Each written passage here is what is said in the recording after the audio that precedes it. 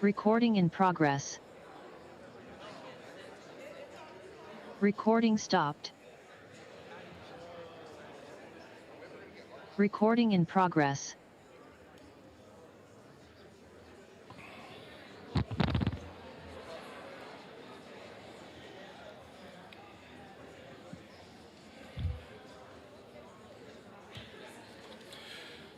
Okay. Good evening, everybody. Welcome to City Hall. This is our City Council meeting. Today is December 16th, 2025. I'd like to call this meeting to order, and if I could ask Councilmember Goldstein if you can please do the Pledge of Allegiance. Sure. Please stand if you're able and face the flag. I pledge allegiance to the flag of the United States of America and to the republic for which it stands, one nation, under God, indivisible, with liberty and justice for all.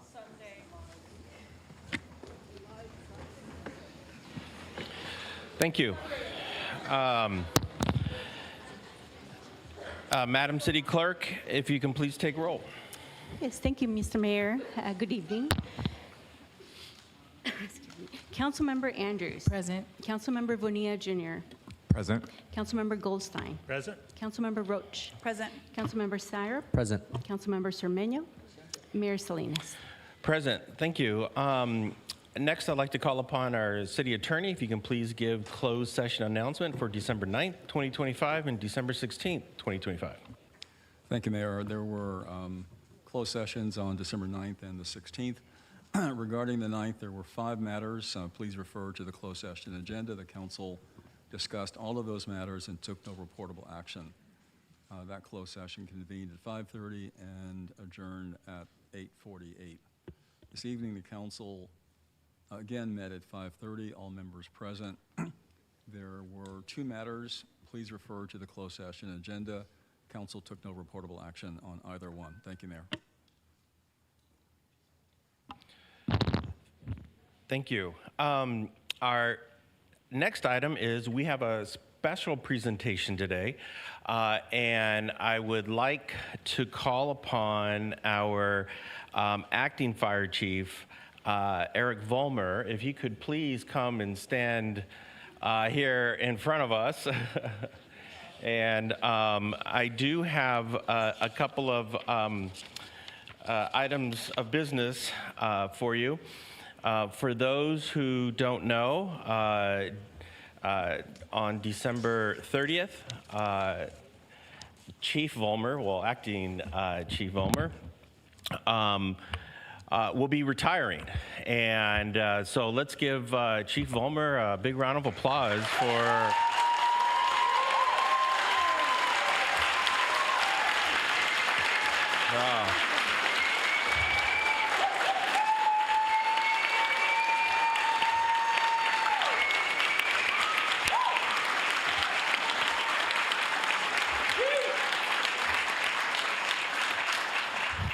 And so what I have is I have a certificate of accommodation I will read, and I'm going to have Councilmember Bonilla hold that up in a second.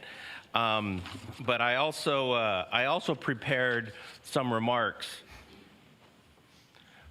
5 paragraphs, and yes, I do include a reference to Star Wars. So I thought you would like that. So let's take care of the official business, and let me read our certificate of commendation. And also just wanted to acknowledge the Hayward firefighters that are here and supporting you this evening. So absolutely.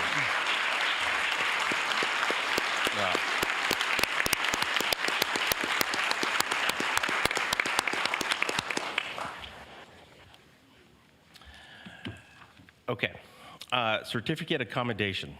Whereas this certificate of commendation is being presented to Fire Chief Eric Vollmer upon his retirement from the City of Hayward on December 30th, 2025, in honor of his dedication and commitment to the City of Hayward.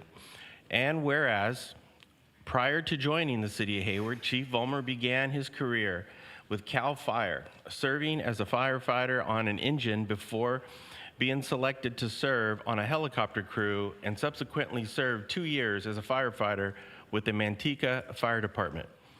And whereas Chief Vollmer began his service with the City of Hayward in 1999, and through merit and dedication rose through the ranks of firefighter, captain, battalion chief, and deputy chief to his current assignment as fire chief. And whereas before promoting to management, Eric served for a decade on the IAFF Local 1909 Executive Board, including as president, where he championed collaboration, safety, and fair labor practices that strengthened the development and the community it serves, that strengthens the department and the community it serves. Whereas Chief Vollmer is especially proud of his tenure in the training division, where he managed 3 recruit academies and broadened access to public safety careers by partnering with the Eden Area Regional Occupation Program, ROP, First Responder Pathway to introduce local youth to the fire service. And whereas Chief Vollmer revitalized the department's critical incident stress management program to support the behavioral health and resilience of Hayward's first responders. And whereas during COVID-19 pandemic, Eric led operations in the city's Emergency Operations Center, coordinating resources and interagency efforts to protect public health and sustain essential services for the people of Hayward. And whereas throughout his career, Eric has earned the esteem of his colleagues, regional partners, and community members for his integrity, operational excellence, and steadfast commitment to public safety.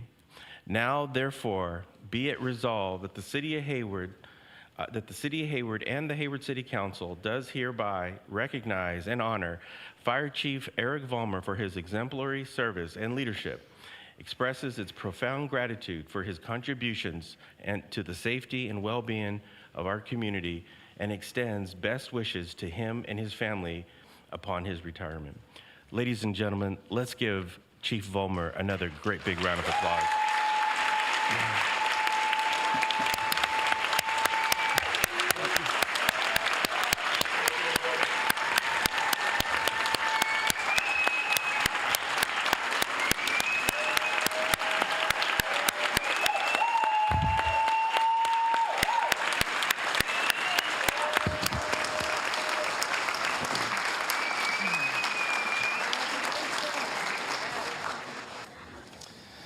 Now,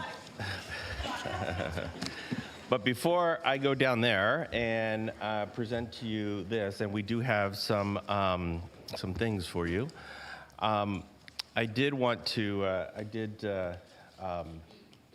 write some remarks today.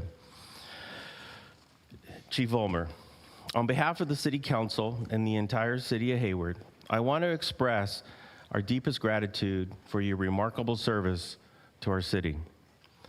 You have built and curated an extraordinary career here in Hayward, one defined by dedication, integrity, and an unwavering commitment to the people that you have served. Over the course of your career, you have held nearly every position within the Hayward Fire Department, gaining not only experience, but the respect of generations of firefighters. You've become the consummate teacher and mentor, someone others look to for guidance, wisdom, and steady leadership. It is no exaggeration to say you are the Yoda of the Hayward Fire Department, having shaped and mentored countless firefighters who will carry your work forward to years to come, just like Yoda and the Jedis. One of your greatest and most enduring achievements is the care and intention you placed in preparing your successor for the road ahead. ensuring that the department you love remains strong, capable, and well-led long after you retire. As you've seen me do at firefighter graduation ceremonies, I often ask St. Florian to watch over our firefighters and to make sure they return home safely after every shift. Tonight, I offer my thanks to St. Florian for protecting you throughout an outstanding career, for guiding you safely to this well-earned moment in your retirement. Chief Vollmer, thank you for your service, your leadership, and your legacy. We wish you a long, healthy, and joyful next chapter with your family. Thank you, sir.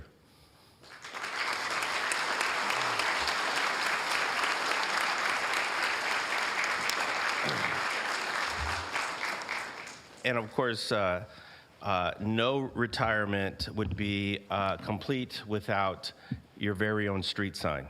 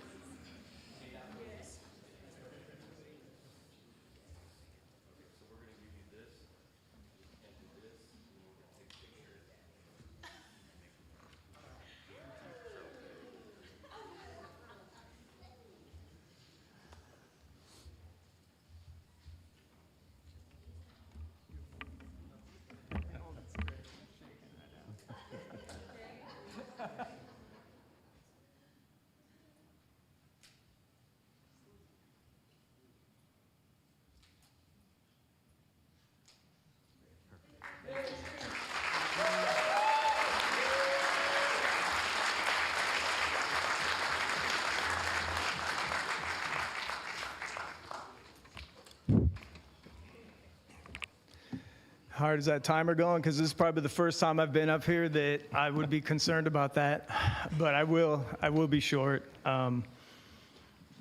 It's going to be really strange for me having been a part of something bigger than myself for over 30 years.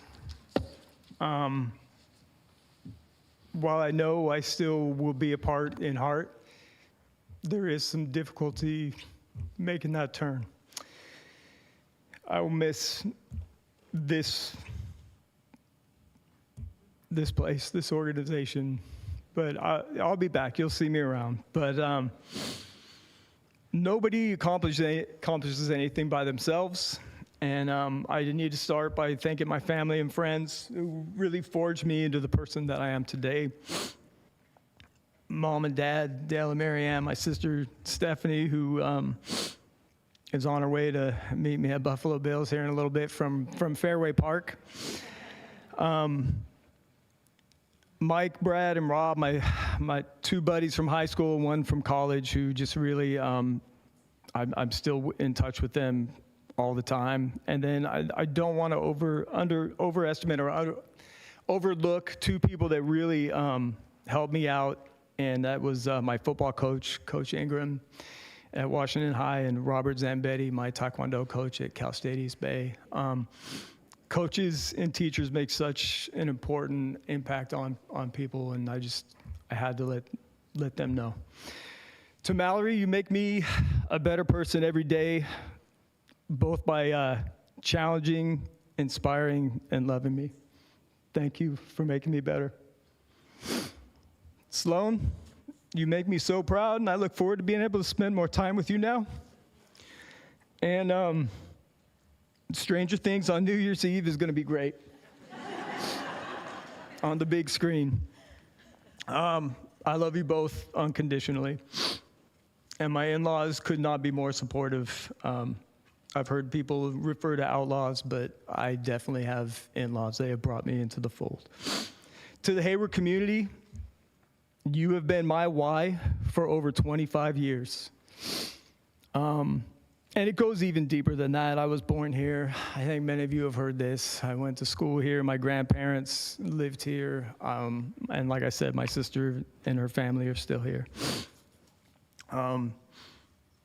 Thank you for giving me your trust.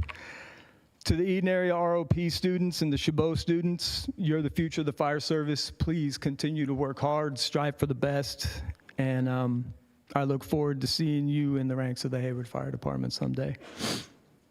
To my brothers and sisters in the Hayward Fire Department, Hayward Firefighters Local 1909, I was working for another department, and this guy I ran into named Chief Contreras, at the time he wasn't chief, but he would not stop talking about the Hayward Fire Department. Like, it was annoying. Why are you doing this? Just talk about something else. But afterwards, I looked at it and I was saying, why is he feeling like that? Why is he like that? And I don't feel like that about my current place. And the reason why is the brothers and sisters, the men and women of the Hayward Fire Department. That's why. When I got here, I understood it immediately, and I knew I was home. So thank you. Thank you for having my back on the hose line, on the slippery roofs, on the medical calls, in the boring classes. I love you all, and I'll be coming back to keep in touch. To the Fire Prevention Office, command staff, and fire administration, I would have not made it through the past year if it wasn't for your hard work, your input, and your patience. And fire admin, the amount of grant money you've brought in this year alone is, I've never seen it before in the Hayward Fire Department. It's incredible and couldn't come at a better time. To every other employee in the city of Hayward, it was during COVID when I was running the EOC that I truly began to realize just how integrated and how important every one of you is to the whole thing. Your mission is my mission, and I can't complete my mission without you. And COVID showed me that. It showed me how just the simple fact of sharing information with each other, creating those relationships, one-on-one personal relationships, it was incredible to me. When I first started here, it was like, don't go to City Hall. Those people don't like you. And then I heard that people at City Hall, they're afraid of you guys and the badges. And that to me is a shame, and I've been trying to work to keep that from happening, because the fire department doesn't operate without the fleet, without finance department, without the city clerk, development services. We sure as heck couldn't function without the water department, utilities, right? I mean, all of you, I love you. We're a team. And I appreciate everything you do every day. And then last but not least, to Mayor and Council, thank you for having the faith and trust in me to lead the HFD through a time of change. It has been both humbling and one of the greatest honors of my life that you put that faith in me. You've got a great team that you've put together. At first I was thinking, man, I feel like I'm abandoning my friends in the time of need. And I don't now. I mean, you've got the perfect team in place to get through this. Keep leading them. Keep working together. Pull together, and we're going to get through. Thank you very much. And I'll never forget this night. Thank you.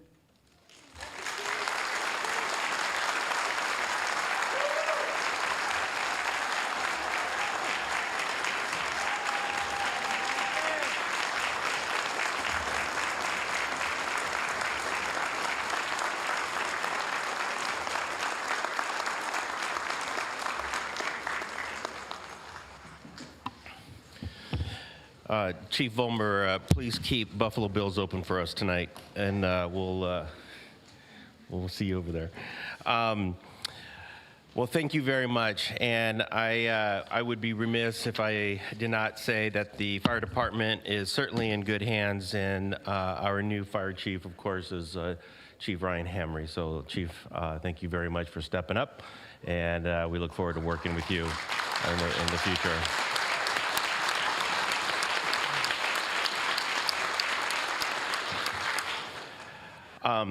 So while you were talking, Chief Vollmer, the city clerk came up to me and said that the system went down. So we need 5 minutes to reset the system so that we can project names and timer. So I'm going to adjourn the meeting for 5 minutes, and then we will reconvene. Meeting adjourned.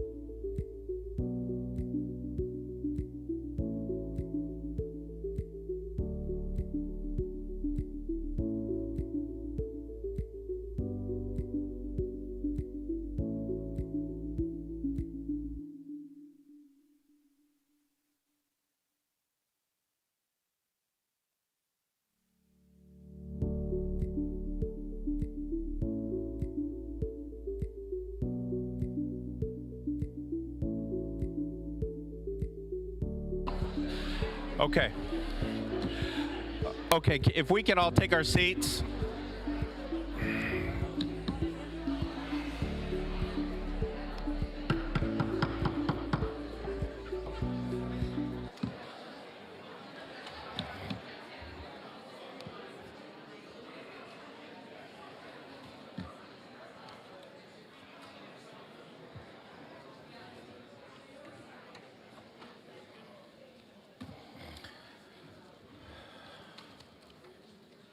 Okay. Okay. Good evening, everybody. We had a little bit of technical difficulty. We have it hammered out with a little bit of slight edits to the process, but nothing major. Okay. So I'd like to call the meeting back to order. This next item is public comment. This is reserved for anybody who would like to make a public comment on something that is not on the agenda. I do have some cards. On items related to item 10, which is the budget.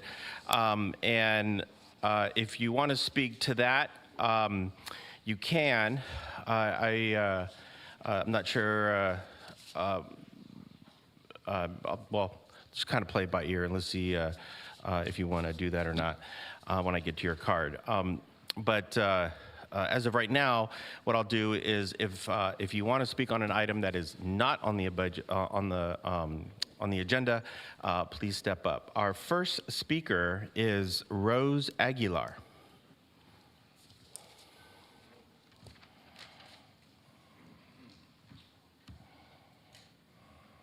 Is Rose Aguilar here? Yes.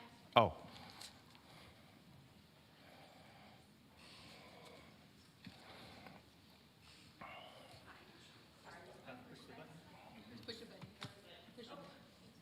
As you can tell, this is my first time. I am actually here to talk about the phenos. I don't know if I should talk now or later. If you can wait till we get to item 12 or item 11, that would be great. Yeah, sorry, Okay. my first time, so I didn't know that's to fine. put that Okay. there. Is it okay to talk via Zoom? We do have to head home. We do have, you can call in on Zoom, yes. Perfect. Oh, and so when we call, just talk there. Yes. All right, great. Thank you. Thank you. See, the next item, or the next speaker is Stanley, is it Stanley P? And it's, I think it's CUP. Stanley's good. My last name. Oh, okay. Did you want to, if you're speaking regarding the Phenos project? Nope. Oh, no, No okay. projects. Okay. I'm not here for, I'm here for something else. Okay, great. Okay, totally different. Okay, perfect. Thank you. And Okay, then, so I've got, what, and before 3 you minutes and start, counting. before you start, I just want to make sure, City Clerk, does the timer works then, right? Okay. I see. Okay. Yes, I And see so it. we'll set the timer at 3 minutes. Okay. Okay. Okay, whenever you're ready. Are you guys Yeah, ready? go ahead. Go Okay, ahead. great. Okay, so I'm the owner and founder of ASAP Printing Promotions. Been there 38 years, started at 50 cents. It's on Winton Avenue, okay? It's across the street from the Hayward Airport, or the runway. Every year, over 38 years, I've had people come in from the Hayward Airport asking for a souvenir. I don't have one. The only thing I have is a notepad with ACP on it. I don't have something with a souvenir all the time. However, a few years ago, we have an aerial view of the Hayward Airport from above.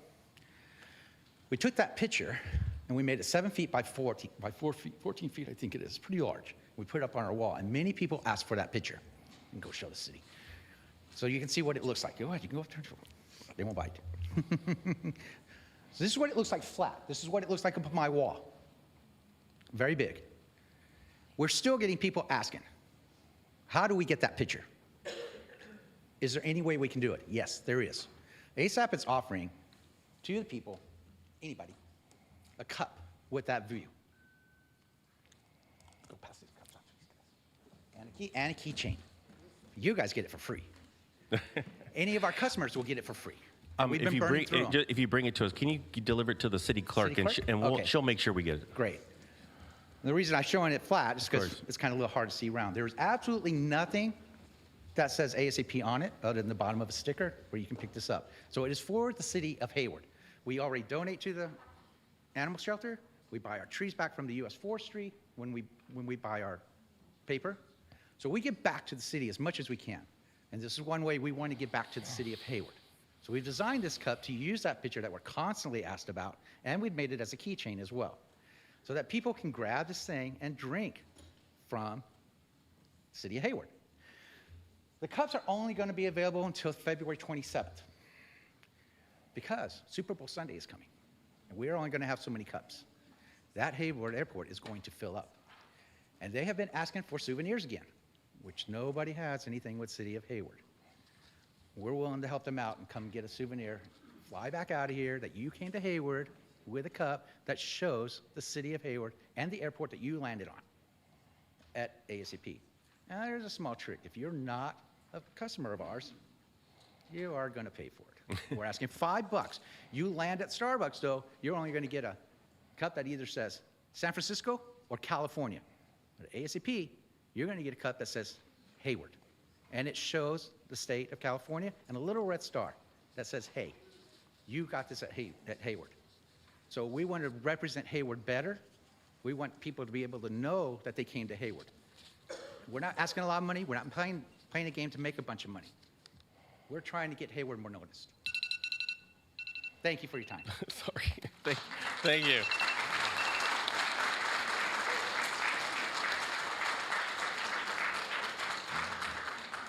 Thank you. Sorry about that. I didn't mean to. Okay. Thank you. Our next speaker is Edgar Gill. Edgar? Yeah.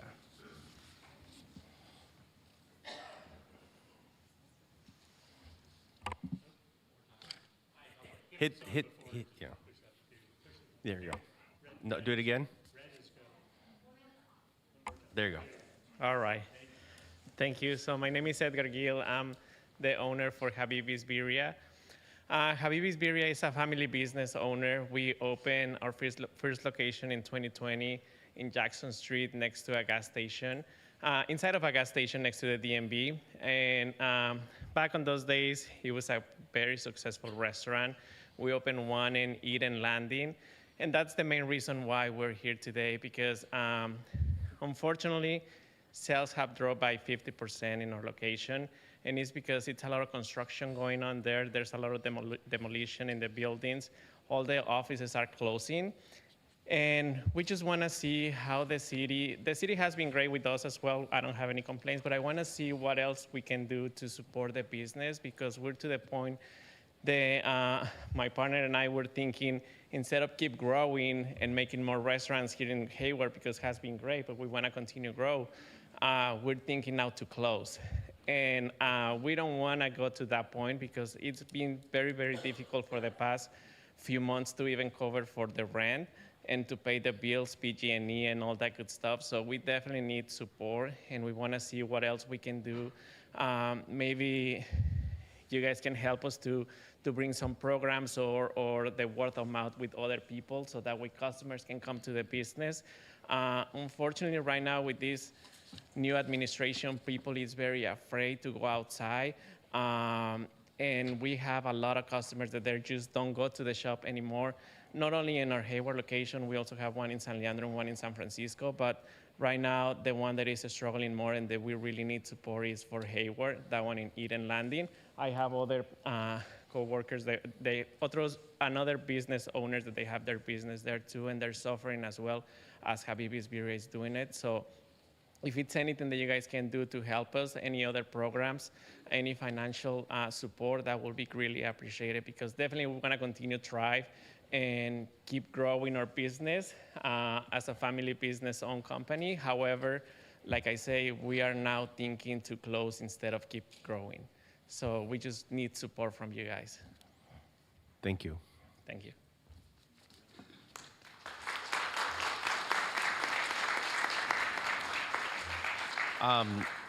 Our next speaker is Esmeralda. Yes, Imelda. I'm sorry, Imelda. Yes. Hello, how are you today, Mayor and council members? My name is Imelda Adams, and I'm here with my business partner, and we are the neighborhood grandma, which we serve sweets and the best sweets, by the way, and coffees. And as Habibi Tacos at Korea, I apologize, spoke that business has gone down due to construction. Ours has gone down 75%. We're lucky if we see 5 or 7 people at the door. Right now, the whole mall is really affected. And I did come to the Public Works yesterday, and I have, as I told you, Mayor Salinas, I have been calling you. I really want a meeting so that we can figure something out for all of us that pay taxes, city taxes, and we also pay, you know, permits and all that. And we just need some help. We're asking that you guys, please, if you guys could do anything, any resourcing, any funding, anything, like community events that you guys could think of. I'm looking for revenue to come in and not go out. Our landlord gives us a ton of late fees on everything, knowing he sees the situation with all of us, but unfortunately, he doesn't care. Also, there, in the parking lot, other people park to go to the bridge, and so that takes up our parking lot as well as the construction workers. We don't mind that, but they're not spending, so we're losing. So as of today, I'm asking if you guys could please find some kind of resourcing for all of us. We're all here today asking for help in any kind of way. We would appreciate it, and we thank you. And anything you could do. Moving forward on the situation of small businesses, I don't know if you guys have any resourcing in that area. Whatever, please let us know. We will be grateful to you. Thank you very much for your time and your minutes. Thank you. Thank you. Have a wonderful holiday. You too. Thank you.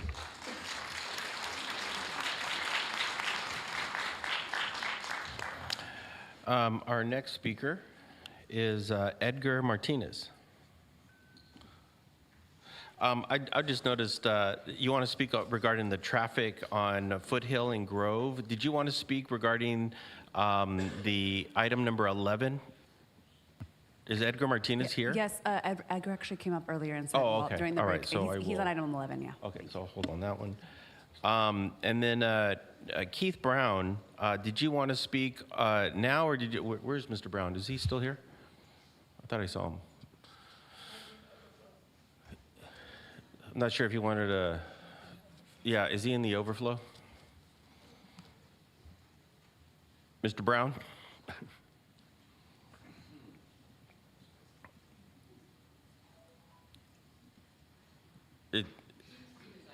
He's on his way?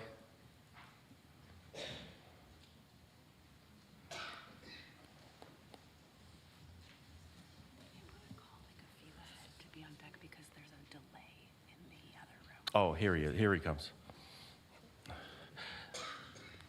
Mr. Brown, I know you're walking up. Did you want to speak now in public comment, or did you want to wait until item 10 comes, which is the budget item? If I may, Sure. Go right ahead. Yes, sir.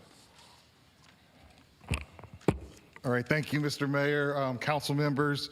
I'm Keith Brown, representing the Alameda Labor Council, over 130,000 workers in Alameda County, and the Alameda Labor Council stands in solidarity with the dedicated workers of the city of Hayward, and we are here to oppose any threats of layoffs or cuts to our core city services. And also we recognize that our city employees here in Hayward did not cause this budget deficit, and placing the financial burden on them is unacceptable and unjust. And we urge for the city council to work with our labor family of Local 21 and SEIU 10-1 to find alternative solutions to protect your workforce and preserve vital services here in the city of Hayward. We stand proudly with workers and the investments that they do for the city of Hayward and the region. Thank you so much. Thank you.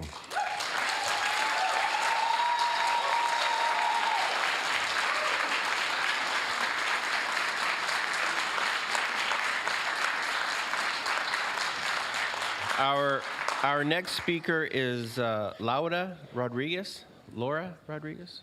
Yeah.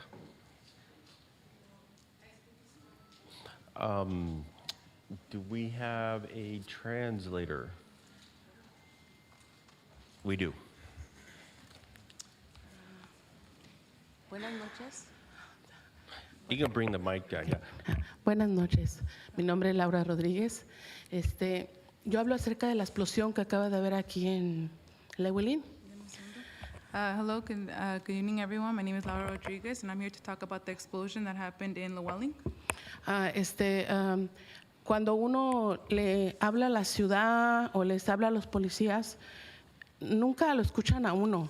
When we call the police or the city, no one listens to us.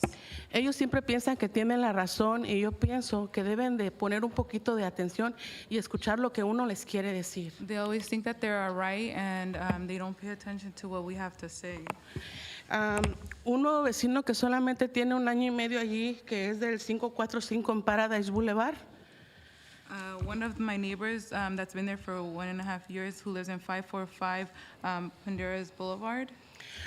Hizo un escarbadero por todas partes de la casa, desde el lado de mi casa de esquina a esquina, dañando los cimientos de mi casa. Dug around his area, and specifically around my area as well, damaging some of my property. El día que vinieron los de PG&E a revisar todas las casas acerca de que no estuviera saliendo gas, When the folks from PG&E came to check that there was no gas leak, en esa casa se encontró que había un liqueo de gas. they found that in that house there was a gas leak. Yo quise comunicarme con los del PG&E en ese momento y decirles que él había hecho un escarbadero por todas partes. I wanted to get in contact with PG&E and let them know that he had dug around all around that area. Y no escucharon lo que yo les quería platicar. De hecho, tengo fotografías. And they didn't hear what I had to say, including that I also have photos of that. Por cosas tan pequeñas como esas, a veces pasa lo que pasó en el Lewin. Vienen pasando explosiones donde nos llegamos a quemar varios. Because of these small details, you can see what happened in Llewellyn with the big explosion that could have been prevented. Entonces a mí me da tristeza que los de la ciudad, tantas veces que fui a decirles, nunca vinieron a ver y todavía siguen ahí las señas de que él escarbó el lugar. So I'm sad that so many times I tried to contact the city about this issue, it was never heard, and you could still see the digging that he made around my area. Sí me gustaría que de una vez hablaran con los de la ciudad y pusieran atención en todo eso, porque se hace mucha construcción sin permiso, sin nada, y con personas como él pasan las cosas que pasan. Which is why I would like to speak to the city and for you guys to speak to the city about this, because for issues like this, with people doing construction without permits or whatnot, that's why these issues occur. Eso es todo. Muchísimas gracias por escucharme. That would be everything. Thank you so much for hearing me out. Thank you.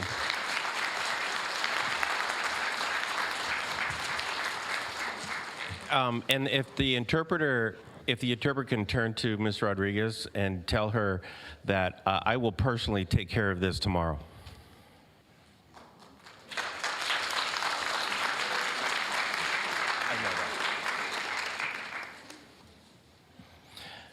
Okay. Next speaker is Antonio Munoz.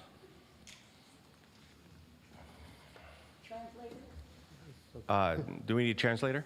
Hi. Okay. Pero yo le puedo decir que no se me importa. Nada más es el mismo problema que tenemos. Soy el dueño de Edgewater Pizza. He is the owner of Edgewater Pizza, and he's here for the same situation that we talked about earlier with Habibi Biria and the neighborhood grandma. Okay. He comes to see if he could get the assistance of any programs, any funding. The same thing. He's asking that if he could meet with the mayor as well. We could all meet with the mayor. He said thank you very much. He's hoping for change, and he wishes you guys a Merry Christmas and a Happy New Year. Please help. Please. Thank you.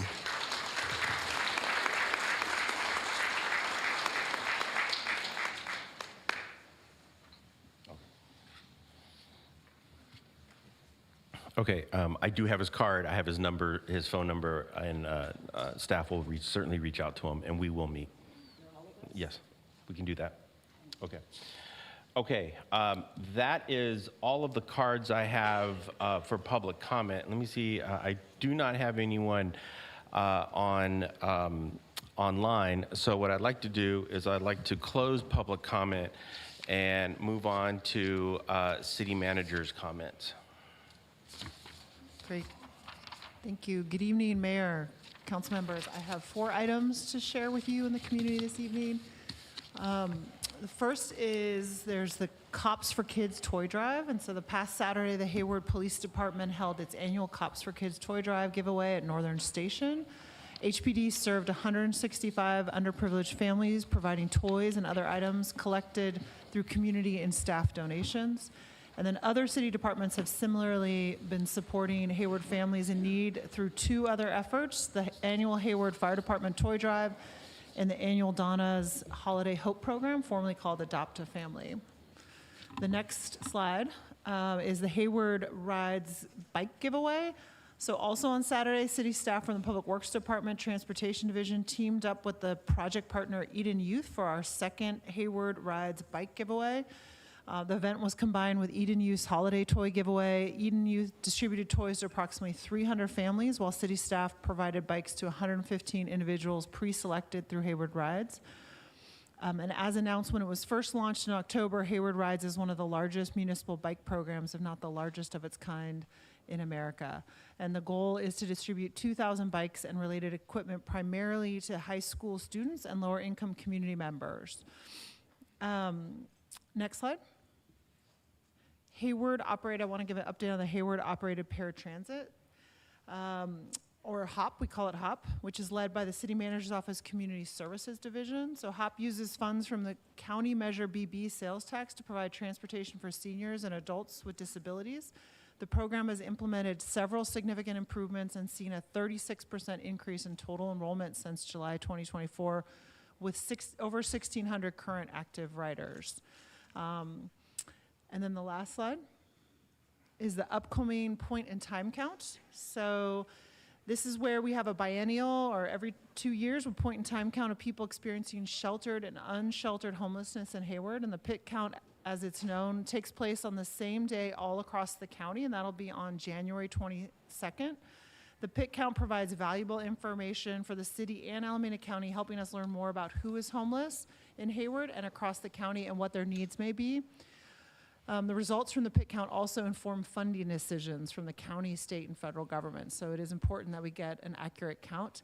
And there are volunteer opportunities to assist with the PIT count. If you or others know that you know are interested, please register at alameda.pointintime.info/. And if you haven't done it several times, it's a really rewarding experience, and strongly encourage folks to sign up and volunteer for that. Thank you. Thank you very much. Our next item is moving on to our action items. Next is our consent calendar. I wanted to pull item number 8, and Councilmember Andrews would like to pull number 7, just to make a quick comment. And a comment on 9. All right, let me make sure I follow. Comment on 9. Okay. I have a comment on 4. All right. And so what I will do is I will first have Councilmember Andrews comment on 9, right? Yeah. Oh, 7. Apologies. Okay. Wanted to flag consent item number 7 for the community. Just wanting to give kudos to the maintenance department, facilities, fire, as well as police department and all of public safety as it relates to the updated comprehensive emergency management plan, disaster debris management plan, and shelter management plan. And just wanted to let the community know that we do have plans on file. So if you would like to take a look, there are some recommendations for you for your household in case of an emergency. So thank you all for putting those plans together. I know last week there was an explosion that happened. Just want to inform the community that it was not in the city of Hayward proper. It was in Alameda County. So just wanted to just make sure that the community was aware, because I know there was some conflicting information in the public. So you can reach out to Alameda County Supervisor's Office. I believe it was in Nate Miley's district for more information. So I just wanted to clarify that for the community. Thank you. And I'm happy that folks are making sure that they are coming to public comment to express urgency in terms of responding to emergencies like this. And we will also make sure that we will assist in making sure you get connected with the county regarding that issue. Thank you. Thank you. Councilmember Bonilla wanted to make a comment on 4 and 7. Yes, I just wanted to say that I know that it's always hard to raise taxes in any way, but I am happy to see us moving TOT up to the voter-approved limit of 14%. We're looking under every single rock to find ways to raise more revenue in this city, where this budget issue is something that we're taking serious, but it's going to take all of us working together to get there. So invite your friends to come and stay in Hayward, to sleep at our hotels, to shop locally, as you hear from Councilmember Zermenio often. But as we do raise this TOT, we do want to make sure that we're supporting our hoteliers in the community. So please do spread the word to come and stay in Hayward. Our hotels are great, and we have a great scene for people once they're here. Related to number 7, I also agree with Councilmember Andrews. As we go through, the city's budget, and as we make tough decisions to make sure that we're in a strong financial position, we're not going to compromise core services, and you see that in in consent item number 7 tonight. The city is committed to making sure that we have strong emergency management plans in place, disaster preparedness plans, and shelter management plans, so that we can support the community when the community is going to be faced with the inevitable disaster that we all need to be planning for. So those are the 2 comments I wanted to make on consent, Mayor. Thank you. Thank you. And I believe Councilmember Syrup. Thank you, Mayor. I just wanted to express gratitude to the members of 1909 for helping step up and beginning the conversations with us to try to close this deficit that we're all working together to minimize. And I also just wanted to acknowledge the other labor groups that have begun discussions with the city as we work to get a wrap or a handle around this deficit. So this sacrifice does not go unnoticed, and I just wanted to extend my heartfelt gratitude. Thank you. Thank you. I wanted to pull item 8 and, well, hold on a second. Oh, yes. I wanted to pull item number 8. And I wanted to ask the city attorney, do we need to vote on that separately, or can I just make the small edit to the date? Basically, what I would like to do is change the one edit one little thing, which is we will meet January 6th, but keep the rest of the dates the same. Do I need to pull that to vote on it separately, or can I just vote? Can we just vote on that as a whole package? Please pull it. Okay. Okay, so we will vote on item number 8 separately. Okay. I'm happy to move items 1 through 7 and 9. Okay. Moved by Councilmember Syrup, seconded by Councilmember Andrews. And before we vote, I'd like to open up on public comment. Is there anybody that'd like to make a public comment on the consent calendar, 1 through 7 and 9? Seeing none, I will close public comment. And if Mr. there are, Mayor? yes. I believe we have one member, TJ, with Hayward. Is it Concerned online or is Citizens. it, you have Online. online? Oh, okay. Yes, Hayward Concerned Citizens, go ahead.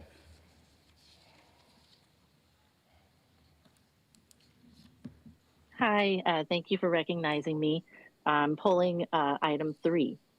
Hi, Council. I'm TJ with HCC. So I know this item is more about selling land than who is acquiring it and what is being done with it, but the city has the final word, and I urge you to consider how we wish to attract businesses, shoppers, and residents to Hayward in the near future. I'm feeling a sense of deja vu, knowing we went through a similar process with St. Regis, now Regis Village, not so long ago. This starts as an innocuous consent item that doesn't require any type of hearing or residents' input, so it flies under the radar and it gets passed. Then you have the public up in arms because there are no communications with those most impacted by the project in surrounding neighborhoods, and they're only allowed to weigh in after it's already a done deal. You said yourself, Mayor Salinas, that Bax was already out of compliance with the way their Regis Village site was being run, that there was not enough on-site security in place for what it's being used for, and that there were changes being made there that council was not being kept fully informed about, such as the drop-in detox center. You've had meetings with Bax, including your attorneys, over these matters.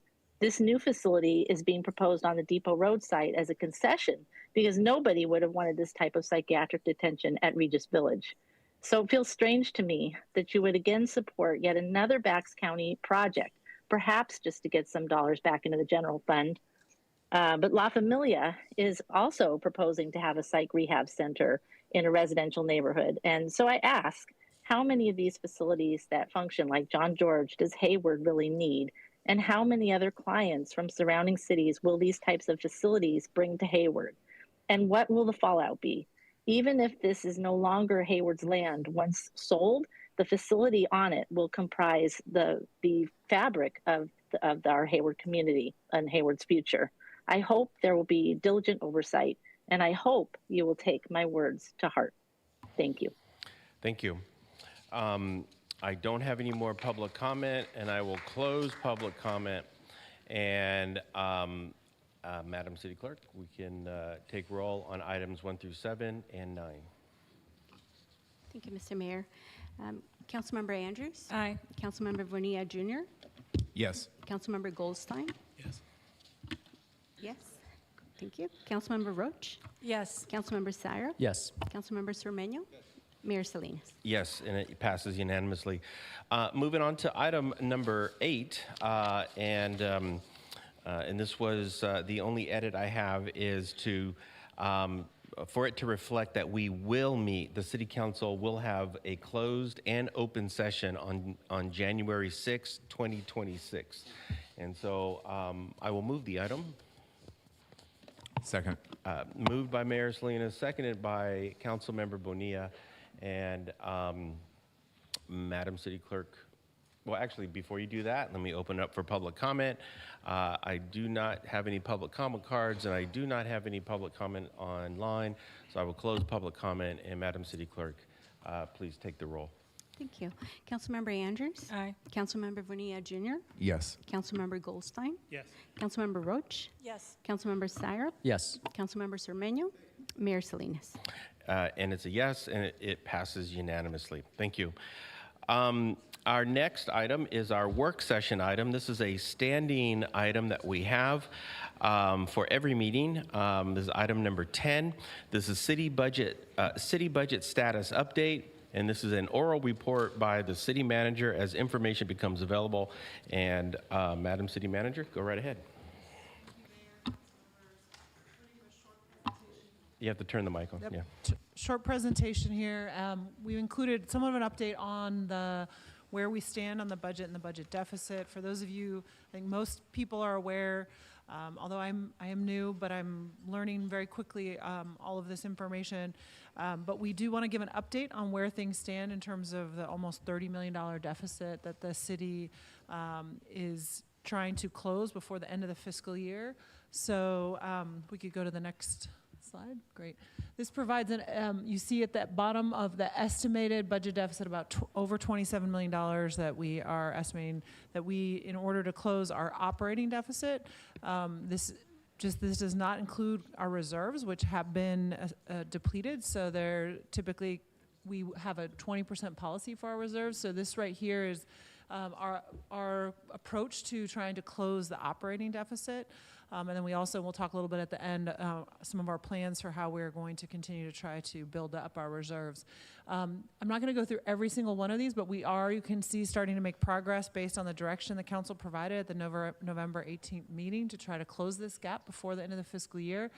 And we are seeing, as you can see, right now we've realized about 16 or almost $17 million of savings or changes to the budget to try to minimize that budget deficit. And there's more work to do and things we're doing. But I wanted to give, including some actions tonight that will take place, in, the increase to the TOT, so that will now be realized. It'll be in that right-hand column as well. But this is kind of an accounting of where things stand in terms of our deficit.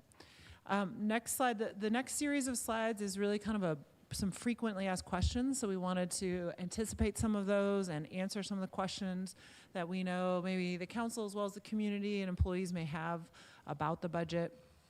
So one of the questions we've heard a lot is, why can't we spend down Measure C further? And the main reason for that is that because there are no reserves and those were depleted at the end of last fiscal year, we don't have any cash on hand other than the Measure C reserves to be able to manage our cash flow. So tax revenues and cities revenues are lumpy. They don't come in on an exact amount every month. They come in at different times, and we have to be able to make cash flow, which is primarily payroll, and pay those expenses on a monthly basis. So we need to have reserves in place. If we were to use all of the Measure C reserves, we would have no way to manage the fluctuation in the money that comes in and out on a monthly basis. So we have to have reserves to be able to make those payments every month. We also have debt that the city has issued for some of our facilities, and the bond holders of that debt require that we have a certain amount of cash on hand to be able to make payments on the bond. So we would actually be in violation of our debt agreements and transactions if we depleted all of our reserves and didn't have that Measure C funding.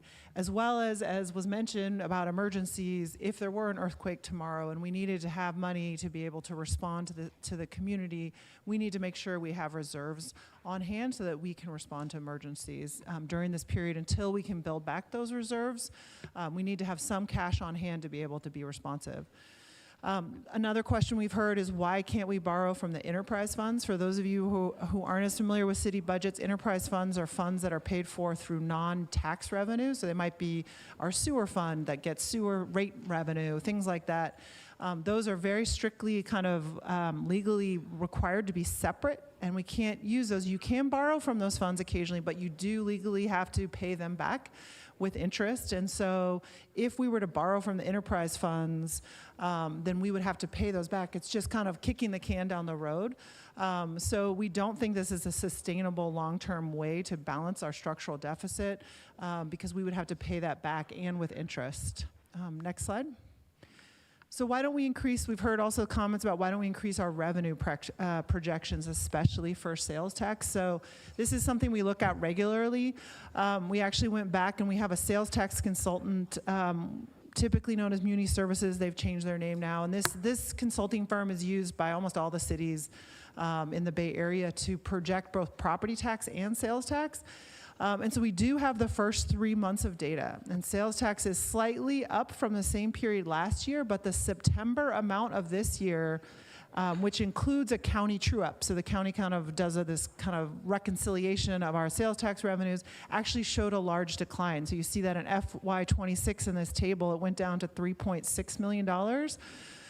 So what our consultant, in fact, their recommendation would be to use a most likely scenario, which actually less than we're currently projecting. We decided to use an optimistic estimate to be a little more, hoping because of some of the BART car sales and things like that, that we were wanting to be a little more optimistic. So this idea of increasing it more and being even more optimistic, our consultant does not recommend changing that. I don't, as the new city manager, do not recommend changing that forecast any further, especially because we're starting to see declines in those revenue, which we think may be a continuing trend. So the last thing we want to do is increase our revenues, hoping that that will be the case, and then not have enough money or expend all our reserves and not be able to pay our expenses by the end of the year. Next slide. So why don't we have budget to actuals to share tonight? We've heard some, and what that means is, hey, how are we spending our actual money versus what we budgeted?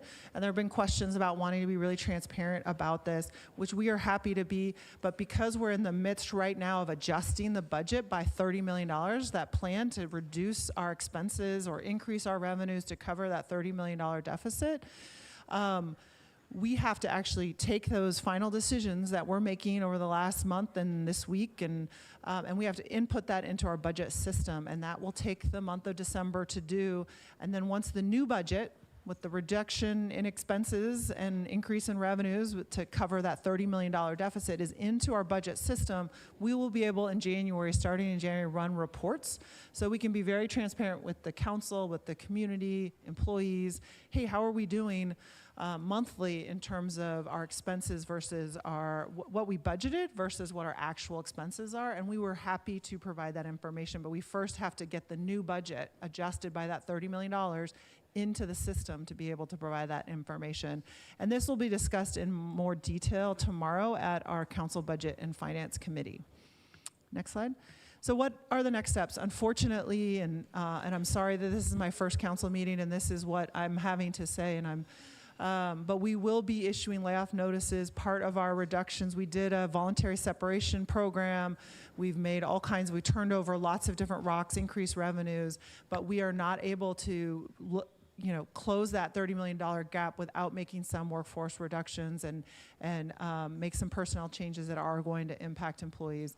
And I'm very sorry that this is the first meeting that I'm here talking to you about, but those notices are going out tomorrow. I want the employees and everyone to know that I don't take these decisions lightly at all. I think that they are professionally, in my judgment, needed to be able to stabilize this organization long term and be able to get the city financially back on track so that we can have a stable organization financially. So unfortunately that is happening tomorrow. We will also tomorrow talk more with the Budget and Finance Committee about the fiscal year 26 budget activities. So that means this year has kind of been, stabilizing things, and we've done it quickly and we've made a lot of decisions, but now going forward, we need to make more strategic and long-term structural changes, and that's going to start to happen as part of that next year budget conversation. Tomorrow at the Finance Committee, we'll also talk about our February update, and then we'll also discuss more the budget to actual reporting and how we're going to be transparent with the council and the community and employees about where we are on a budget, from a budget standpoint. January 6th, you heard, we will be holding that meeting. Typically, we cancel that meeting, but we are going to be holding that to continue to talk about the budget. January 20th, we'll have another one of these updates, budget updates. We will also, on February 3rd, start a much more comprehensive conversation about our property disposition. It'll happen in closed session because typically that's where those conversations have. But this is in an effort to look at the property that the city holds so that we may be disposing or selling some of that property or leasing some of that property so that we can start building up the reserves and get the city back on stable footing. And then really culminating in February, right now we're looking at 28th, although that date hasn't been finalized, so stay tuned on that, to have a budget work session that really starts to dig deep into the structural and more changes that we need to make over the next several years to get the city back on track so that our revenues and expenses are the same, that we're not spending more than we bring in revenue, and that we've built up that 20% reserve so we can be prepared in the event of an emergency to protect the city and provide services. And that'll be a much more comprehensive conversation almost all day on a Saturday, really looking at how we can bring the budget back into a structural balance. And so those are some of the next steps that are happening. I'm happy to answer any questions that the council may have. Thank you. Okay, so this is a work session, so I will go to public comment first, and I have let's see, I have 10 cards, and so I will keep the timer at 3 minutes, and you can take the 3 minutes. Or if your comments are shorter and briefer, you can take that option also. So with that said, I'd like to start off with first public commenter is Nora Huntley.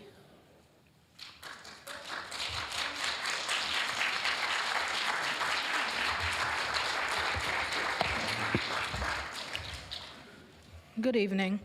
As most of you up here already know me, my name is Nora Huntley. I am the field rep for both the clerical and maintenance chapters for the city of Hayward. I am up here to express my concerns.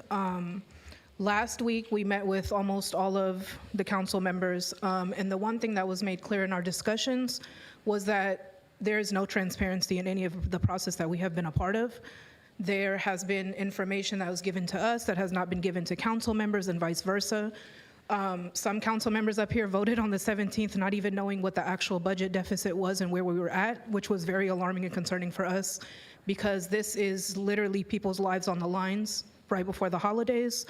And as you can see, layoffs are now being announced. We have been, let me be clear, discussions, not meet and confers with the city, with the hopes that there was transparency and us working in coalition with the city to come up with ideas to get out of this deficit and work together. That has not happened. So today I'm here to basically demand that we do have an official meet and confer before layoffs happen.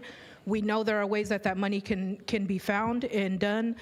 The fact that other labor groups such as FIRE have put in proposals with the hopes of other, whether Local 21 or SEIU 10-to-1 be able to give less. We were told straight up in those meetings that it doesn't matter how much any other labor group gives, we are all expected to give 3.5%. That was not the messaging before this. It was we're trying to reach the 6.7 for this fiscal year, and that changed the last discussion that we had. So we're asking that, or demanding, that layoffs do not happen until we do have an official meet and confer, and we find ways to make sure that our members do not get laid off. Thank you.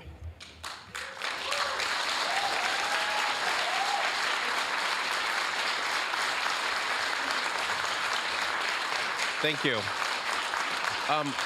Our next speaker is Diane Vargas. Diane Vargas.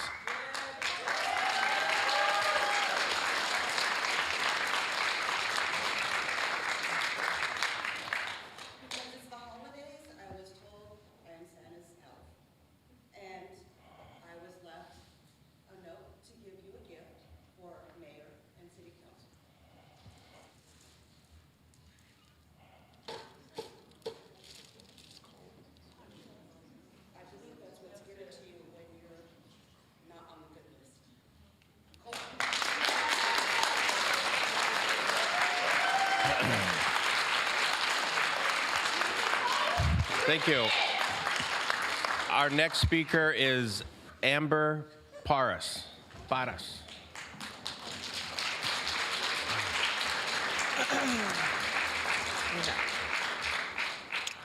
Good evening. My name is Amber Pottis, and I am the secretary for SEIU Local 10-to-1 Clerical. I've been with the city for 7 years, and I'm hoping to make it to many more years. I'm also a mother of 5. I want to share what this deficit truly feels like, not from a budget or a policy standpoint, but from a perspective of someone living with its impacts every single day. Because for me and for so many of us, this isn't about numbers on a page, this is about our lives. When I hear that we're being asked to give back 3.5%, I don't just hear a percentage, I feel it immediately. I feel it when I sit down to figure out my household budget. I feel it when I think about groceries, gas, childcare, and everything my kids need. I feel it in the stress that comes with wondering what else might be taken next. As a parent, that uncertainty is incredibly heavy. I need to say this with honesty and respect. This crisis was not created by the workers. It wasn't caused by the people who show up every day, who answer the phones, who process the paperwork, support our departments, and serve the public with care. Yet we are the ones who are being asked to absorb the impact. That feels deeply unfair, and it hurts to feel like the people who keep this city running are also the ones being asked to sacrifice the most. We already work with limited resources, tight deadlines, and workloads that continue to grow. Many of us are doing the work of 2 or 3 people, and still we show up. We do it because we care about this city and the community we serve. We hold our departments together when we're short-staffed, when the morale is low, and when the pressure feels overwhelming. To then be asked to take a financial hit on top of all of that, it's exhausting. It takes a toll, not just professionally, but personally. We all want the city to succeed. We want a stable, financial, secure future, but that stability can't come at the expense of the workers who are already given everything they have. Real stability requires real long-term solution. It means looking at structural fixes, not relying on repeated sacrifices from the same people year after year. I'm doing my best to stay hopeful, but I won't pretend that this is easy. It's stressful, it's discouraging, and it changes how it feels to come to work every day. Many of us lie awake wondering how long this will last and what more might be asked of us. That uncertainty is heavy and it follows us home. When we are not just employees on a spreadsheet, we are parents, caregivers, and community members. We are people with families, responsibilities, and real needs. And the impact of this deficit is being carried by real human beings. That human cost deserves to be seen, respected, and truly considered. Thank you.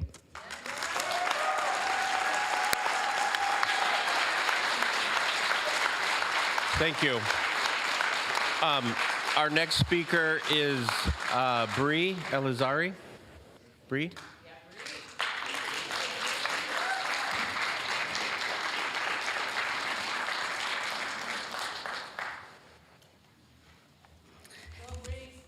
Thank you. Hi, my name is Brianna Lazari, and I'm speaking tonight on behalf of IFPT Local 21 and all city workers. Excuse me, I'm a little choked up. My colleagues and I have met with many of you, and I want to repeat what we shared then.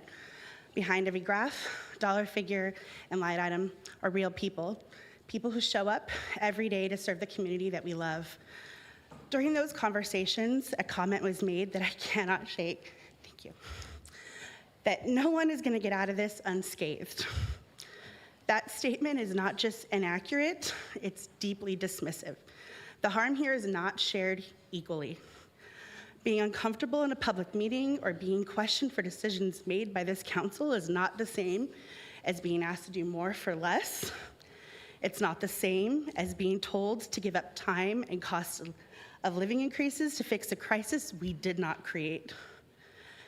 And it's certainly not the same as lying awake 1 week before the holidays, wondering if you're about to lose your job, how you'll pay your rent, or whether you can afford gifts for your children.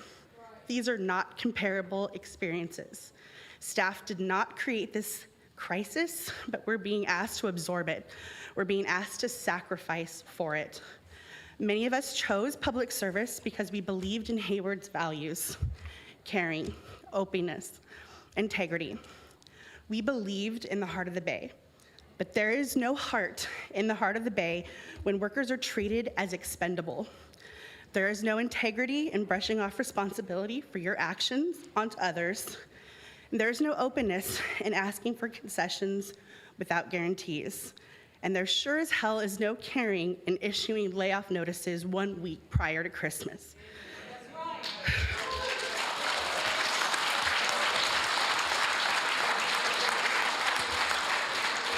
Just to be clear, this is not just a budget problem, it's a moral failure. And unless something changes, the heart of this organization is already gone. You can choose right now to do better by the workers who keep this city running and the community you were elected to serve, or you can face the consequences of these decisions come November. Thank you.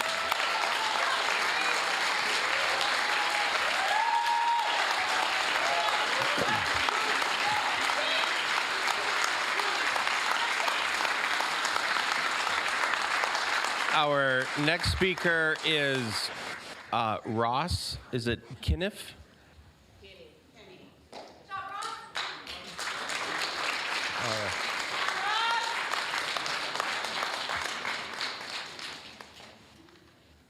I apologize if I mispronounced your last name.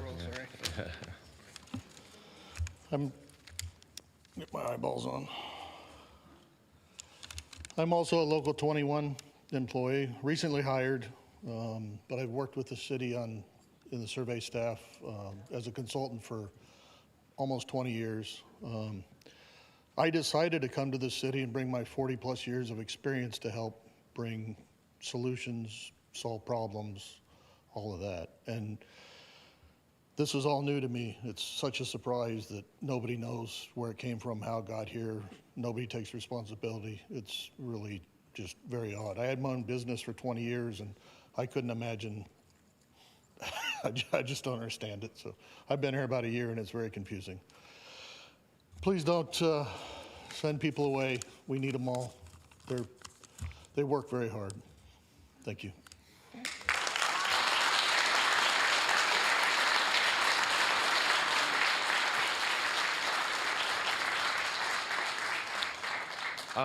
Our next speaker is Natalie Weber.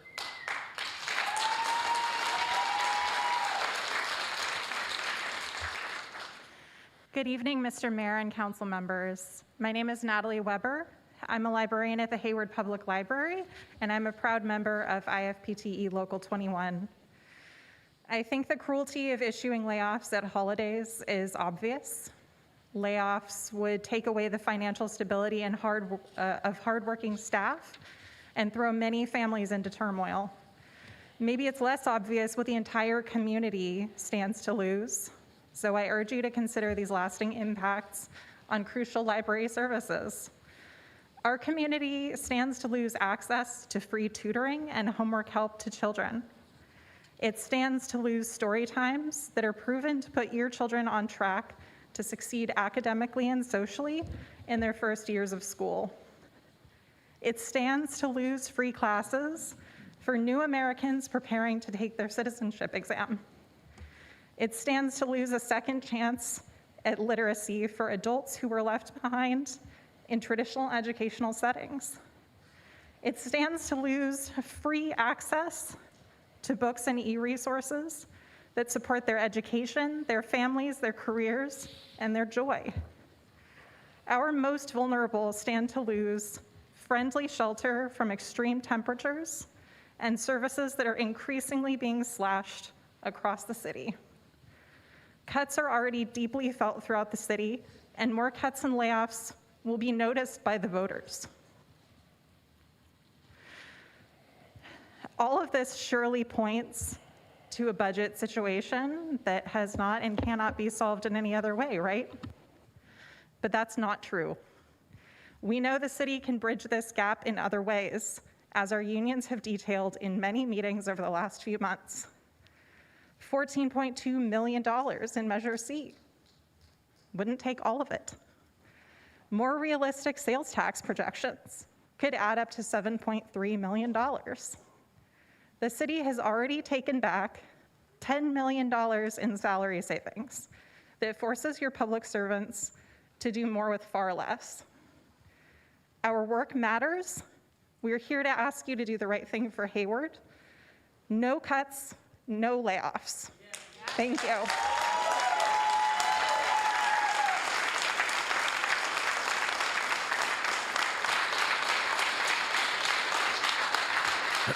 Thank you.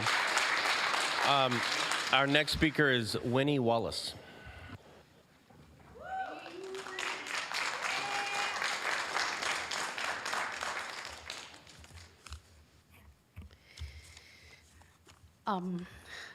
Dear City Manager, Mayor, Council members, thank you for the opportunity to speak tonight. My name is Winnie Wallace.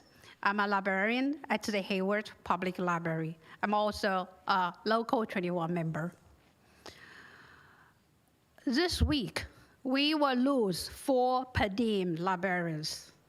And since November 1st, 5 part-time librarians have had their hours capped at 20 hours per week.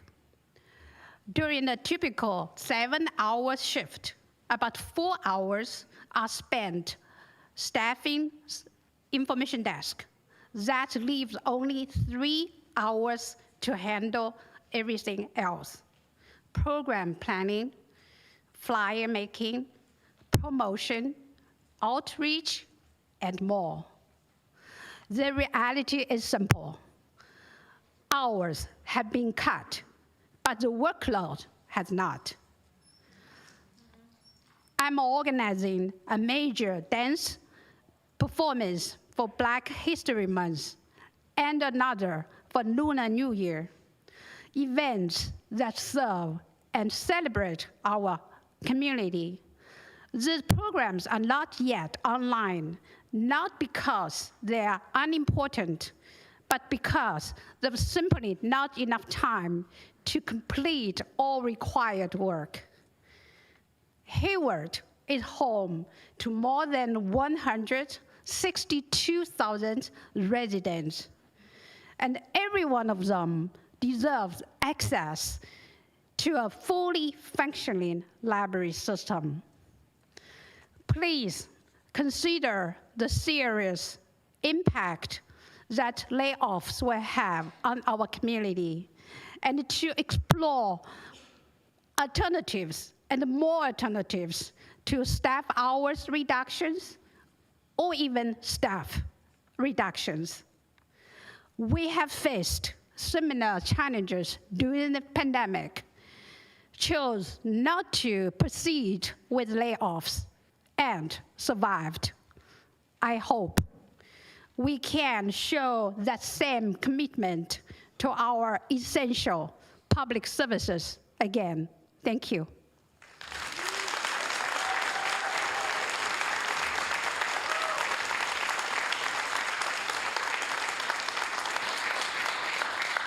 Thank you. Our next speaker is Mary Lou Gal, or Gal.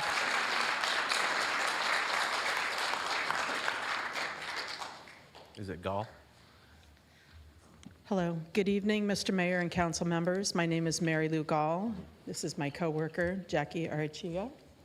I currently work at the laboratory at the Water Resource Recovery Facility, and I'm a proud member of Local 21. I'm here today because we know the city has the money to protect our jobs. Our community relies on the services my coworkers and I provide. In my role as a laboratory technician, one of two in the city, we run daily analysis of the wastewater at different stages of treatment, from untreated raw sewage to the final cleaned up effluent, to be sure that the water we release meets state and federal requirements. Additionally, we test 30 separate locations of the city's drinking water system every single week to be sure that the water that comes into the residences and businesses in the city is safe. We work 52 weeks a year, Monday to Friday. If a holiday falls during the week, we are there to run the necessary tests to make sure that we provide safe and sanitary utilities to the residents of the city. Yes, we were there for Thanksgiving Day, and we will be there for Christmas Eve and Christmas Day as well. I have worked 12 years in public service, the last 4 at the city of Hayward. I have always, as have my coworkers, gone over and above to make sure that we are keeping in mind to be good stewards of the public's money and trust. This overwhelming feeling of doom and gloom has been terrible for employee morale. To imagine that any of our coworkers, regardless of job classification, could possibly be receiving layoff notices tomorrow during the holiday season is terrible. As a Local 21 steward, it has consumed me the last couple of months. Our work matters. That's why we're here tonight. We're here to ask you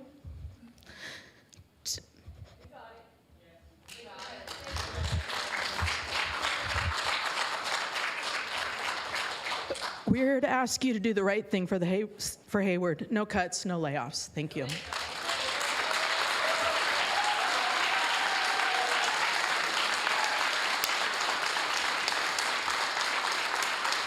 Thank you. Jose Medina. Jose Medina.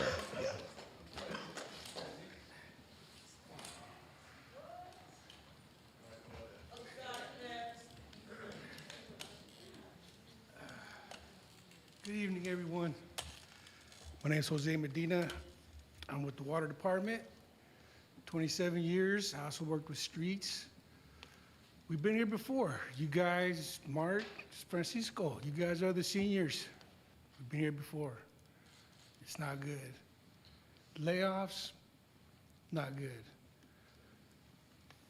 the chief, you know, I want to coattail him. We're a family. We make the city run. And there's been talk about burnouts. We've had discussions about burnouts. We don't have people here. We don't have enough workers to keep up, so we're getting burnt out. On May 17th, I had an accident, and I had very little time on the books. And I wanted to be here for my brothers and sisters because they're there for me. They gave to me. They gave me their time up till now. I mean, since May. I'm so grateful. Thank you guys that are here, that are watching. You guys, we can't afford burnouts. Southland needs help. We have people here that want to open businesses. Let's give them a chance. Let's do something.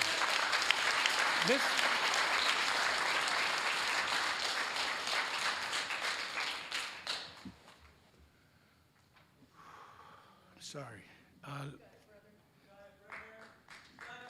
Let's pay that interest. If we got a plan going, let's have faith in it.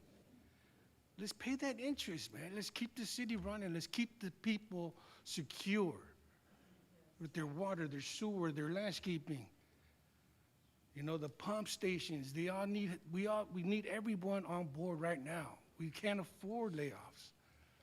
You guys, it takes us to tell you guys, I guess, you know, and I'm going to tell you guys. I was here last time. Remember, we were going through this. I was very passionate about it. People, when I walked out, they said, "Oh, man, you were crying up there." Yeah, I was crying. I was crying. I'm still crying. That's hard, brother. You know, we're burnt out, man, and we're here. You know, we're still doing our jobs. We're showing up, doing our best with what little we got. No cuts, no layoffs, please.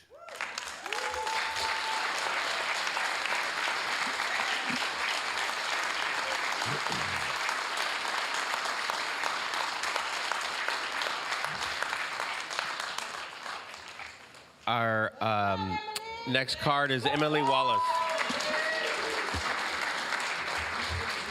Good evening, union siblings, Mr. Mayor, city councilors.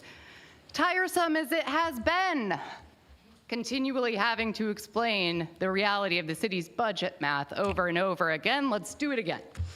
During your November council meeting, you voted for a series of cost-saving measures that reduced the city's projected deficit for fiscal year 25-26 down to $6.7 million. Tonight, you heard about the city's most recent round of vacancy savings. You approved the $6 million sacrifice made by our union siblings in Local 1909 and HFOA. And in just a minute here, you'll approve a permit for Hayward's newest cannabis dispensary, meaning the city will receive an immediate $1 million gift.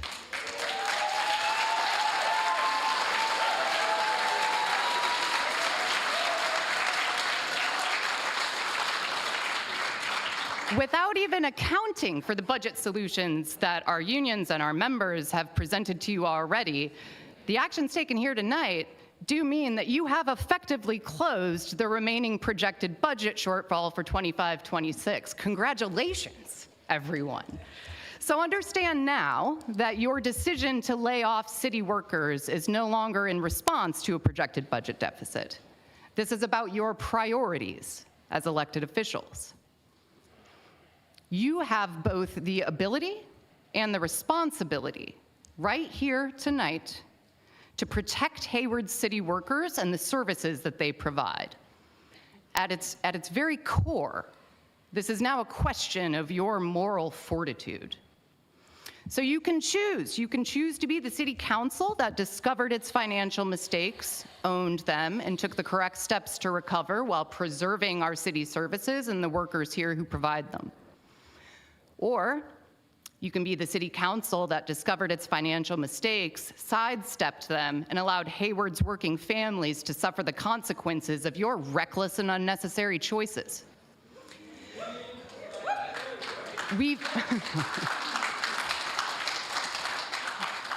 But I firmly believe in my heart that everyone here wants the same thing. We all want the city of Hayward to work. But our city does not work without our city workers. So as you threaten our members who are here tonight with layoffs, and as you threaten to cut more of our city's essential services, we will remind you, Mr. Mayor, council members, this is whose city? Our city! That's right. That's it. Hayward city workers are the real heart of the Bay. And we are united around our demand that you protect our workers and you fund our city's services. It is your job as elected officials.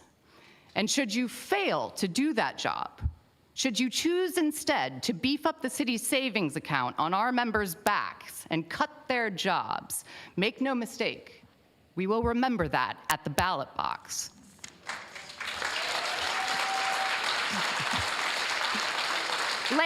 Laying off city workers is not only unnecessary and avoidable, it is shameful. It directly harms the very community that you were elected to serve. So what kind of leaders do you want to be?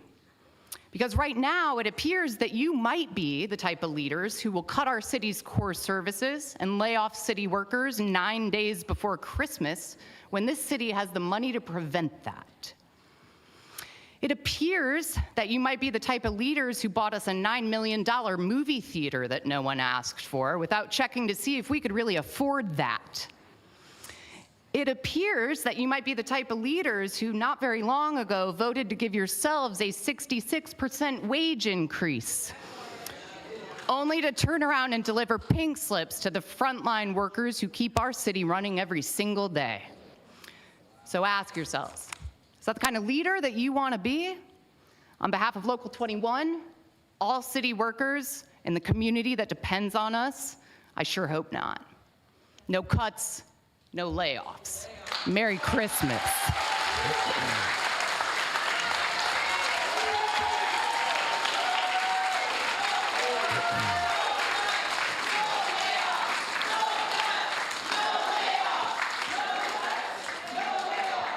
Thank you. We got one caller online,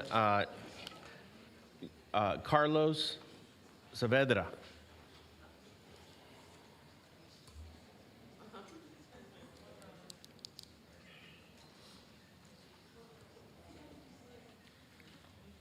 Carlos Saavedra? Hello. Yeah, good. We can hear you. Go right ahead. Okay, thank you so much for your time. I'm calling because I'm a lifelong resident of Hayward, and I'm commenting because I'm not really hearing too many viable long-term solutions being proposed, besides tax increases that are regressive and hurt the most vulnerable, and cuts to essential public workers. A quick look online shows that public data shows that the executive command level police and fire compensation is roughly 30 to 50% above regional peers, with top level compensation approaching $700,000 to $800,000 per year. This would put these people at the top 1% of earners in Hayward. This means that the first sacrifices are coming from those with the least bargaining power, the typical worker, the average worker, and not the highest paid positions. So if the layoffs are happening now, burden is flowing downward, not being shared properly. So before further layoffs and tax increases, I'm asking the city council to please publicly benchmark the police and fire executive compensation against regional peers, and to say on the record what fiscal conditions would trigger broader contract negotiation to bring down these executive level pension benefits. Thank you. Thank you.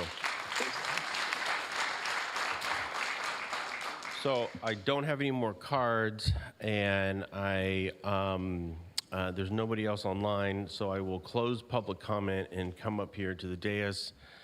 And Councilmember Roach. Thank you.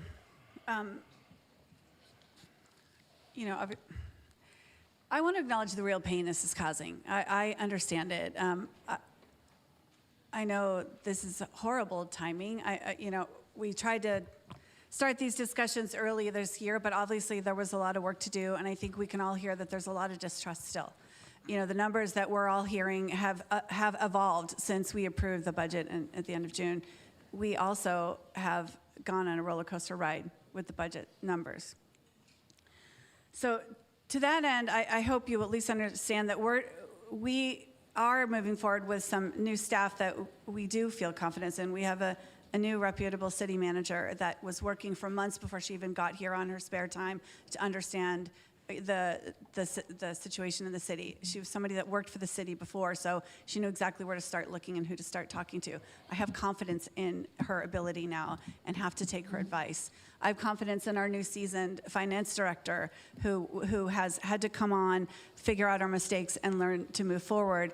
And I hope as we do that together, that as we're having to trust what she's finding out, what they are finding out, then hopefully there will become an understanding of where we really are. Because from my perspective and where I'm sitting with what I understand, our general fund budget should traditionally be around 80% in compensation and benefits. Because of everything we did over the last, what we agreed to, and I will take responsibility, the money went because I approved contracts that it turns out we couldn't have afforded. And I know I've said that to some of you, and you don't like me saying that, but I don't know what else to say except I know that's what happened. We added $30 million to our expenditures. And in doing that, we wiped out our entire reserve. So to the point of we've been here before, we can work hard, I'm understanding we've never been here like this. There is zero savings. So there isn't anything to pull from. And so I want you to know that I don't want to be doing this. No one signed up to be doing this, to be talking about layoffs like this. We have struggled in the background asking everyone every which way, every $1 million that might come in tonight if we approve it, that is being considered in how we restructure this and what happens tomorrow is my understanding. And so I don't know what to say to you except that I have to believe now in our new team that this is where we are. This is how real it is. We are $30 million overextended with zero savings. Like, I don't know, and given that our general fund budget is 90% compensation and benefits, we are in this place where we have to ask for your help and concessions. We do, and I'm very grateful to 1909 and the Officers Association for coming forward because, yes, that got us halfway there in what we were looking for in concessions. That, I really appreciate that the work they did and their members did to get us here, but obviously that didn't make up the whole amount, and so we're looking to all of our labor partners to do that. I hope there is more room for talks and negotiations on this part, but I am in this position needing to trust my new team, and I know that is an ironic thing to say because that is how we got here. We trusted numbers that apparently were off. There was faulty budget information. I went back and watched the movie theater discussion that we had, if any of you have done that. There was absolute confidence from the staff at that time that we could absorb such a thing. But obviously this slow-moving volcano, of whatever, landslide, was this sort of slow-moving realization, and it was an absolute structural failure in the city. It was a failure, and I'm angry about it, that we were basing decisions that we were all doing in good faith, raises for everyone to get people to market post-COVID. Everybody deserved these raises. You all bargained it in good faith, and we approved those contracts because we felt like that was the right thing to do to get people to market, because it seemed like we had the resources to be able to absorb that. And I'm so sorry that it turns out that was not true. And I don't know what else to do now but take the direction from our experts and move forward. And again, I will just keep apologizing because I've been put in this role. I made these decisions. They clearly were uninformed, and I'm going to do better going forward. But for now, I do need to take their advice, and this is where we're at. So I apologize, and thank you. Thank you. Our next speaker is Councilmember Andrews. Thank you to staff for continuing to add the budget update on every agenda to provide information to the workers and community. I also want to thank everyone for your service to the community. I want to thank the labor groups for taking time to meet with me to discuss opportunities and various ways to bring revenue to the city. And thank you to the labor groups who have brought concessions for staff review. I've said it before and I'll say it again. The council will need to further reduce our salaries to match concessions made by public safety, including 1909, unrepresented, and other labor groups. I am compelled to give back in solidarity of our workers who have made concessions.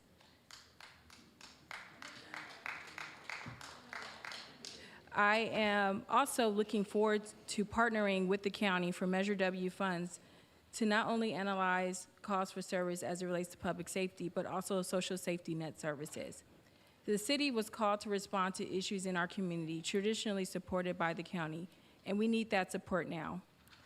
For our next budget work session, I am requesting 10-year projections, 10-year look back, budget to actuals per department, identify projects deemed non-essential, and review council pet projects.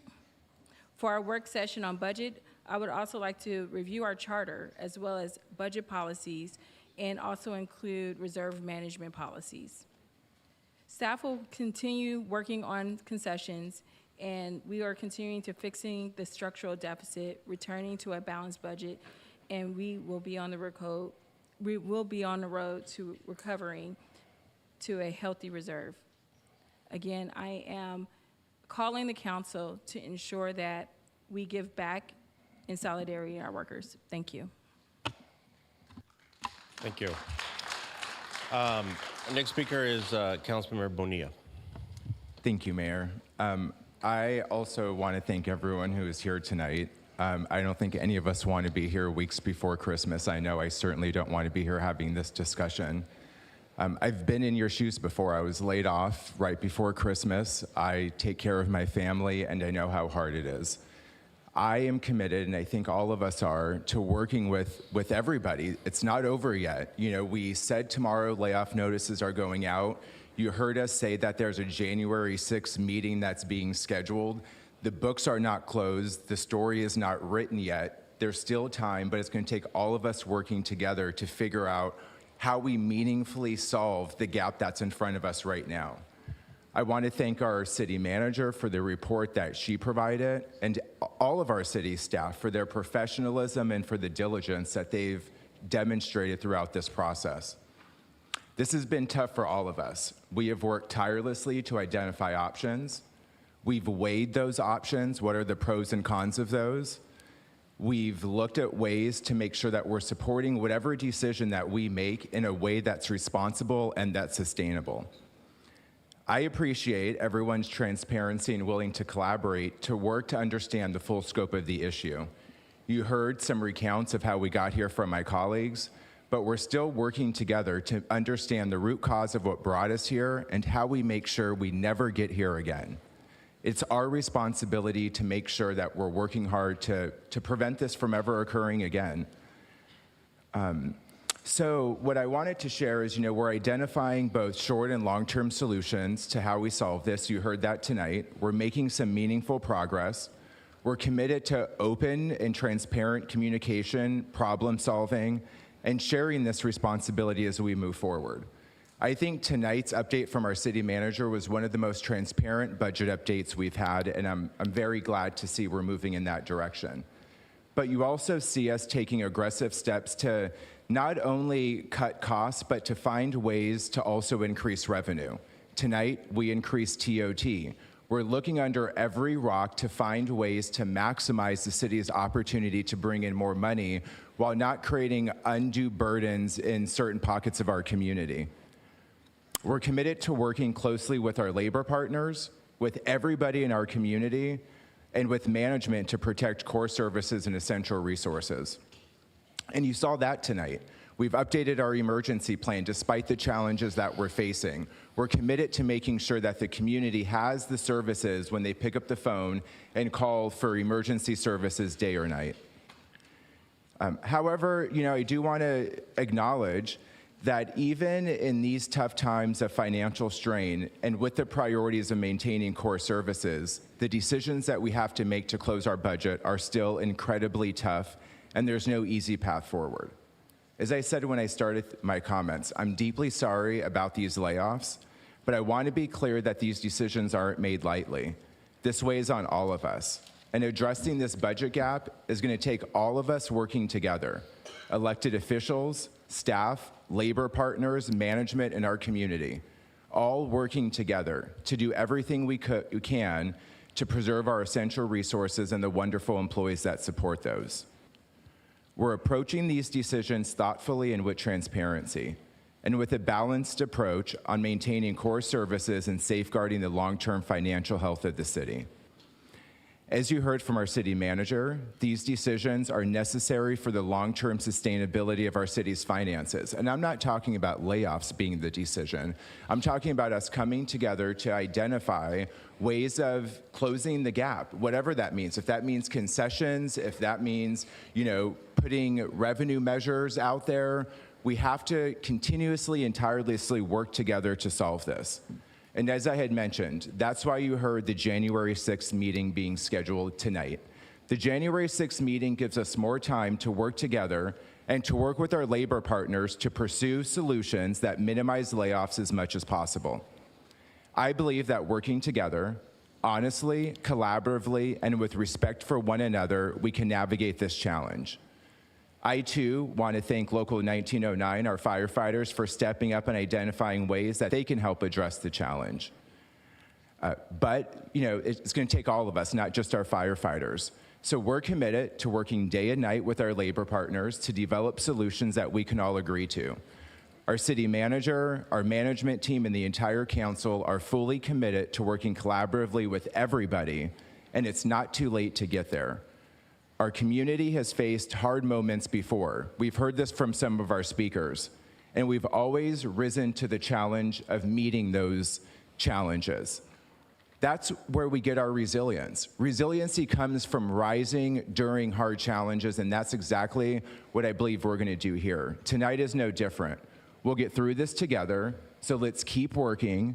We still have time to make meaningful progress, and I hope all of the energy that was brought out tonight could be directed in the next few weeks to come up with some real solutions that could come up with some paths forward that all of us could agree to. Thank you, Mayor. Thank you. Our next speaker is Councilmember Syrup. Thank you, Mayor. The solidarity in this room is palpable, and I just wanted to start by saying thank you to all of our city workers who gave comment tonight and for your constant contributions and sacrifices you make to our residents to keep the city afloat. Your hard work does not go unnoticed. The best apology is changed behavior. The best apology is action. And the real accountability that all of you and our residents deserve is not lip service or excuses, it's actually fixing the structural deficit that we played a role in causing. It's having a plan and delivering on it. I don't want to repeat many of the comments that my colleagues have made because I agree with much of what they said, but I want to be clear that everything that we do from now until our January 6th meeting needs to be aligned with minimizing as many layoffs as possible. I'm excited to hear that 1021 is ready to meet and confer, and I will race you to the table. I mean, not me personally, but our team. That needs to happen immediately so we can, again, be aligned around minimizing layoffs. Every opportunity that we have to generate revenue, we must be aggressive as a council about pursuing to preserve as many jobs as possible and to minimize layoffs. There's already a growing interest in refreshing and updating our business license tax to help generate more revenue and protect our workers. I am incredibly supportive of that idea, and I've asked that we begin those conversations on January 6th so that we don't delay for a moment what our plan is moving forward. Every revenue opportunity must be explored. Every idea must be on the table. And I'm committed to working with my labor partners and our labor partners to move these ideas forward. I had the privilege of meeting with 3 of our city unions just last week, and I hope that that meeting demonstrated my willingness and my commitment to proactively coming to the table to surface revenue opportunities and drive them forward alongside you. I recognize that some difficult conversations lie ahead, but part of this plan isn't about losing workers. Part of this is about bringing in new revenue and making sure that we can sustain the services that we all deserve.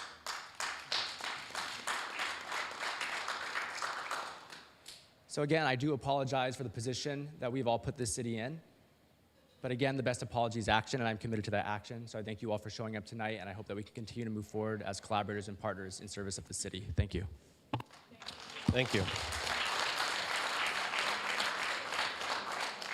Councilmember Zermeño.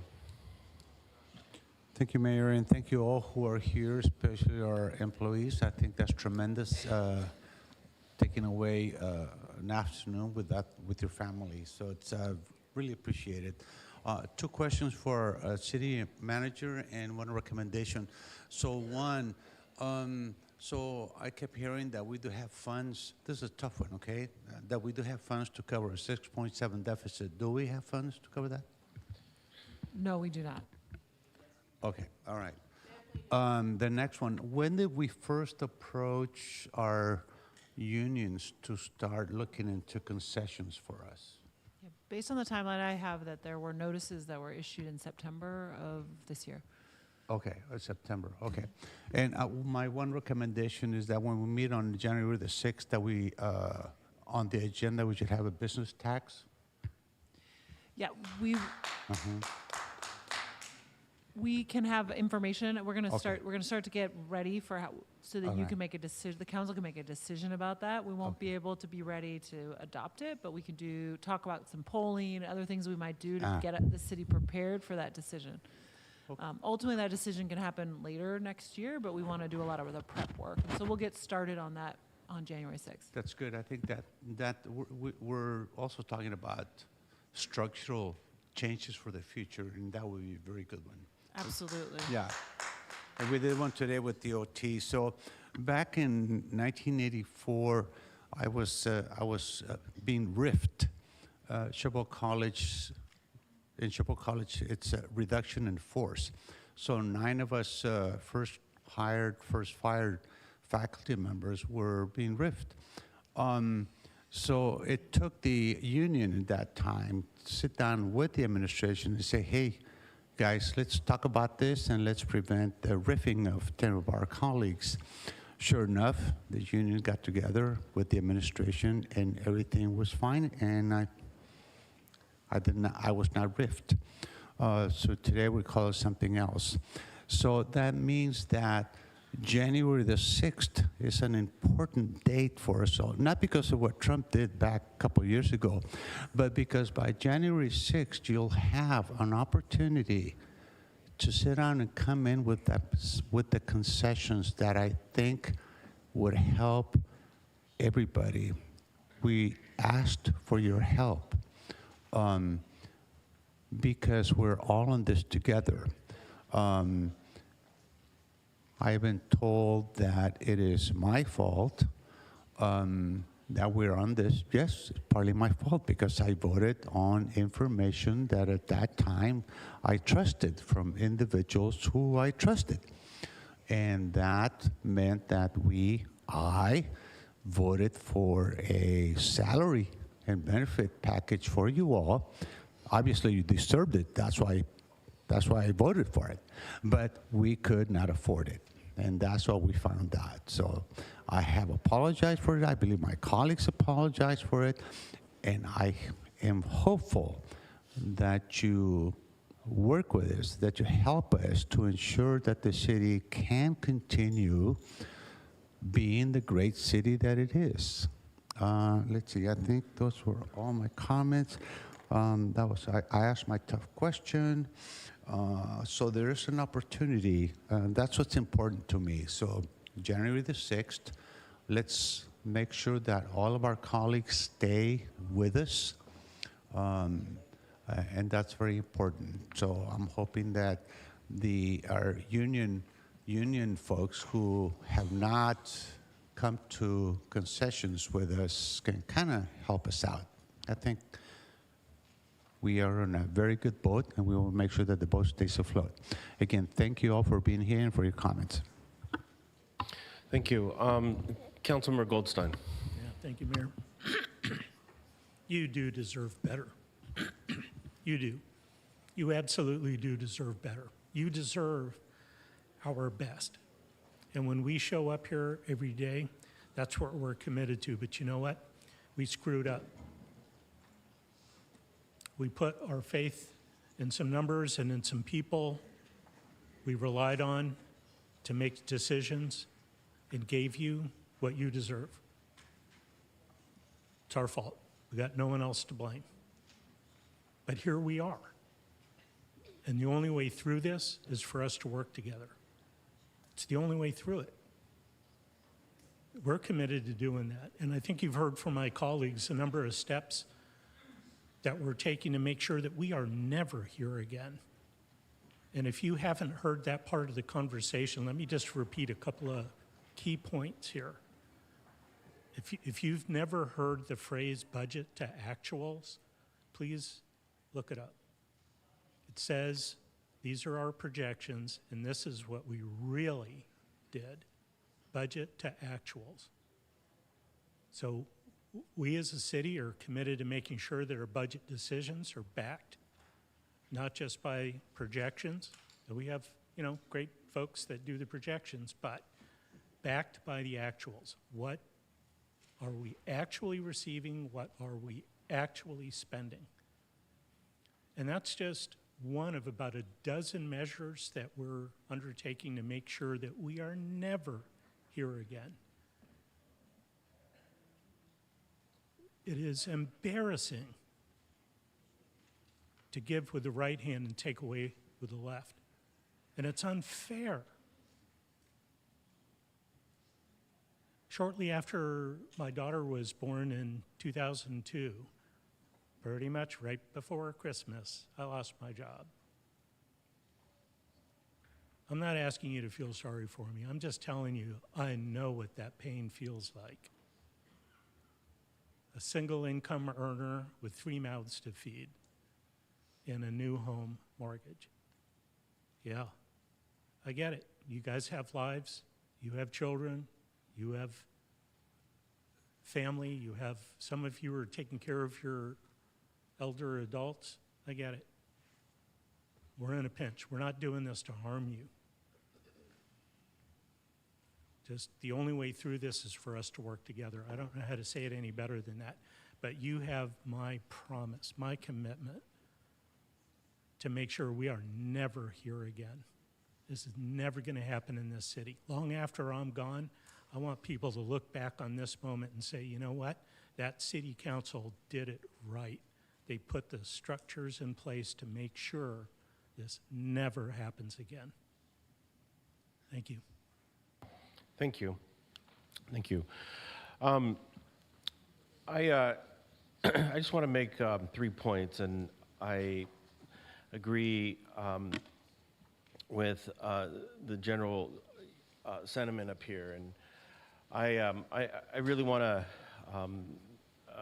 highlight and share the thoughts that Councilmember Mayor Pro Tem Roach delivered. I think she has been arguably the sort of the conscience of this issue, and I've really appreciated her comments, tonight and in other times up here, going through this process. So I want to just acknowledge your perspective and just your authenticity on this issue, and so I just really appreciate that, Mayor Pro Tem Roach. I want to let everyone know and the community that we are listening. We're listening to you, and we're hearing you. There are and to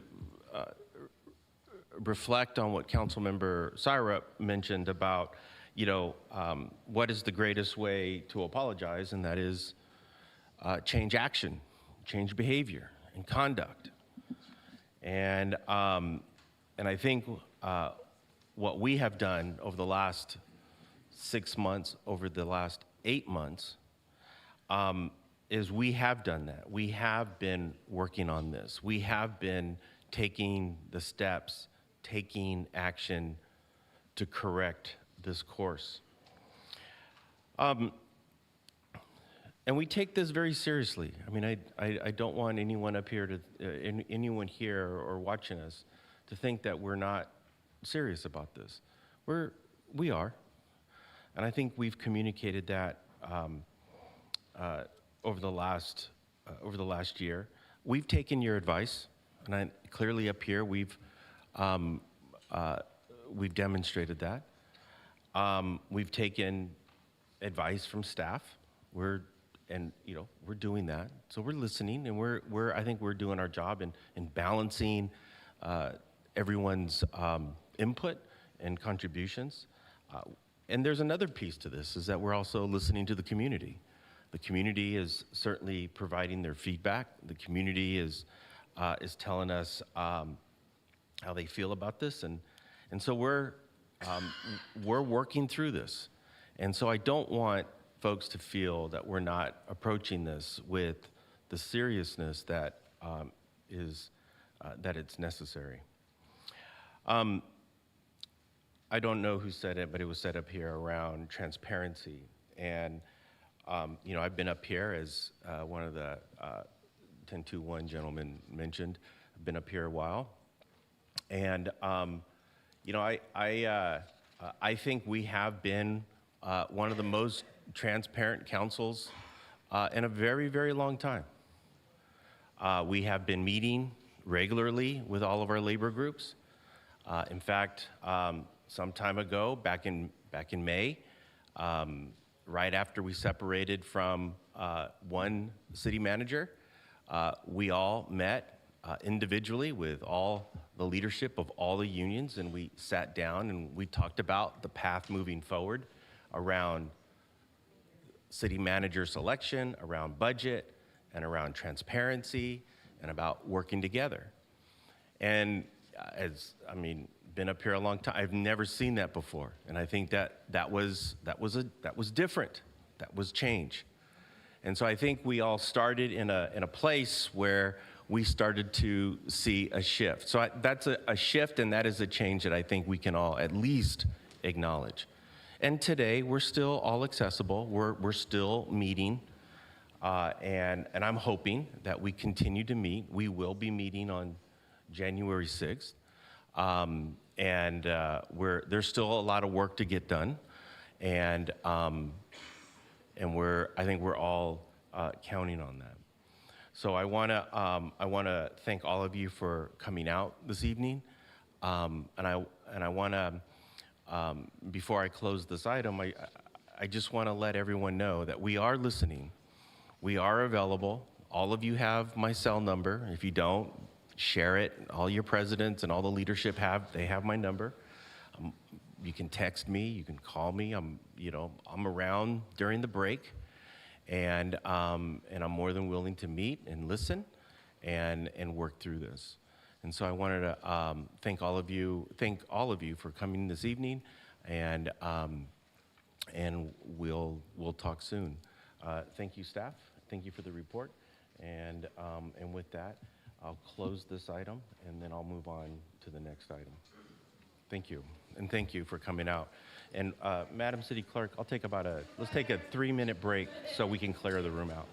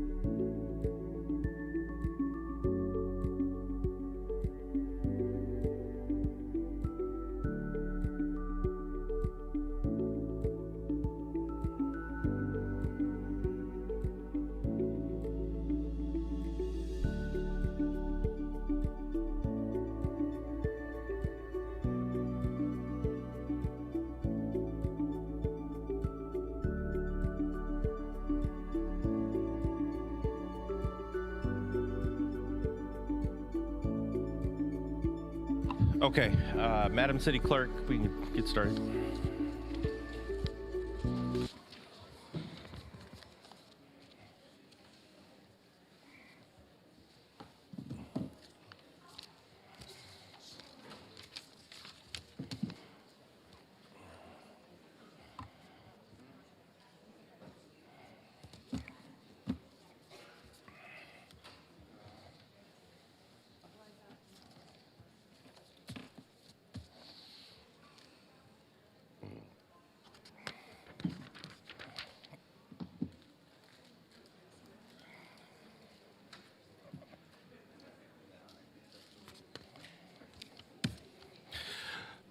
Okay.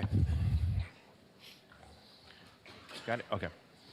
Okay, thank you. I'd like to reconvene tonight's meeting. And we are now moving on to item number 11.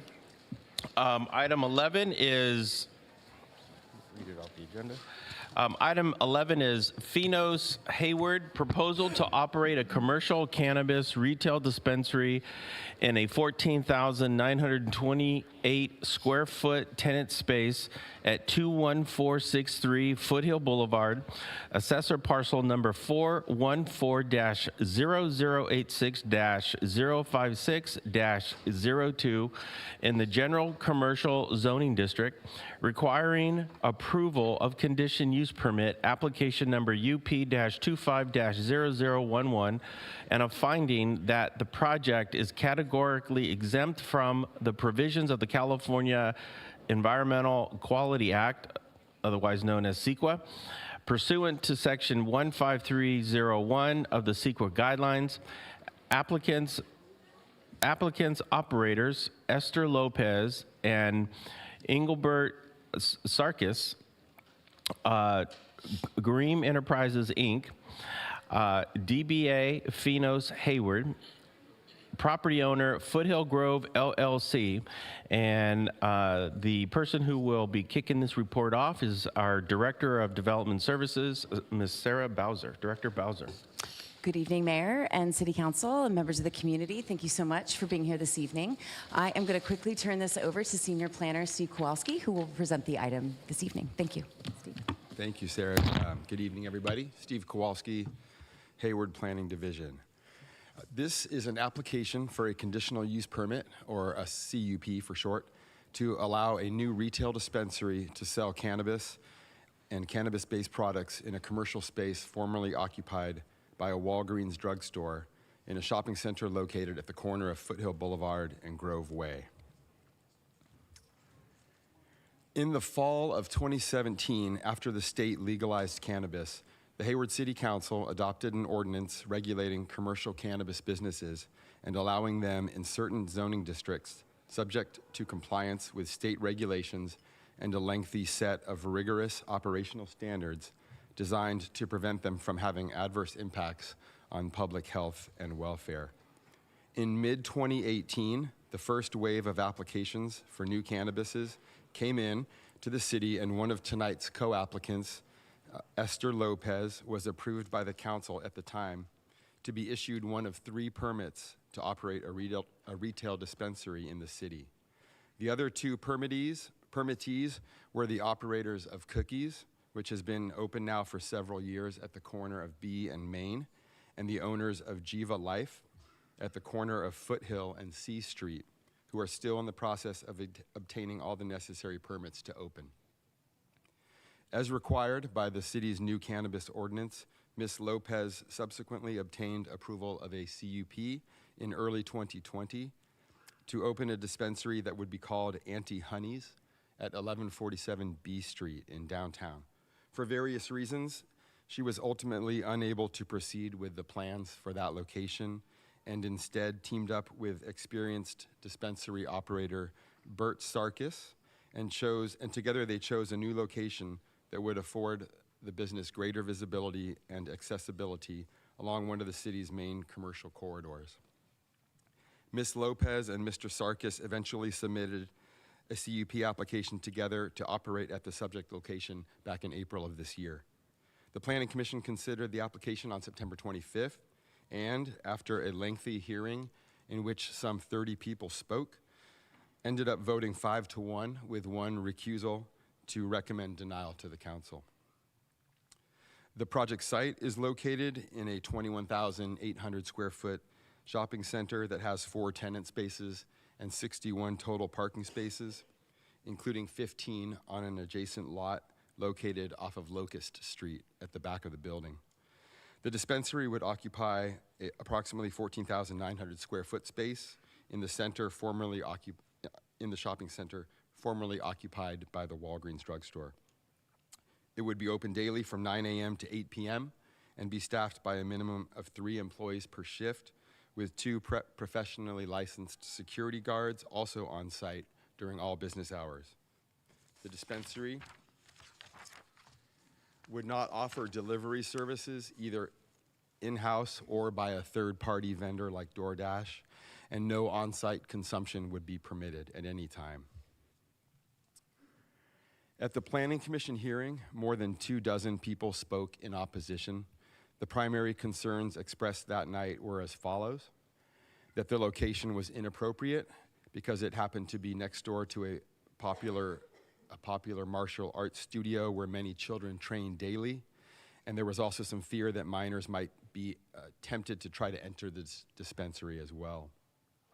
Many speakers also expressed concern that the dispensary would generate undesirable activity, that the studio, the martial arts patrons, and nearby residents would be exposed to on a regular basis, such as loitering or public consumption and/or intoxication, or that it might be a magnet for more serious crimes, such as burglaries or armed robberies, which could jeopardize the public safety. Some also believed that the dispensary would significantly increase traffic along the already busy Foothill Boulevard corridor and at the Foothill Grove intersection, and that there wouldn't be sufficient parking for its patrons as well as the patrons of the other businesses in the center. And finally, others felt that having 2 dispensaries so close together, the other one being the Garden of Eden in unincorporated Alameda County, would convey a negative image at one of the main gateways into the city. Now, the following slides attempt to address the concerns that were raised that night. Regarding the appropriateness of the location, the applicants operate several dispensaries across the state and intentionally design them to be inconspicuous, with minimal signage and obscure business names that don't make it clear what products they offer, opaque windows, and no exterior product advertisements like those you might see at a convenience store. Additionally, the storefront entrance would be around the corner of the building facing Foothill Boulevard, about 150 feet away from the dojo's entrance. Minors would not be able to enter because all patrons are required to show a valid government-issued ID to the security guard at the entrance. And it should also be noted that there have been no reports of minors attempting to purchase cannabis at either Cookies, or the Garden of Eden, or any of the applicants' other dispensaries across the state in at least the last 2 years. Regarding the potential for the dispensary to generate undesirable activity, such as loitering or public consumption, again, the police department has researched this, and there's been no history of such complaints at either Cookies or the Garden of Eden. City staff also contacted the cities of San Leandro and Union City, which together have a total of 5 dispensaries, and neither city has experienced such problems either. Furthermore, one of the 2 security guards employed will conduct regular sweeps of the property to ensure that no such activities are occurring. Regarding the potential for serious crimes to occur, there have been a total of 5 attempted robberies and/or burglaries at the Cookies dispensary over the past 2 years. One of Union City's 2 dispensaries was the victim of an armed robbery in which a vehicle was used to ram through the storefront entrance. That dispensary's owner, this was a few years ago, that dispensary's owner subsequently installed a row of heavy-duty steel bollards across the storefront to prevent such ramming, and no further attempts have been made since that time. The applicants are proposing to install a row of the same types of bollards across their storefront to deter such attempts as well. Additional security measures to be employed include installation of a 24-hour professionally monitored security alarm system and high-definition internet protocol surveillance cameras, an internet protocol surveillance camera system that would cover the entire interior and exterior of the premises, including portions of the walkways and the parking lot shared with the adjacent businesses, as well as the aforementioned use of the 2 security guards during all business hours. With regard to traffic and parking, staff researched these 2 issues and determined that, according to the latest Institute of Transportation Engineers Trip Generation Manual, which is the standard used by all cities pretty much across the country, dispensaries generate less trips than drugstores do. Additionally, since the dispensary's retail floor area would only occupy about 1/3 the space that the Walgreens floor retail area occupied, its parking requirement is significantly lower.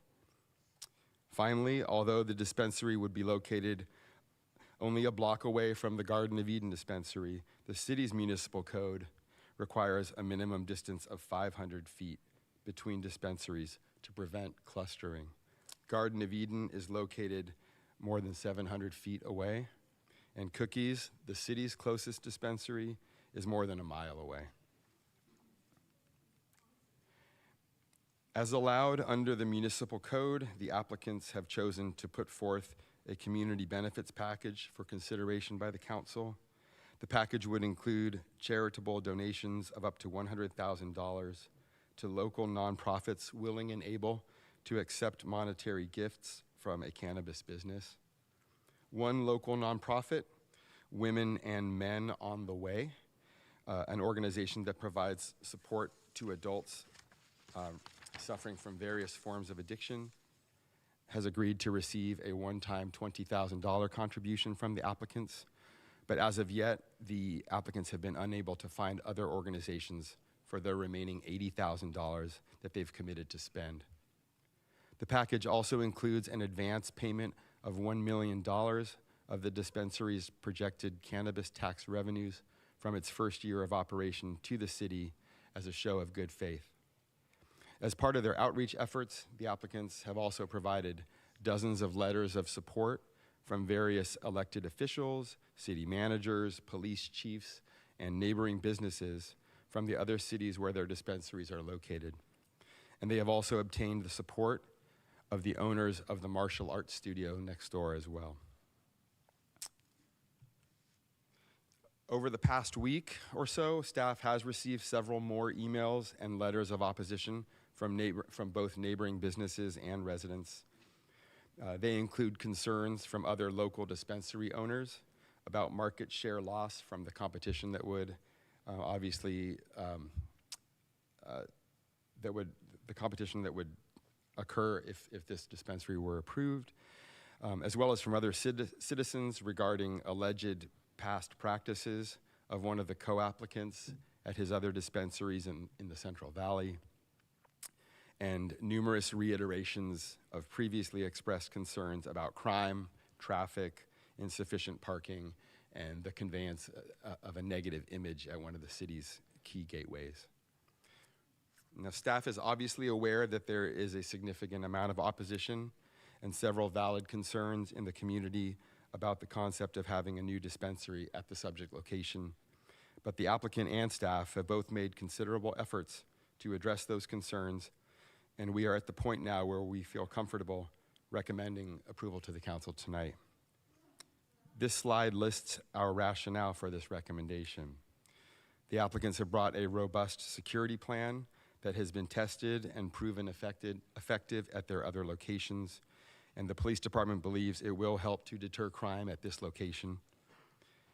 Per the cannabis ordinance, the dispensary will be subject to annual inspections by city staff and compliance checks, and if it regularly fails to pass such inspections or it generates an unusually high volume of calls for service to the police department or problems for the surrounding neighborhood, the CUP can be revoked by the city at any time. Furthermore, the use is consistent with a number of goals and policies in the city's general plan, and the applicants are proposing a generous community benefits package as a show of good faith as well.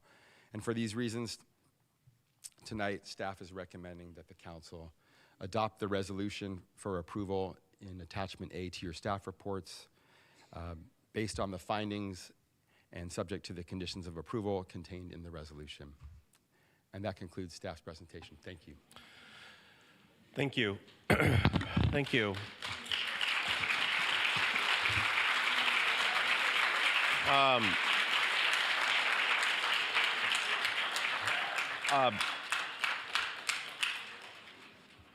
Before I go to public comment, there are council questions, so let me first go to council questions, and then I'll open it for public comment, and then I'll return to the dais. So, Councilmember Andrews.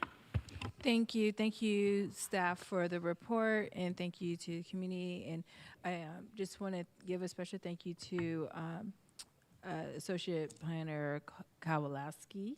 Did I say thank it you. right? Kowalski? Yes. Kowalski, yes. I know thank this you. has been a long journey for you as well, so just want to acknowledge kudos there. Wanted to discuss the in 2017, the previous council approved permits, the ordinance for these permits, and just want to confirm how many permits were approved and how many are expected to operate. Just want to confirm that number. And then also explain the difference between a retail outlet and then the manufacturing. Sure. So I'm reading out of the staff report here on page 3. Ms. Lopez, along with 11 other commercial cannabis business operators, so that would have been 12 total, were recommended by city staff out of 73 applicants at the time. And the council at the time placed a hard cap on the number of dispensaries it was willing to allow, and Ms. Lopez was one of the 3 recipients of a permit to operate a dispensary. That was only half the battle. That was the business permit that the council issues, but there was still the need to obtain a conditional use permit. And so she did get that approval, but for a different location, which she was unable to bring to fruition. And can you explain the boundaries or the rationale of the boundaries that were chosen by the previous council? I'm going to have Planning Manager LaCurco answer that question because he was the brainchild behind the cannabis ordinance. Good evening, Mayor and Council. Jeremy LaCurco, Planning Manager. So when we originally did the initial cannabis adoption of the ordinance, the council may have remembered and the community may have remembered, we were starting one of the first cities that actually adopted. These were brand new regulations, and so we were hoping to get it right the first time, but it didn't always happen that way. So we had an RFP process, which was, that's how we got solicited. We solicited the over 70 proposals that were received. We hired an independent third-party contractor to actually review and select those businesses. And then at that point, once the council selected those operators, the operators were then left, and they had 6 months at that point to identify a location. So they were not required when they submitted their original business proposal to find a location. They were required to submit a business proposal that demonstrated that they understood the cannabis regulations and the regulations from the state. After we heard the struggles, after several years, from the cannabis operators, for those that not only had received that first round of permit approvals from the council, but after realizing that they were having difficulty finding a location to be able to secure. And keep in mind, back in those days, there was a lot of real estate companies, and cannabis had a difficult time, at least from national companies, of having landlords that would lease to them. So there were some challenges that were beyond the applicant's control. With that information, we came back to council in 2020 with a proposal to do an updated version of the ordinance. And with that update, we expanded the areas where dispensaries could be allowed. Originally, they were only allowed in a small concentrated area in the downtown core. And then following council's direction, we expanded that to include some of our industrial areas as well as other parts of Mission, which was, again, after some feedback and kind of going back and forth with trying to figure out where dispensaries could be located. And it wasn't just dispensaries. We heard this from others as well, from other cannabis uses. We also heard at that time that the other operators were also having significant challenges. And what we had found out is that a lot of those great proposals that we originally had identified and selected, many of those operators were not actually coming forward. And so the council also, as part of expanding the land use districts and the zoning where cannabis operators could locate, we also changed the process to go from an RFP process to requiring that before an applicant go down this path and spend a lot of money, that they have a location identified ahead of time. And we changed it to create more of a streamlined process, because what we had heard from many cannabis operators is that it was taking, in some cases, 4, 5, 6 years. Very long-winded answer, but ultimately there was an iteration of a lot of back and forth to conversations with the community and with the council at the time on where would be a good location or where would be the best suited locations. Esther is still from the first pool of applicants from 2018 or from 2017 that were selected by council, and we are constantly on a biannual basis. We are opening the door for new applicants for other cannabis operators, not dispensaries, but other cannabis operators if they have interest in opening in Hayward. So we've so far, because of the cannabis industry, we've seen ebb and flow of that interest. Okay, I appreciate that thorough answer to give context and background to the community. Wanted to know how can, one of the comments here was about on-site consumption, and how can the city ensure that there's no on-site consumption or following that conditions of approval? Yeah, so some cannabis operators and some cities actually allow for on-site consumption lounges. We specifically asked council whether they would be amenable to that, and we heard no. There was a concern from public safety and from HPD that they didn't want to have a bunch of people that would be under the influence consuming on-site. And so the security guard program and the protocols have really helped with that, because in addition to having on-site security that checks IDs to verify that people are eligible to go inside, in this particular instance, we have a security guard that will also be patrolling the premises to ensure that there's no on-site consumption. Okay, thank you. Thank you. Our next Mayor Pro Tem Roach. Thank you. Thank you, Councilmember Bridges, for the questions on the ordinance, because I also wanted to get clarification on that. So thank you, Jeremy. I also wanted to ask about the state permit. So my understanding is they first have to get a dispensary permit, and Ms. Lopez has done that. Then they have to find a location, and tonight's the CUP. After that, do they get a state permit, or is that something they would have had to have done to get the business? Yes, they are required. So the state, in addition to the city subjecting an operator to background check, the state also has a set of regulatory protocols to ensure that the operator is in fact operating consistent with state cannabis laws, right? So the state has some very stringent background checks and controls. And so yes, after the applicant secures local zoning and land use approvals, they would be required at that point to go to the state. The state, in then turn, does contact the local jurisdiction to verify through the local jurisdiction staff that this operator at this location has in fact been approved to operate. So that happens after. Correct. After this tonight. Okay. Okay, and then I also have some questions about safety, public safety. So I know there's been a lot of talk about the safety protocols that happened for dispensaries. What extra hoops are dispensaries made to jump through as opposed to a new grocery store or an auto parts store or something like that? Like how is it different? Should we have police? We have Police Chief Matthews in the audience tonight, and Detective Wright from the Hayward Police Department. That'd be great, because I have a few. I have a few questions. Maybe you both can. Yeah, some of it I did hear at the planning commission, but maybe if the chief can come up also, that'd be great. Oh, okay.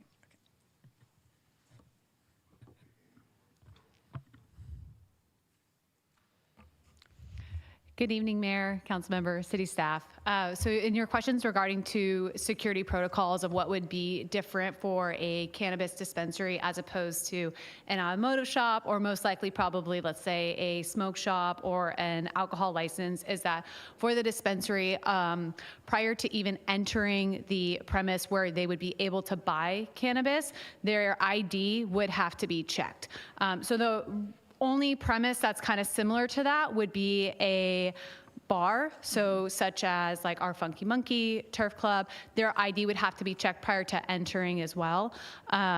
So that is one of the safety measures that they have in place. Okay, that's different from the other store. And then what about, like, you know, I think we've heard the security guards are going to be asked to move people off the premises, but what if you get someone that doesn't want to move?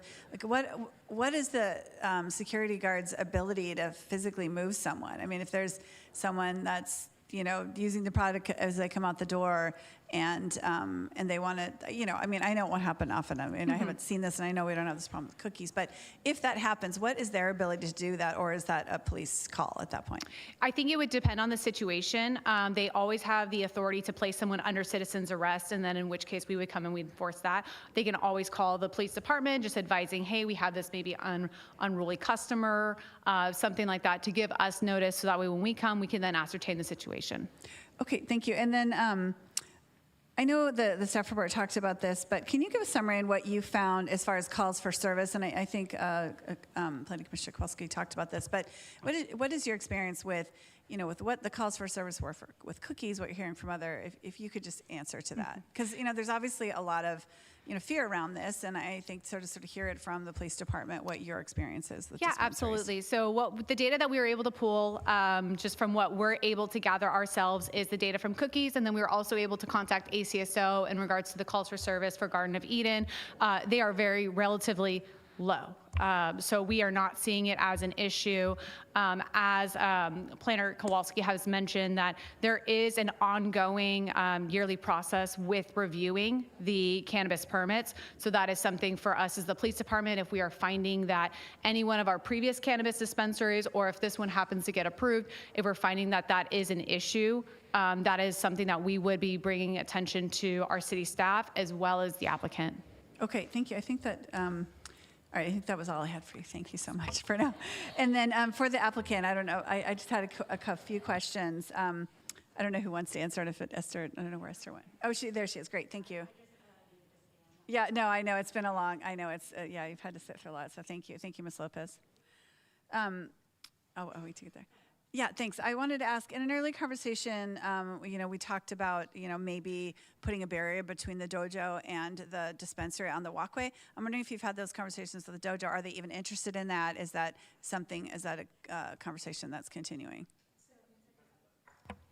It's a conversation that we're going to be continuing with the dojo. We're basically just going to be really good neighbors with them. We actually have to get that door or the barriers that we were discussing approved by city staff.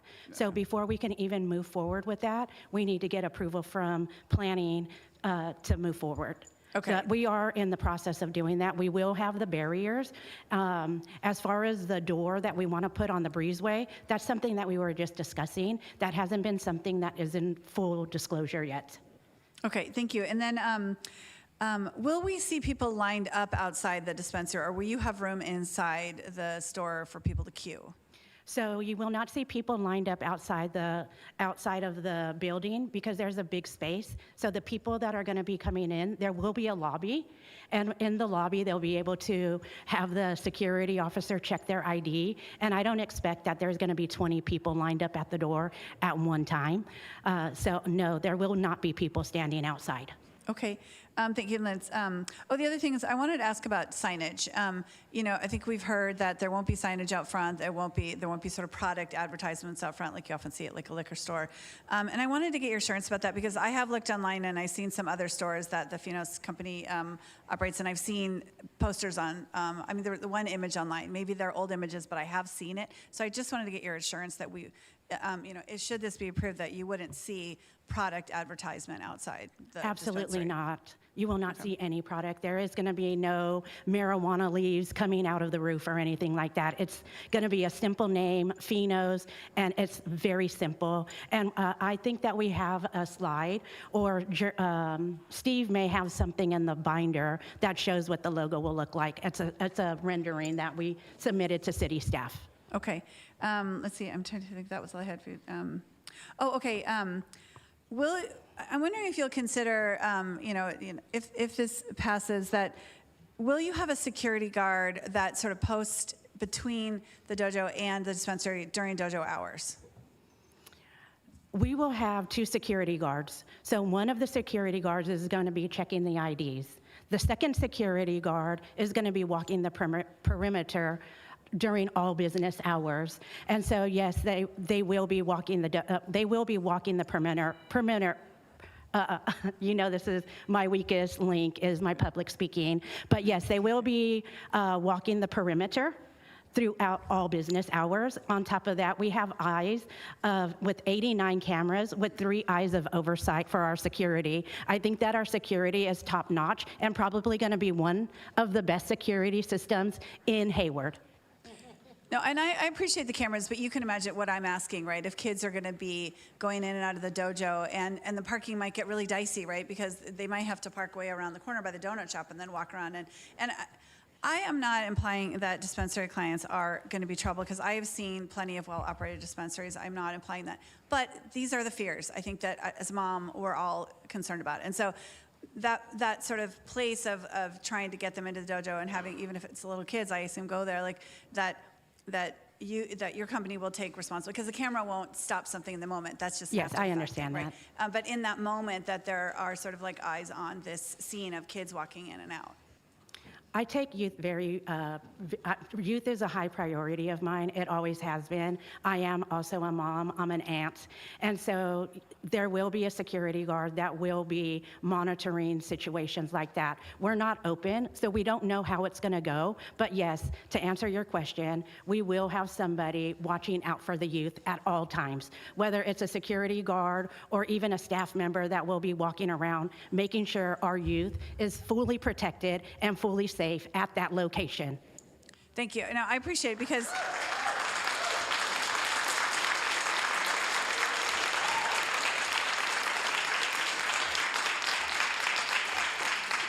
I appreciate it, and I'm really asking the question. And I appreciate your comments, and I feel your passion for it. Point of order. Excuse me. I feel Excuse me, Mayor Pro Tem. Yeah, go ahead. Point of order, ma'am. Can you please take a seat, and then we will finish. Yes, there will be there will be. Madam, please. Thank you. I appreciate the passion. I feel your passion, and I know you are a committed member of this community, and I know you care about the kids. And I'm asking these questions because these are the very real concerns we're receiving, as you know, from the public. And so I think it's our duty to ask these questions, and to hear your passion and commitment is what I'm looking for. So thank you. Thank you You're for those welcome. answers. I appreciate it, and I appreciate your concerns and asking the questions. Thanks. Okay, and then I just have one more question for staff. Thank you, Ms. Lopez. So the hours are listed as 9 to 8 p.m. and I'm wondering what would have to happen if the company wanted to change the hours. I think for something relatively minor like that it would be approved at staff level. I think given that the CUP has come to council for a decision, if there's a change and someone's looking to change their operation, the conditional use permit would come back for council consideration of those changes and those conditions. Thank you, and I think that's what I'm asking, because that, obviously this is something that, if should it be approved, that people are very concerned about. It is a concern for the community that's around there, and so I would ask, hoping to get council support on that should there be a change of hours, that we would get some sort of notice on that. I think that's all I have for now. Thank you. Thank you, Councilmember Bonilla. Thank you, Mayor. I have a couple questions. One is for the police department, and it kind of goes to what was addressed earlier, but I just want to be really clear. So do you anticipate this business creating any significant or disproportionate impact on police resources in our community? Because it's something that we keep hearing a lot about, so I just really want to hear your view on this. Hi, yes, that's a very good question. From the security plan that we've reviewed and then looking at our other dispensary here in the city of Hayward, as well as the closest other one that's not in our city, but I know that is close by, the calls for service for those are very low. So looking at their security plan, with the way that the business plans are being operated, it does not appear that they would create an undue amount of calls for service. Thank you so much for that. Also, you had referenced kind of like smoke shops and bars earlier and some of the regulations that are in place related to those. And we heard from Councilmember Roche, there's a lot of concern around youth, potentially being exposed to or having access to this location. Do you guys do any sort of operations where you intentionally try to send young people into these places like you do smoke shops and bars to see if their security standards or ID protocols are actually being followed and implemented? That is definitely something that our unit does do with the cannabis dispensaries. Obviously, it's a little bit harder. However, that is something that we do for alcohol, tobacco, and then also try to do for cannabis as well. Why is it harder to do for cannabis? Because generally at the front, they're gonna deny you right away. Where with the smoke shops and sometimes alcohol establishments, the minors are actually able to get inside, and so that's where the ID verification process is not always checked. With our cannabis dispensaries, one of our security requirements is that they have to have an ID scanner to validate the ID, that it is a legit ID, where our other alcohol establishments and smoke shops, that's not always the case because they may not require a conditional use permit. That is so very helpful. Thank you so much. Absolutely. And then that's it for the police department. And then for the planning department, can you just confirm one more time whether this location complies with the regulatory framework governing land use for cannabis operations in Hayward? Yes, it does. So it's zone general commercial, and that is one of the zoning districts that supports cannabis dispensaries, provided they are granted a conditional use permit. Thank you. And then my last question for the planning department, which is, we've heard concerns around the proximity of this dispensary to youth and family spaces like the dojo. Can you confirm whether this proposed location fully meets all local distance requirements and zoning codes? Yes, it does. And a martial arts studio is not one of the uses that is protected by state law, like a park would be, or a daycare center would be, or a school would be. Makes sense. And none of those things are being jeopardized by this location in this particular application. That's correct. That's correct. It's one of the few locations Thank you. left in the city. Thank you. And to the applicant, I have a couple of questions. So some of the concerns that we've also heard is around kind of the new partnership that you're bringing to this, with Pheno. So can you share how you plan to mitigate the concerns of, potentially prioritizing profit and quality over quantity, or profit over quality and compliance? How are you going to make sure that you're staying in quality and compliance versus just kind of running large profits at this location?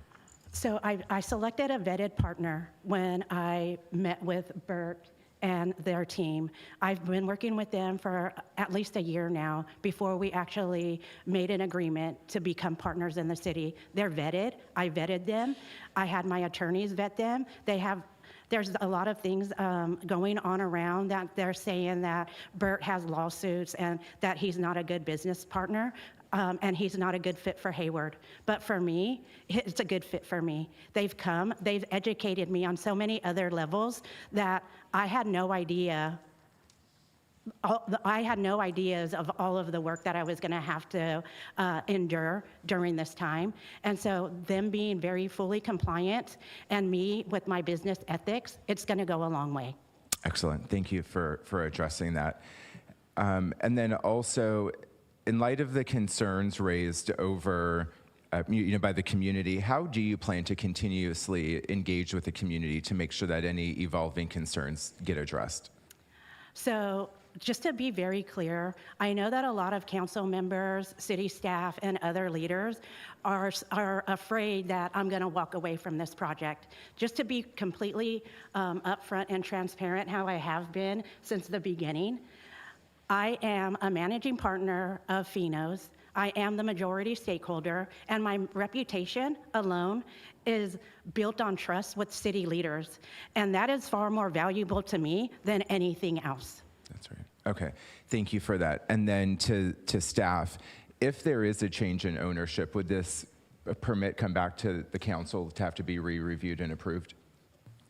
It would. A majority change of ownership would have to come back. And that was part of the update that council did in 2020 when we had the situation with Cookies, which was previously Hayward Station. There was also concern about branding. And so we had the whole marketing plan and all of that added in there. So yes, a change of ownership, majority change of ownership would be required to come back and get approval by the city council.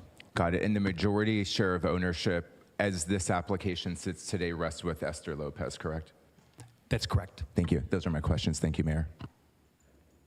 Thank you. Councilmember Zermenio. Mayor, thank you, and Steve, thank you for a good report. Let's see, two quick questions. One, any type of change in the operation of this or any dispensary in our city needs to come to us, correct? So the dispensaries are required to obtain a conditional use permit. There are conditions that are placed on the operations of those businesses. If a business is looking to change a bit of their operation or a condition that has been placed on their operation, that does require action by the city. And in this case, the cannabis dispensaries do come to the city council for approval. So yes, that would require action to be, or the item to be brought to council for an action. Right. So operation hours, I imagine facade changes, changes to the windows, advertising. Is that included? There are conditions of approval related to that, and there are ordinance requirements that speak to that. So if there are changes or there are issues, those will be evaluated. And then we'll have discussions with the applicant. So it could be an oversight. It could not be something that's permanent. But if there is looking for a change, those changes would need to come back for council consideration. Good. And then some of the emails that I received tell me that there are 5 dispensaries within a 1-mile radius. I don't think that's correct, is it? Not from our experience. So Garden of Eden, which is not in the city, but that is within, 740 feet of this proposed location. Right. The other dispensary in the city of Hayward is Cookies, and that was over 1.5 miles away from this location. So there are no other dispensaries that are open within the city limits of Hayward. Okay, very good. And one last question on emails that I received, that why would I approve a mega marijuana store in the Hayward city limits? A mega store. Right. Well, the ordinance doesn't define different types of dispensaries. The size of the dispensary is brought forward by the applicant. Yeah, I'm talking into the microphone. Are you not able to hear me? Okay. Okay, sorry about that. The bottom line is there's no rules that say a dispensary can only be limited to a certain size in the city's ordinance. But so, the size of the retail space is only 4,000 square feet. Yeah. Does that make it mega?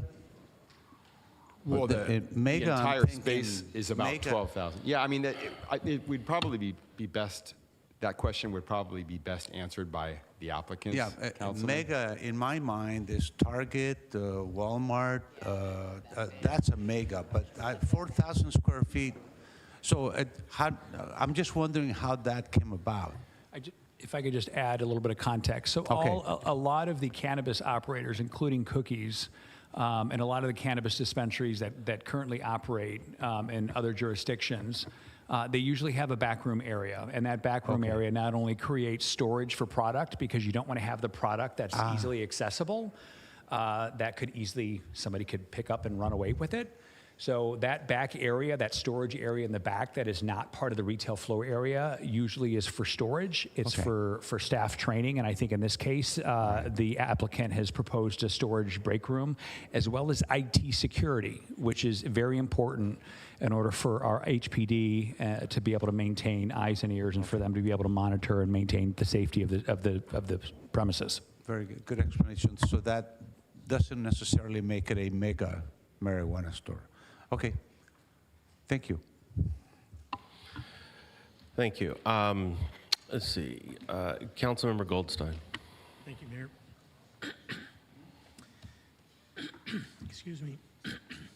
So the traffic studies that were done, excuse me, I think there's 61 allocated parking spaces that allocated for the business or completely for that physical. 61 spaces for everybody in the shopping center to share. Okay. And based on the business metrics, what's the average amount of time that people would park and get their goods and take off? Yeah, staff would prefer the applicant to answer those types of questions. That's their area of expertise, not Okay. ours.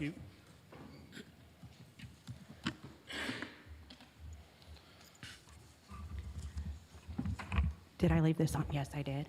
So the amount of time that somebody stays in the dispensary, most of them know what they're coming in to already purchase, so it could take 10 minutes. They can also order online and pick up their product after they check their IDs. So the time that someone spends in a dispensary, unless they're being educated by one of our staff members because they want to know about a specific product or a topical, they may stay there for 20 minutes, but it should be no more than 15 to 20 minutes max.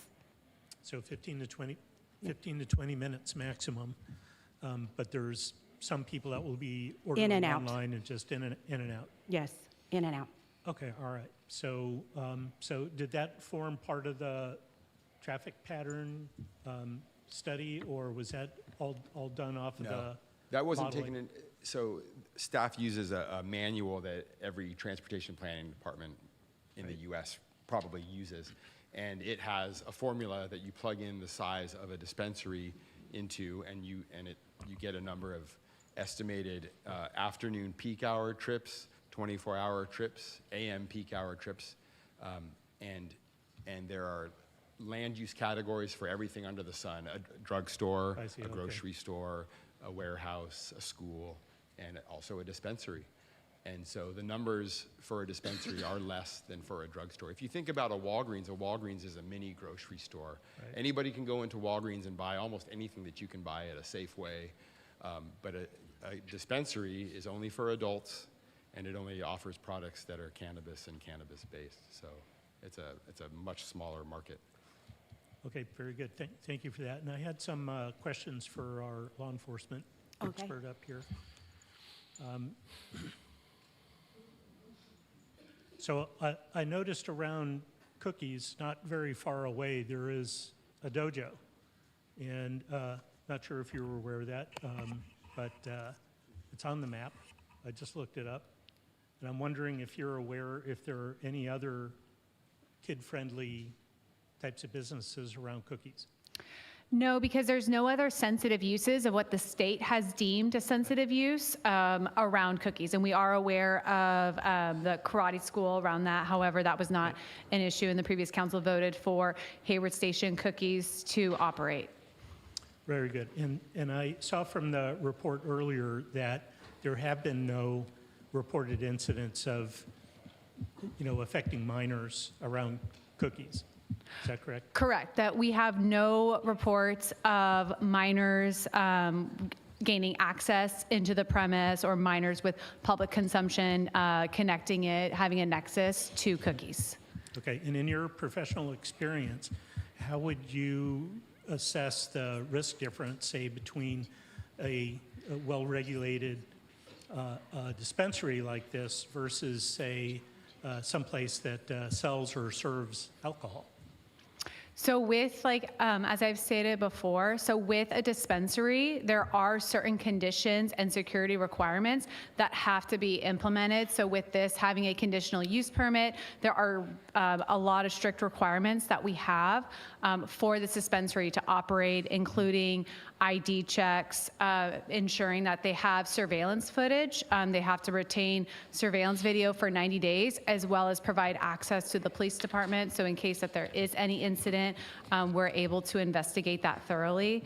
They have to have an alarm system, and there's several other requirements. So For us, there's a lot more parameters around this kind of business than an alcohol establishment that some of them, just by right, may be able to open up without us giving a lot of security control over.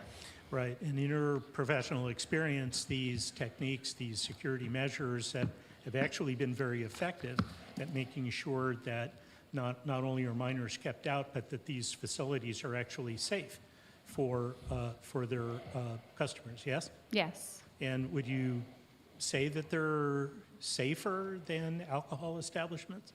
I wouldn't necessarily say that they're safer than alcohol establishments, but I would say that the security protocols, that they are definitely better than just a general alcohol establishment that may be operating without any kind of maybe police oversight or security control. Okay, so the point is they work, and that's great. Thank you. Yes. Okay, before I go to public comment, just a couple of questions with staff. You know, and maybe Director Bowser can answer this.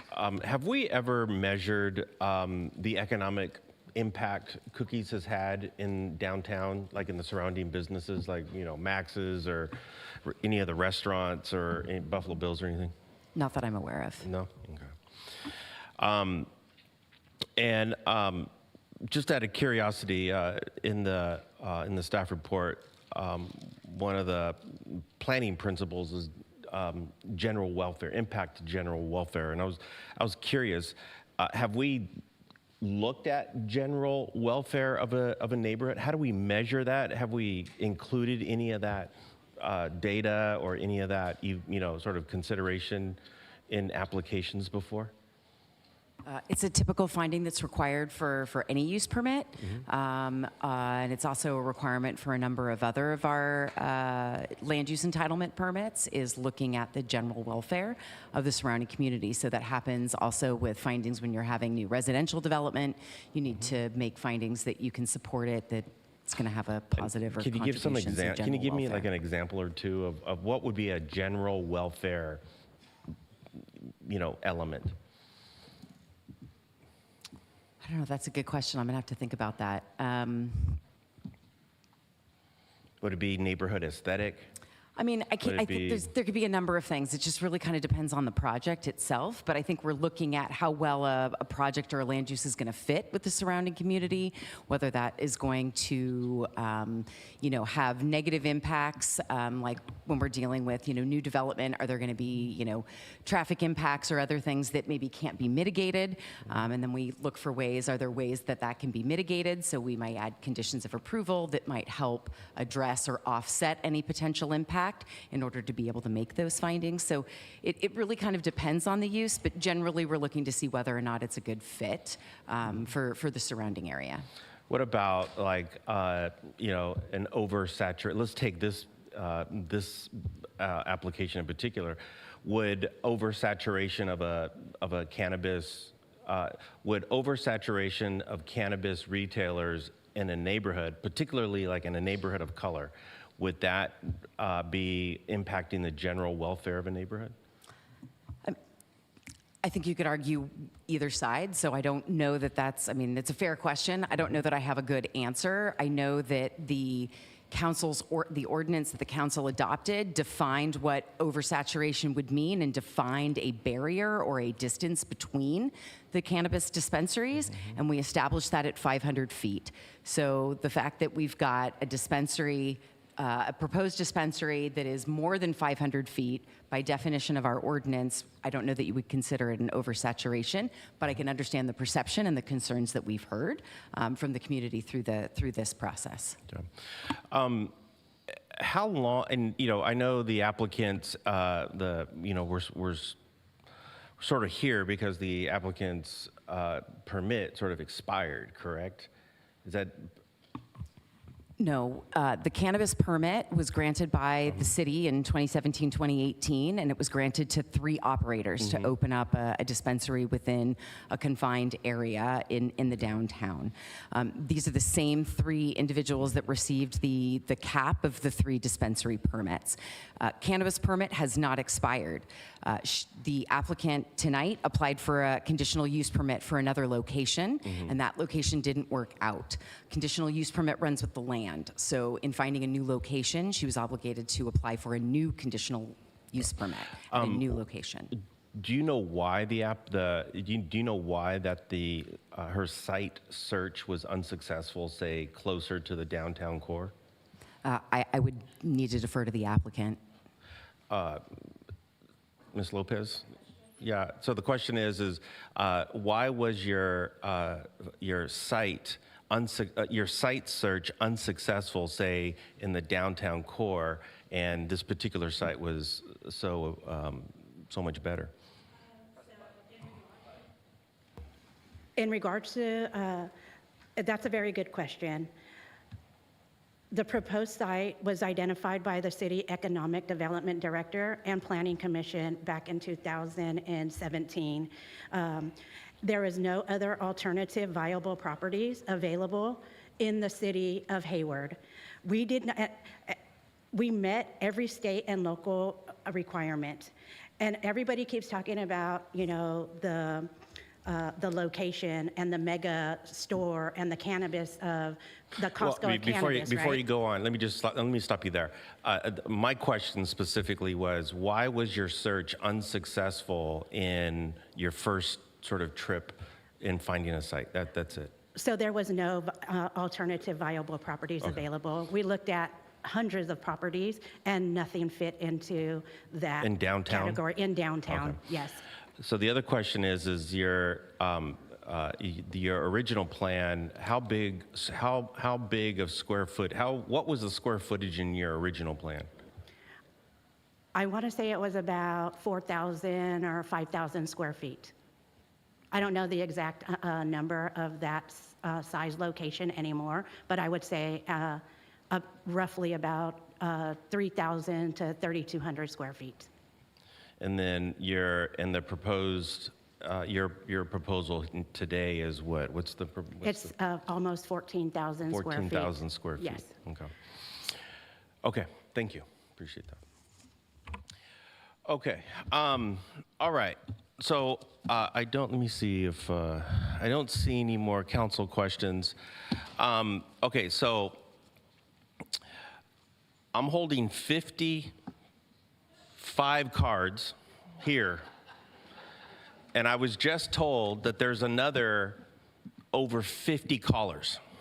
Okay? Now, I'm going to tell you what I'm not going to do, and that is I am not going to do 3 minutes per speaker. Okay? If we did that, we'd be here until 4 o'clock in the morning, and I don't think any of us wants to spend a Tuesday, Wednesday morning here at City Hall. So what I'm going to do and what I'm going to ask everyone to do, have any of you been to Sacramento and testified in a California State Senate committee or a California Assembly committee? Have any of you done any? Yeah? Okay. This is the way it works. There'll be a speaker that goes to the microphone, and the speaker may take a minute. And by the way, in the state assembly, they don't give you a whole lot of time. They just they say a minute or whatever. It's not a lot of 30 seconds. But this is what typically happens. The front speaker will speak for a minute, and they'll give a very succinct, I'm against the project because of A, B, C, or I'm for the project for A, B, C reasons. And then the preceding speakers, if you agree or disagree, the preceding speakers will come up to the microphone and say, my name is Mark Salinas. I live in Hayward, California. I live in the neighborhood of, I live in, in the Grove neighborhood, a Foothill neighborhood. And I agree with the speaker ahead of me for the same reasons. And then, and that's it. less than 15 seconds, and then the next speaker will come up. If you have a comment that is different or that is, you know, we want to minimize duplication of comments. And but if you agree with the speaker ahead of you, just say, I agree with the speaker ahead of me, and you know, you can walk away, and then the next speaker comes or will speak. I'm only going to allow a minute per speaker, okay? And now the rules in this case, because it is the application. The ordinance requires me to give and to offer the applicant a 10-minute rebuttal or a 10-minute commentary as to her application. And so now she doesn't have to take the 10 minutes, but she can. But that is part of the process in this process. But we will get through the cards. That is my goal, and I know it's late. I get it. It's 10:30, and and so what I'm going to do is I'm going to stop here. I'm going to ask Ms. Lopez if she has any additional information that she would like to provide, or if there's any additional information that we need to know. Otherwise, I'll go straight to public comment, and we'll proceed there. But remember, I'm only going to do a minute a speaker, and if you agree with the speaker ahead of you, just say, I agree. My name is so-and-so. I live in the Foothill Grove neighborhood, and I agree. One moment.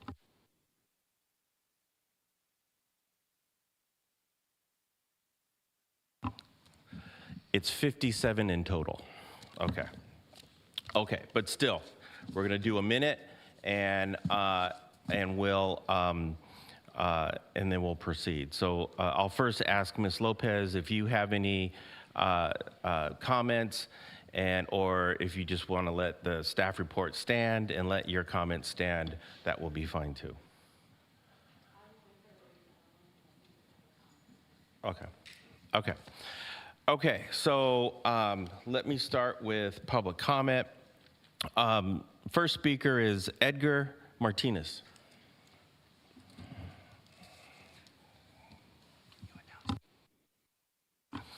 Mayor, I believe Edgar Martinez. I believe he was online, or he was going to move to online. He had been here earlier, went home so that he could join via Zoom. So my guess is he's an online public Edgar Martinez, commenter. are you online?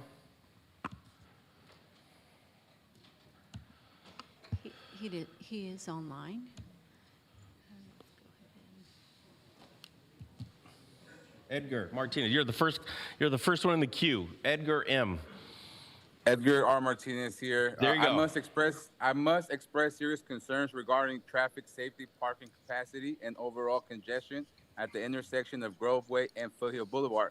I personally witnessed reckless driving at this location on a regular basis, particularly from Locust Street into the Plaza parking lot. There's a driveway that is clearly marked as a one-way exit and is located directly in front of the dojo. Despite this, drivers routinely enter through in it and attempt to bypass heavy traffic on Groveway. This creates dangerous situations, risks vehicle damage, and completely disregards public safety, especially for children and family entering the facility. This issue is specifically concerning during peak hours, which overlap with scheduled class times, which begin around 3:45, 4:30, and again at 5:15. During the same peak hours, the Plaza parking lot is already full at near full or capacity because of the students and families attending at the dojo. I want to be very clear on this point. My two sons and I are students there. This dojo operates as a school. The state might not recognize it, but it's Mr. Martinez, your time is up, and we got it. Thank you. Our next speaker is Carlos. Is it Rocha? And then if I can have Yesenia Serrano and Brooke Benson in the queue, that'd be great. Thank you. Carlos Rocha, Yesenia Serrano, and Brooke Benson. So I'm the owner from the Jiu-Jitsu Dojo. I'm Carlos Rocha, former UFC fighter, and I'm the one that built the whole community. I got there in 2017, and when Walgreens was over there, was a chaos. I had to deal with a lot of criminality, a lot of problems out there, and then I met the company for 7 years until 7 months ago. I'm always had a problem with these people until they put the camera, and I've been for 7 months with no problem. The traffic was flowing perfectly, everything was perfect, good, and I have a good moment right now with no drama with anything. So on top of that, I met these people in person. They asked to make an event over there for them to introduce themselves to my people, and they donate a gift to my students for them to go and to compete, to buy a uniform, and on top of that, allow my people to speak for themselves if they agree or not. Mr. Rocha? Thank you.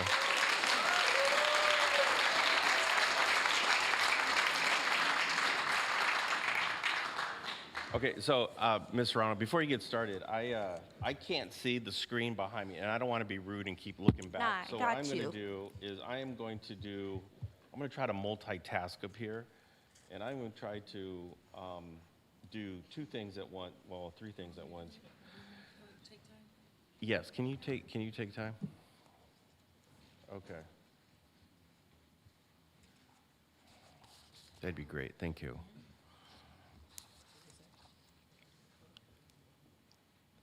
And then after Brooke Benson will be Eric Lathrop. Okay, and then start right when she starts speaking. Okay, Ms. Serrano, go ahead. Good evening, Mayor and council members. Thank you for your time. My name is Yesenia from Flavors of Oakland.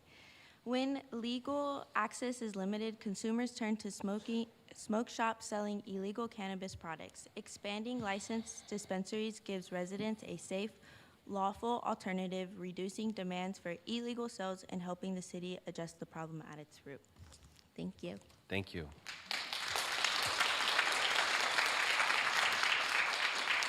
Oh, and then Ms. Benson, and then Eric Lathrop. And then after Eric Lathrop is Dawn, is it Mariano?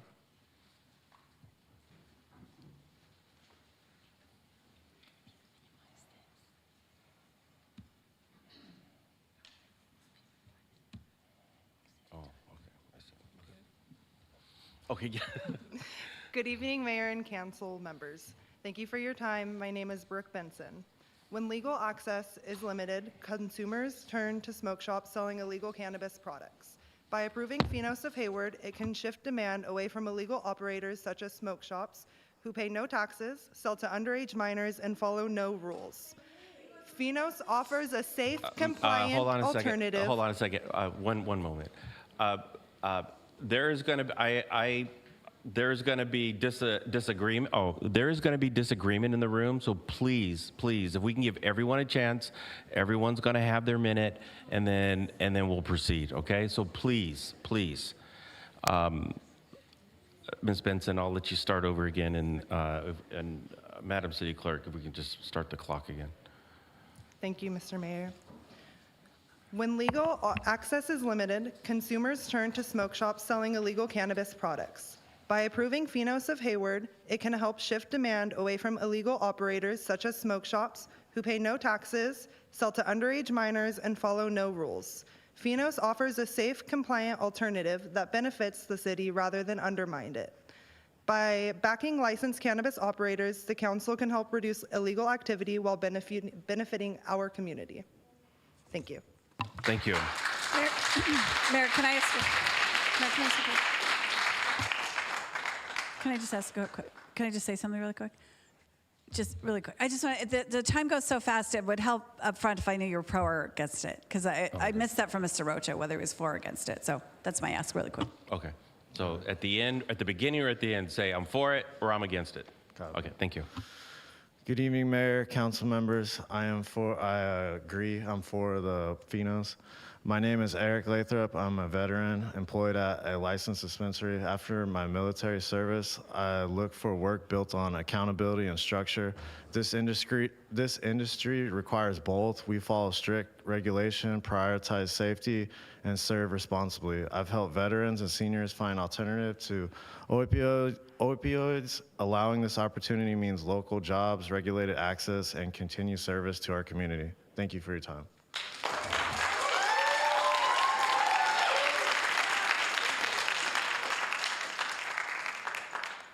And then Samantha Soto and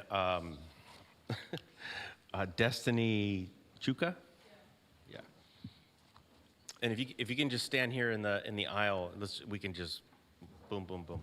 Okay. Good evening, Mr. Mayor, councilmen, and staff members. My name is David Mariano. I'm also a veteran currently employed with Finos. I'm for this movement. Being a veteran, I've been able to help a lot of fellow veterans that come to the cannabis shop to treat their PTSD or other illnesses that they suffer. I think it's real important for us to give veterans and everyone else a safe, clean place to get their cannabis from. I believe it also gives them the resource to learn the proper uses of cannabis. Once again, thank you for your time. Thank you. And then Ms. Soto. And Mr. Rocha, just for Mayor Pro Tem's sake, you're for it, right? Yes? No, Mr. Rocha.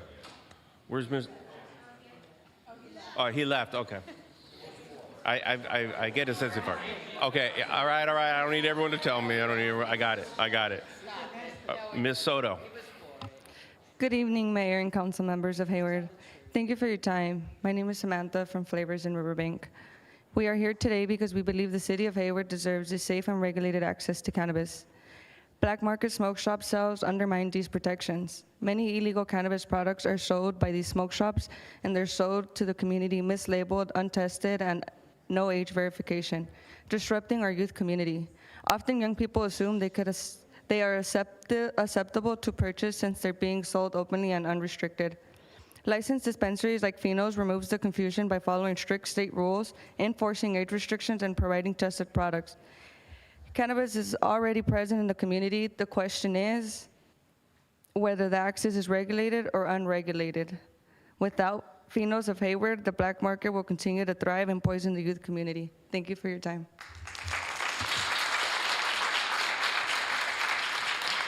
Destiny, and then Dr. Raina Petrov, and then Laura Basita. If you can just stand in the middle of the aisle, that'd be great. Go ahead. Hello, good evening, Mayor and council members. I am for Finos of Hayward. Thank you for your time. My name is Destiny. I work at the Flavors in Riverbank. Allowing another licensed dispensary like Finos gives the city of Hayward control over how cannabis is sold, taxed, and monitored.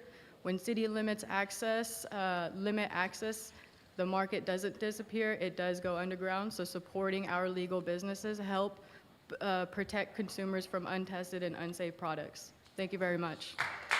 Thank you.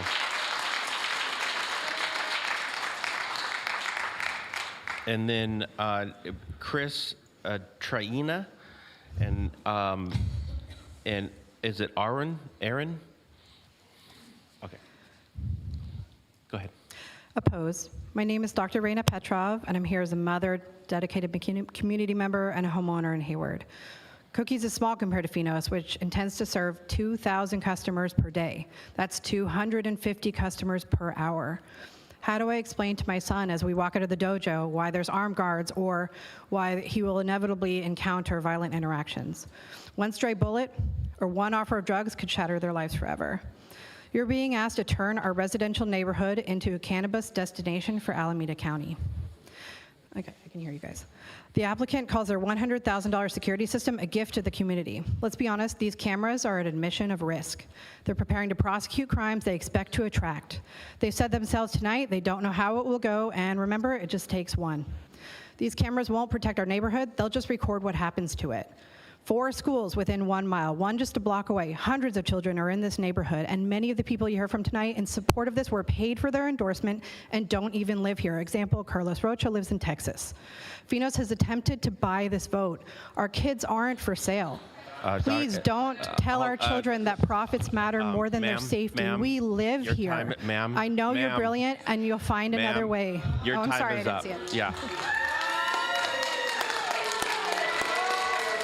Hey, listen, ladies and gentlemen, if we keep getting this, I'll clear the room, okay? And we'll just, we'll deal with this on another day, right? But so I'm asking, please, we are going to listen to everybody.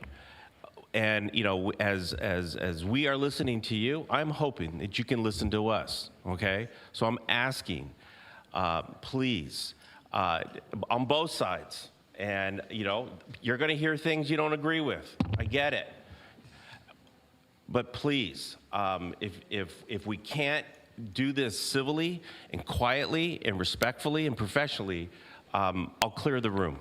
Okay? So thank you. Go ahead. Thank you. I'm a friend of Esther's for about 20 years, and I didn't live here in Hayward. She moved me here to Hayward, so she's doing good for Hayward. She's a realtor. She brings money to Hayward. She's a tax lady. She brings money to Hayward. She has been consistent and persistent on working on Hayward community. She has done great for the parishes. She's helped people. She helped me buy my home, bring me out of another town to here. I was going through chemo. I'm gonna tell you how compassionate this lady is with cannabis. She drove me around to look at houses. I didn't have to get out. She let me look out the window until I wanted to buy here. It is important for us to have cannabis here. When I was going through chemo, I had to leave town to go get my medicine. So she is gonna be surrounded by hospitals with chemo places and radiation places, and I think it's fantastic. And the people here need it. You don't know when you're gonna need it or who's gonna need it, but it is needed. Thank you. Yeah. Mr. Rocha? I'm sorry, I had to go on. Yeah, no, that's fine. You for or against it? Okay, all right, thank you. Greetings. But hold on a second. So are you Chris? Yes, Chris Okay, Traina. Chris, okay. And then can I get Cecilia or Celia? Cecilia Soares? Okay, go right ahead, Chris, sorry. All right, my name's Chris Traina. I'm a California East Bay credentialed teacher with a master's degree. I've taught middle school and high school, and I am in favor of Finos. Here's the reality, I've seen it. Kids are getting vape pens. They're getting disciplined and losing class time. I have a good rapport with my students, and I ask where do they come from, and they come from vape shops a lot of the times. And we can't play dumb. Smoke shops, vape shops are the pipeline. They sell in the gray zone, and they know exactly who their customers are, middle school and high school students. Meanwhile, licensed dispensaries, as we heard today, are regulated and age-gated. Underage kids cannot just walk in and buy. Look, the people here might argue that dispensaries cause a problem to the community, but the actual research shows that dispensaries are a solution to the problem. The black market is the problem. Smoke shops are the problem. Licensed dispensaries are the solution to preventing underage cannabis use, and I'm in support of Finos. Thank you. Yeah. Aaron? Yeah. And then Monica Carr, if you can stand up. Go ahead. Good evening, Mayor and Council members. My name is Arun Nangale. I grew up right here in Hayward, California. My family has strong standing business ties and relationship within the city. I'm here today in favor of Finos Hayward. Opening a dispensary here would give Hayward residents a new local place to shop, offering a wide variety of regulated, safe products at competitive prices. Just as importantly, business would generate tax revenue, create jobs, contribute directly in local economy and community services. I truly believe this proposal represents positive growth for Hayward, supporting local commerce, fulfilling long vacant space, and providing a service that many residents already seek elsewhere. I hope to see this business as a part of Hayward's future. Thank you very much for your time and consideration. Thank you. And then can I have Stacy Snowman in the queue? Thank you. Yeah. Hello, my name is Cecilia Suarez. I am a retired HUSD teacher, and I am a property owner in Hayward, and unfortunately, I lived in unincorporated Hayward. I live halfway between this proposed site and We Are Hemp, which is in unincorporated Hayward, which is, I think, is the 6th cluster we're talking about. And I have the unique, I'm a walker. I walk miles every day. And I have this perspective where I'm walking on these side streets around these dispensaries, because I don't walk in front of them, and I can run across cars that are full of smoke. People are smoking marijuana, and many times, I even saw it today, and I first thought, well, what's wrong with this? People, I guess they can't wait to get home to smoke their pot. Well, what's wrong with it is that they're smoking on those side streets and they're driving home impaired, endangering me, endangering my neighbors. As well as this place might be monitored, they are not going to monitor off their property. They're only going to monitor their property. Ms. Suarez, so you're against it? Against it. Okay. Thank you. Monica Carr, and then Angelica Leon. Hi, my name is Monica Carr. I live less than 3 blocks away. There is a problem with weed and alcohol at Carlos B. Park. People smoke all over the place in their car. You want me to report it? I'll start reporting it. I didn't want to, but I will. The last time I was there with my nieces, there was a dabber on the play structure. I had to leave because there were people who started smoking while they were playing. The whole neighborhood is messed up. Caltrans has neglected the properties. The county has neglected the properties. It's unincorporated, and so you are going to get $1 million, and all these places are going to get money, and we're not going to see a dime of it, and that is so not fair. If we're going to have to live with this place, we should see some sort of benefit from it. I know for a fact that people are going to go to the shop and then go into the parks and go into the hills and smoke. You cannot tell me otherwise. There's broken glass, there's condemned buildings, there's sidewalks. Like, we can't even get the street fixed. Come on. Do better. Like the person said earlier, do better. Thank you. And then after Angelica Leon is Richard Applebaum. Go ahead. Stacy Snowman, Mayor, Council, staff. There's 4 things I'd like to say. One is, I know we're facing a budget deficit, and I know having $1 million and $5 million put in front of us is very tempting, but I don't want us to make decisions based on that. I'm on Cotter Way. We are the block right next door to Grove and Foothill.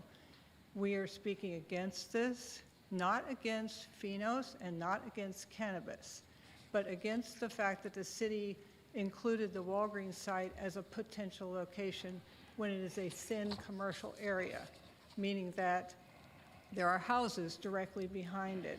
And last of all, we talked about mitigations and all the things that are done, but we haven't talked about how, if things are going wrong, and they're not police incidents, they're people on our lawns, they're issues.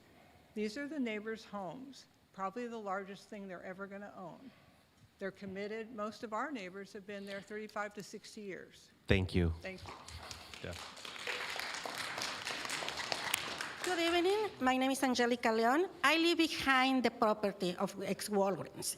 This is my house. This is the wall. I'm asking to Ms. Lopez, are you going to build 20-feet wall top to protect my house? No.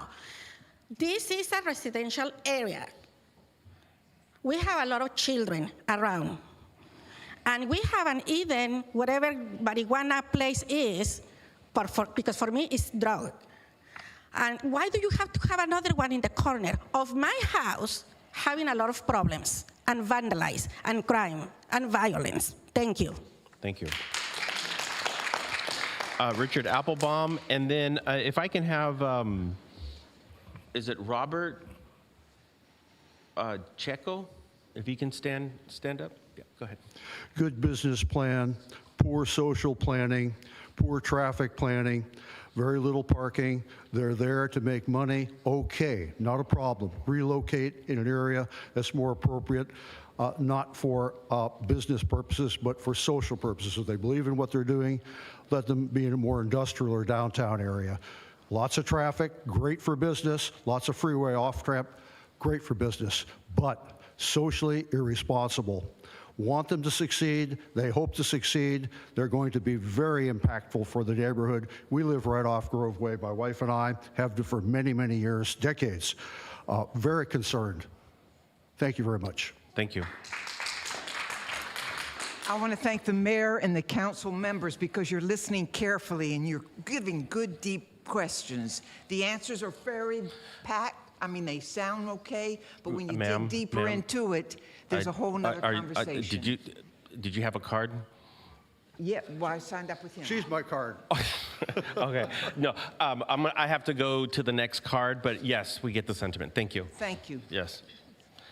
Okay, and then I got behind here. Is it Lewin Darrell Gray? Okay. Okay, I will put this right here. Robert, is it Checo? Going once, going twice? Okay. Karen, is it Stathis? And then after Karen, is it Julia? I'm sorry. I apologize. And then Chanel Mora. Yeah. Hi, Council, and I support Finos. I know that Esther is very compassionate and she's dedicated to the city of Hayward, and I know will provide a good environment for the city and the people. Thank you. And Julia. Julia. Interesting way of spelling it. It's but Italian. Hello, Council. My name is Julia. I'm going to shorten this up. I'm a mom, I'm a wife, I'm a grandmother. I live with degenerative disc disease in my spine. I'm someone who's had multiple surgeries each year since my diagnosis 5 years ago. Access to safe and effective medicinal cannabis has been essential to my health and daily functioning. Before discovering cannabis, I was prescribed various opiate medications to manage chronic pain. These medications left me unable to fully function, significantly impacted my quality of life. I was depressed, never wanted to leave the house, felt like every day blended into the next.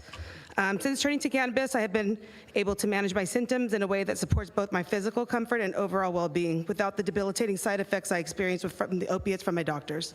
While there are cannabis retailers in Hayward, not all provide the variety of products or level of education that patients like me need. Boutique-style shops can feel limited and do not always offer the guidance necessary for managing complex medical conditions. Access to a well-regulated facility with diverse options and informed staff makes a meaningful difference in patient care, especially within myself. So thank you. Thank you.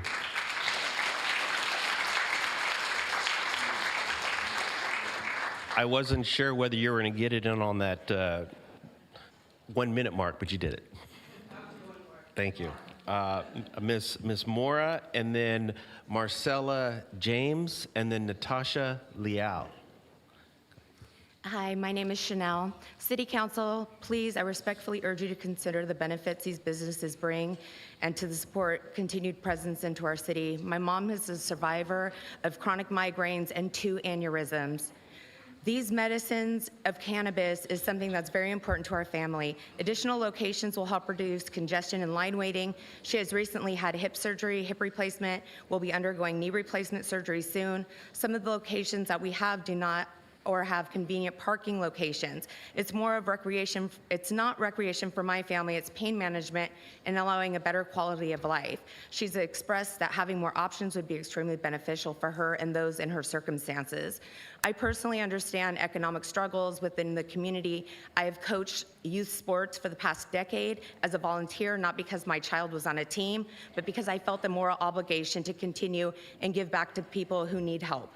Having additional revenue to support these programs and community services to keep our young people and families focused and thriving on success is a priority for me. Thank you.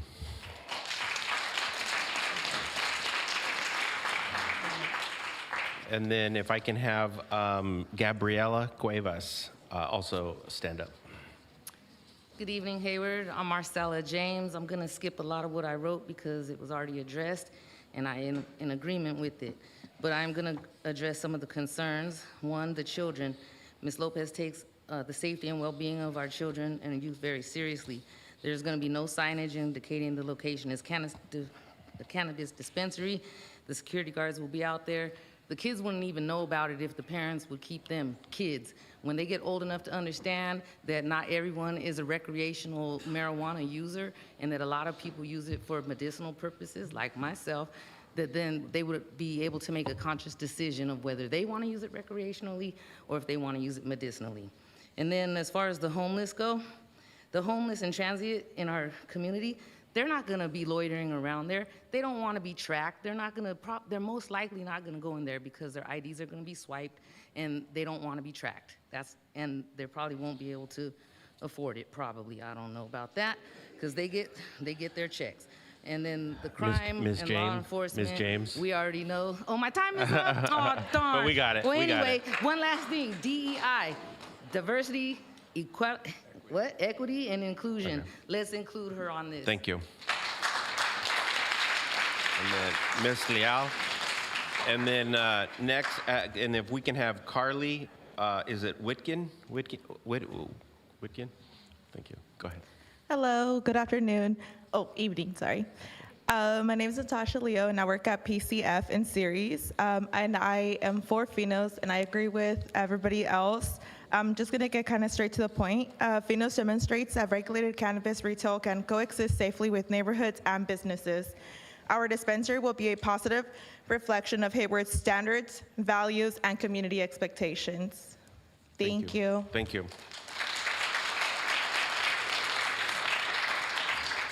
And then if I can have, is it Yasmin Fulalov? Okay, go ahead. Good evening, Mayor and council members. Thank you for your time. My name is Gabriela Cuevas, and I am in favor of Finos. Finos will be a critical tool in protecting residents from illegal, untested cannabis products sold in smoke shops. By supporting regulated access, Hayward protects public health, reduces illegal sales, and ensures accountability. Mayor and council members, this is not about blaming smoke shops. It is about reducing harm. Licensed dispensaries offer a regulated alternative that protects consumers while helping the city address an ongoing issue constructively. We respectfully ask for your consideration. Thank you. Thank you. And then if I can have Tasha, is it Para? Okay, thank you. Good evening, Mayor and council members. Thank you for your time. My name is Carly. We believe Hayward deserves a business that reinvests directly into its community. Our dispensary will create local jobs, generate tax revenue for city services, and support neighborhood programs. We are committed to operating professionally and transparently in helping to protect the communities we serve. Our goal is not to operate a business, but to be a positive long-term partner to the city of Hayward. We are asking for an approval for the dispensary. We've invested $750,000 in local charities and have pledged to pay the city in 1 year $1 million in tax revenue. Thank you. Thank you.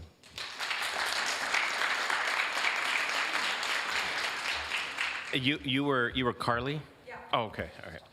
And then can I also have Val Reyes stand up, Hannah, and Vanessa Machado. Okay. Good evening. I'm Pro Finos of Hayward. So good evening, Mayor and council members. My name is Yasmin Fulalov. It's not our intention to just open a dispensary. We want to be a great neighbor. We plan to engage with nearby residents, attend community meetings, and respond quickly to any concerns that you guys have. Our goal is to operate quietly, professionally, and positively so our presence adds value rather than disruption. As the community liaison, it's my responsibility to ensure that our shops are active members within our community. We've invested hundreds of hours in our community, from trash pickups, beach cleanup days, local fundraisers, etc. It's my intention to do the same for the Finos of Hayward. Thank you for your time. Thank you. Val Reyes. And then can I have, is it Elisa? Please stand up. Okay, go ahead. Good evening, Mayor, City Council, and City staff. I am Pro Finos of Hayward. Thank you for your time this evening. My name is Val. To give clarity as to why the opposition is panicking at our opening, I pulled pricing from 4 popular items from Weed Maps online. Weed Maps is a widely recognized advertising and pricing source for all dispensaries. I have a slide here to show you We have a cartridge that is very popular in our store. We're wanting to charge our customers $30, while Garden of Eden is charging $37. Some pre-rolls, we want to charge our customers $29, while Garden of Eden wants to charge $34. St. Ides High Punch, we would like to charge $5, while Garden of Eden charges $8. Not Your Father's Root Beer, we'd like to charge $8 versus the $12. As you can see, the residents of Hayward who overwhelmingly supported allowing 3 cannabis dispensaries are now being price gouged by our opposition when they need cost-effective cannabis. The residents of Hayward deserve better, so let's do better. Thank you. And then Hannah, and then if I can have Amita Wah. Okay, go ahead. Good evening, Mayor and Council members. Thank you for your time. My name is Hannah, and I'm for Finos of Hayward. Later tonight, the city will be discussing a $30 million budget deficit. Some of that discussion will involve how to raise additional revenue. Unfortunately, it will also involve how to cut expenses. Those expenses will mean someone may lose their job. Your favorite charity may not receive what they hope for or accounted for this year or next. A father may have to tell his wife, I was let go today. For the life of me, I can't understand why Finos of Hayward's permit has not been fast-tracked. There's a human cost of rejecting $1 million in additional revenue. The groups that have worked with us on this the most and have the first-hand experience with dispensaries is city staff, police, and fire. I'm really interested in hearing what they have to say about this project. After all, isn't city staff, police, and fire who have dealt with the dispensaries over the years? Wouldn't they know best? And if it isn't city staff, police, and fire who will be affected first with additional budget cuts, I will trust in their analysis. I hope the city leaders will do the same. Thank you. And then if I can have, is it Alan Fishman? Please stand up. Okay, go ahead. Hello, hi, my name is Vanessa. Good evening, Mayor and Council members. Thank you for your time. I'm for Finos of Hayward. I understand the concerns about cannabis business. We take them seriously. Finos will operate with strict compliance, professional management, and ongoing communication with the city. We are committed to being good neighbors with clean storefronts, respectful operations, and responsiveness to community feedback. We want to earn, protect, and serve Hayward's trust every single day. Thank you. Thank you.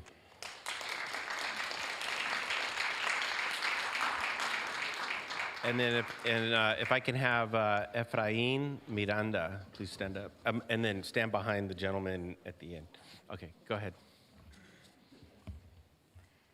Good evening, Mayor and Council members. Thank you for your time. My name is Alicia from W in Modesto.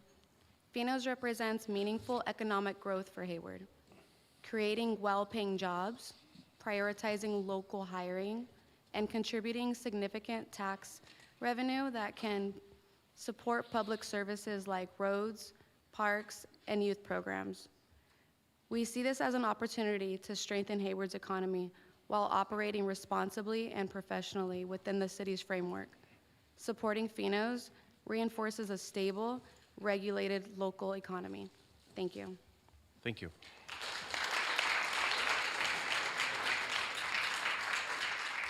And then if I can have My Mike. name is Anita Waugh. Go ahead. Unlike the many employees of Finos who are here, I actually live very close to the proposed dispensary. And I notice what a bias there has been in favor of Finos among this group, including the planners. I'm sure they've never walked around the neighborhood. Our neighborhood has been trashed by Hayward. Parcel A has never been developed on. It's now in disrepair, and we have 2 cannabis dispensaries. We will have 2 cannabis dispensaries at the end of our street. That doesn't make for a good environment. None of the neighbors are in favor. Thank you. Alan Fishman. And then if Mike Warda can, okay. Go ahead. Good evening. My name is Alan Fishman. I do live in the area. I'm a retired math teacher for 37 years, 25 years at San Lorenzo High School. And I live in the neighborhood. And the traffic is already horrendous, and it's changed in all these years we lived there. And I can't see, the points that the other side is giving are valid, the medical uses and so forth. But we already have a dispensary 750 feet away from the proposed one. So it seems kind of incomprehensible that you would add that, add the traffic, and add all the other issues that go along with it. And so I'm also confused, and I hadn't heard it addressed, as to the Planning Commission voted, I think it was 5-1, against approval. That's right, isn't it? Okay, and yet I haven't heard any argument why the city staff is suggesting to go against the recommendation of the Planning Commission. So that was my statement. Thank you. And then you have Efrain. Good evening. Efrain? Good okay. evening. The problem is not the cannabis. The problem is the location, right? And then not only that, I want to ask all of you, would you like to have one of these dispensaries in your neighborhood? Probably not, right? Dispensaries destroy cities, destroy everything. And they always show us the poorest areas to put the dispensaries, because if we're poor, we make poor decisions, right? Now, I want to bring something up. They say, oh, the owner of the JoJo, he's not the owner of the JoJo. I can show you a certificate that my son got, and it says Edwin, not Carlos. So that's wrong. Another thing, I'm against it. I don't want the dispensary as a citizen of Hayward. Thanks. Thank you. Mike Warda, and then can I have Zach is it Drivon? Yeah. Good evening, Mayor, members of the council. I'm supporting Finos.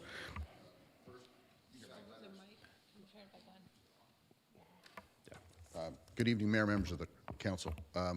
You've got letters of support from for Finos. Esther's wonderful, but you don't know Bert very well. You've got letters from chiefs of police from other communities that are speaking in his stead, that are saying that he's been a great operator. I've represented Bert since he opened up his first location. We've never had a conditional use permit pulled or even questioned, because we never have problems with the neighbors. In almost every case where we've opened up a place, the neighborhood has improved because of the security that's there, because people don't want to be around this security. It doesn't happen. This is a substantial investment that comes in, and they will do the absolute best to protect that investment and protect the neighborhood. Because if the neighbors are damaged, they can come back to you. Because this is not really a guessing game. This is not like a permanent improvement that you would put in that can never be removed. This is a conditional use permit. Not only is there annual reviews, but if there's problems with these folks, and I respect their concerns because I've heard them many times, but they never come to fruition. And so what would happen if there's a problem? They're going to come back to you. They're going to say, revoke this permit. Thank you. Hold on a second. And just a point of order, the one who runs the meeting and keeps the clock is me. All right, so please, I know what the clock is, and I'm watching it, and so if we can please give the speaker respect, and we can proceed. Sir, go ahead. Mayor Salinas, members of the council, good evening. Thank you for the opportunity to be heard. I'm Zach Trevon, here in full support of Esther Lopez and the Finos Hayward project. I wanted to share that on October 21st, we held a community event with the Jiu-Jitsu school where over 150 people attended. That included adult members of the gym as well as parents of minor children. We shared information, allowed them to ask questions, and at the end of the event, we invited them to, if they were in favor, sign a petition in our favor. Now, keeping in mind that the adult members as well as parents representing several minor children represented the majority of those signatures. We got 49 signatures in support. We'd estimate that that represented about 80 to 85% of those in attendance. I'd like to also touch on the fact of our proximity to residential areas. We operate in City of Modesto on the McHenry corridor where there's no less than 4 dispensaries. It is almost immediately adjacent to residential areas. We've operated without incident since 2019. We've never had a single serious security incident whatsoever. Thank you. Thank you.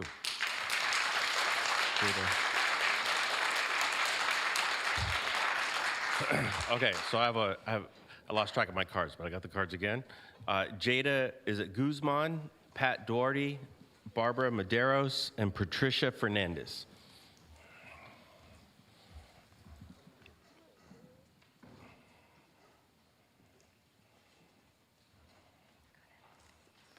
Hi, I'm Jada's mom. I'm gonna help speak for her. She's hard of hearing and deaf. Oh, okay.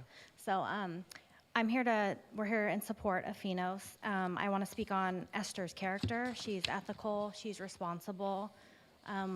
Ever since I've known her, I've only seen her help people. I know she'll do the right thing in the business. I know there's a big stereotype against marijuana businesses. People that use marijuana or use topicals, they're not bad people, right? I see people act crazy at bars that are drunk. I've never seen anybody that was under the use of marijuana act crazy or get a DUI. I think it's gonna be beneficial for Hayward. Her character is great. I know she's gonna make that the business is operated correctly and ethically and responsibly. And I hear everybody's concerns, but I don't think they're gonna come to fruition either. So she's just an awesome person, gonna be a great business owner, so. Thank you. And then our next speaker is Pat Doherty. Pat Doherty. And then Barbara Maderos, Patricia Fernandez, and then Carla Fernandez. Go ahead. Hi, my name is Pat Doherty. I've lived in Hayward since the 1970s. I'm raised 3 sons, and we have deep roots here. We love the place. Obviously, every city has problems. One of the big problems we have is traffic, and that's what my main concern is.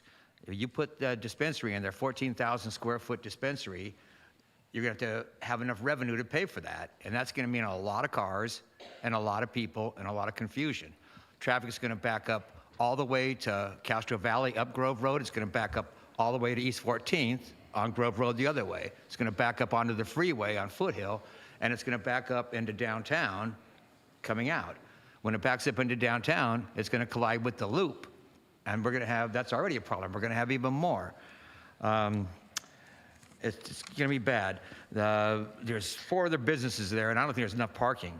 I see the time's getting loose. I saw you had to apologize for something earlier. If you put this through, you're might have to apologize for an Mr. avoidable Doherty, problem thank right you. now. Appreciate it. And I'm also curious about all these people from out of town. Got it. talking. Thank you. I don't Barbara Maderos. Yeah. Hi, my name is Barbara Maderos, and I am a City of Hayward resident. I am in support of Finos. I'm also a substance abuse counselor, and I've run a nonprofit here in Hayward.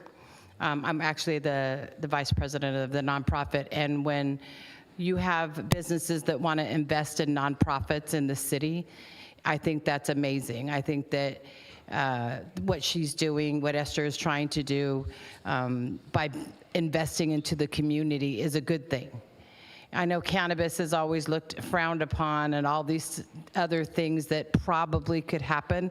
The traffic is already bad on Foothill because that's where the county and the city meet, and they can never agree on how that whole opportunity is going to work. I've lived on the top of 2nd. That's been my roadway forever, and it's been like that for decades. So I don't think having another business in there is going to help hurt it at all. Thank you. Thank you.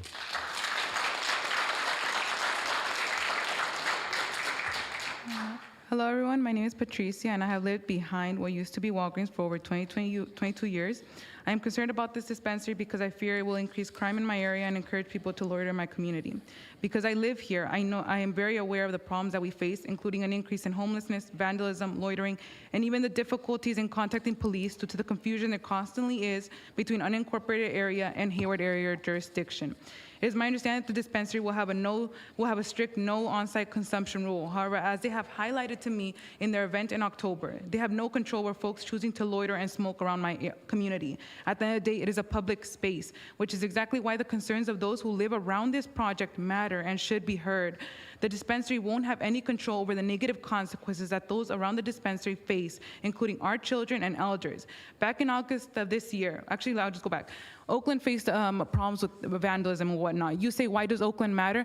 It's our neighbor. We live in a very in a specific area where we have the freeway right next to us, and it creates it gives you the opportunity Ms. Fernandez. to go anywhere. So yes, we got live it. in the area. These Got people it. don't. Thank you.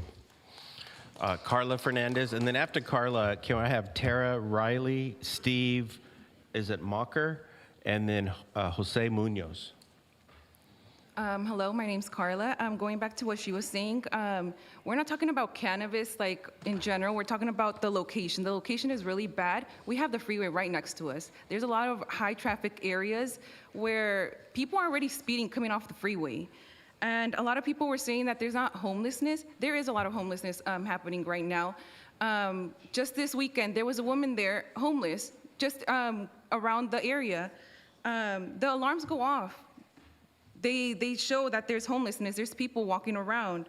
I've been to the Modesto location in Pinos. It is nowhere near the residential area. It's all stores. So it's very different than what we're talking about right now. Pinos is painting a perfect picture. Why do they need so many cameras?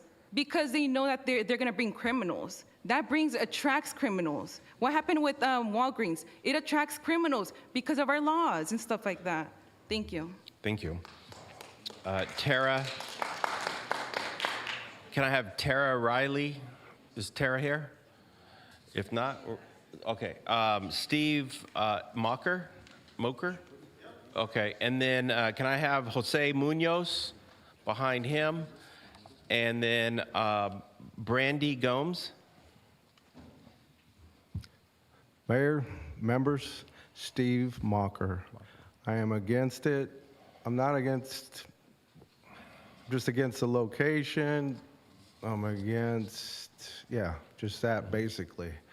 The traffic issues, children issues. I don't know if you saw the traffic today. Granted, there was a car on the BART tracks somewhere down the line, but it was from Grove all the way to Mission coming up. Granted, it was a bad day for traffic right there, but I just don't see it at this spot for being a good fit, basically. Thank you. Thank you. Jose Munoz, and then can I get Adam, is it? My name is Jose. I'm a sophomore at Hayward High School. Why have another location when you already have one near it, right? I'm against this. I live nearby it, and yeah, thank you. Thank you. Brandy Gomes. Yeah. Hopefully I can make this quick. I had to shorten my speech. I'm here actually for two people. My dad, he was here last meeting, but he had surgery, so he couldn't make it this meeting. And how long it's been, he's probably asleep by now. So I do want to mention that, and thank you for, you guys seeing us, and thank you for the community for coming out. I'm a longtime resident. My parents both attended Tennyson. I'm a 2001 Hayward farmer, and my main reason, I have so many reasons, but let's just get down to one of the main things is I believe it's a big cannabis club. I think it's too big. And I think that will attract a lot of customers, but not only a lot of customers, but it might also attract a lot of criminals that, let's not, forget about people that have died in the past. Like Gary Jones, 37 of San Leandro. A few years back, he was followed from a dispensary, shot and killed at Abe's gas station for a half an ounce. That's only a half a mile away from the location that they're opposing. And I think it's also important to take into consideration that there's children next door. Oh my God. But Anyways. yes, wait, but we get the sentiment. And I'm thank so you. sorry. Yeah. I had more to say. Yeah, I know. Thank you. Balin Perkins, and then Adam, is it Melise? And then after Adam is Jazz Dillon. Hello, hello. Hi, my name is Balin Perkins. I used to train at the dojo. I had a speech written out where I said I did not train at the dojo, or I kind of avoided it, but my sensei said he wasn't going to speak, but they said I couldn't train at the dojo if I speak up against it, and I say I train at the dojo, well, so be it. All the signatures that they got from the event that they threw, Finos threw, they gave out prizes like geese and toys or whatever they gave to the kids. And that's how they got all their signatures from there. A lot of people from there don't want it and are scared to speak up. Thank you. Thank you. And then Adam, is Adam here? No? And then Jazz Dillon. All right, I would say good night. Thank you for the opportunity. Earlier, I heard you say you made a mistake. I heard you say that you made a mistake, you relied on information you trusted. Please don't make that same mistake today.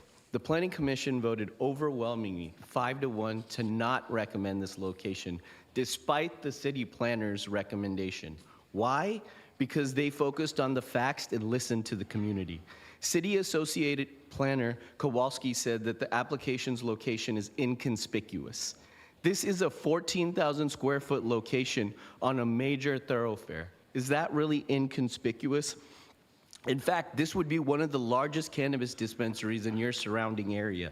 700 feet within an existing location. This cannot be ignored either.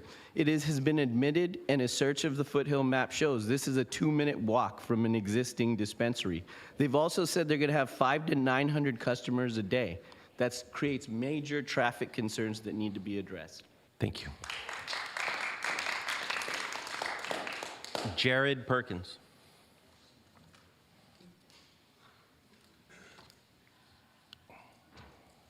And then I'm assuming Robert Checo is not here? Robert Checo. And then Adam Malais, one more time. And then Tara Riley, not here, okay. And then I just want to make sure, Tasha Para, is she still not, she left? Okay. Oh, yeah, you would, yes, of course. And then, is it Leuven Daryl Gray? Okay, go ahead. I'm gonna try to turn a 2-minute speech into a 1-minute speech here. All right, my name is Jared. I've lived in this neighborhood for a long time. My grandma went to Bret Harte Elementary School in 1914. I graduated from Hayward High. I now have 3 children. We're raising this very neighborhood. I choose not to move for greener pastures like so many native Californians have done. I'd rather work on where we live. For one, I believe this can drive current and potential businesses and residents away from the area, resulting in poor economic development. I also think the risk of takeover-type robberies with assault rifles is serious. I think it's a huge liability for the city, neighbors, and businesses alike. Even representatives of Finos confided to me they wouldn't want this near their house. All things considered, it would be a detriment to the community that they're trying to do business in. This neighborhood's been marginalized since the failed 238 concept. I cannot fathom Hayward City Council saying no to kids who are saying no to drugs. I implore you to send a good message to our youth that not all money is good money, and that how our government endows power to the United States of American citizens is priceless. Thank you. We get your sentiment. Thank you. And then Mr. Gray.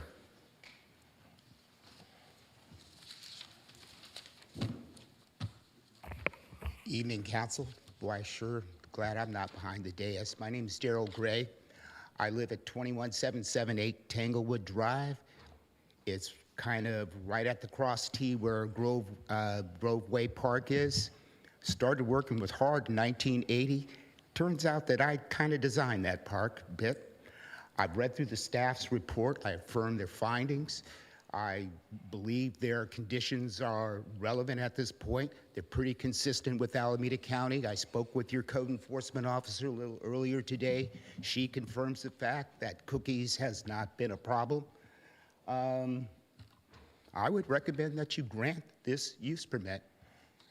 If you can find a way to find some nexus where the county could get some money, that'd be great too. Thank you.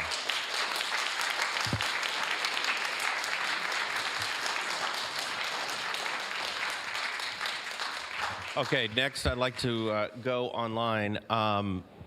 Vasco.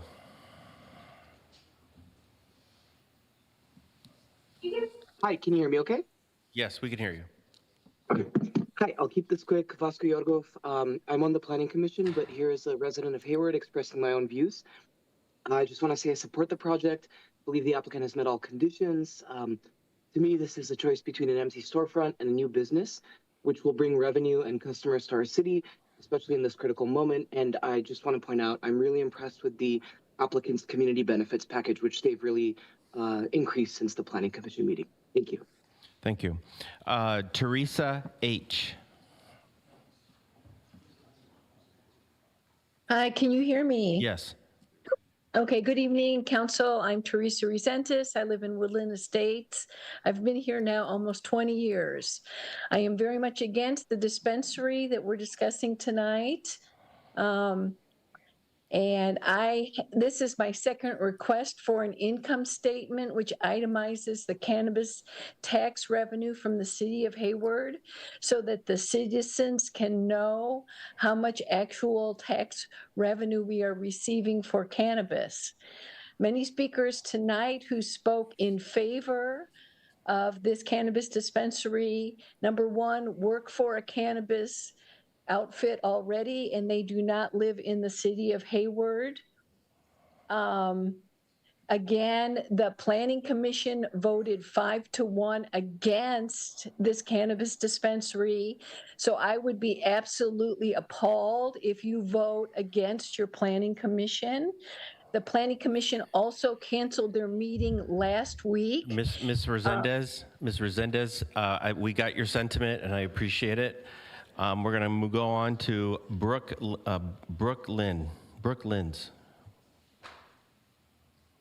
phone.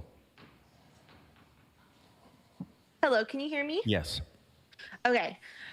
So hi everyone, my name is Brooklyn and I'm a public health professional who works in Hayward. I specifically work with unincorporated areas. I am here today to oppose the opening of this new dispensary. I want to be very clear that the issue before us today is not cannabis itself, it's the placement of this dispensary. Placing a dispensary just 2 blocks away from an existing dispensary is harmful, particularly for youth and adolescents. And I do also want to highlight that this dispensary is in the backyard of Cherryland, which is an unincorporated area. So all of this promised economic investment is not going to go to the people that are actually impacted. There have also been arguments presented that Hayward residents approved cannabis by a 2-to-1 margin, and therefore every opposing voice, there are 2 supporting voices. I do just want to say that this framing is misleading.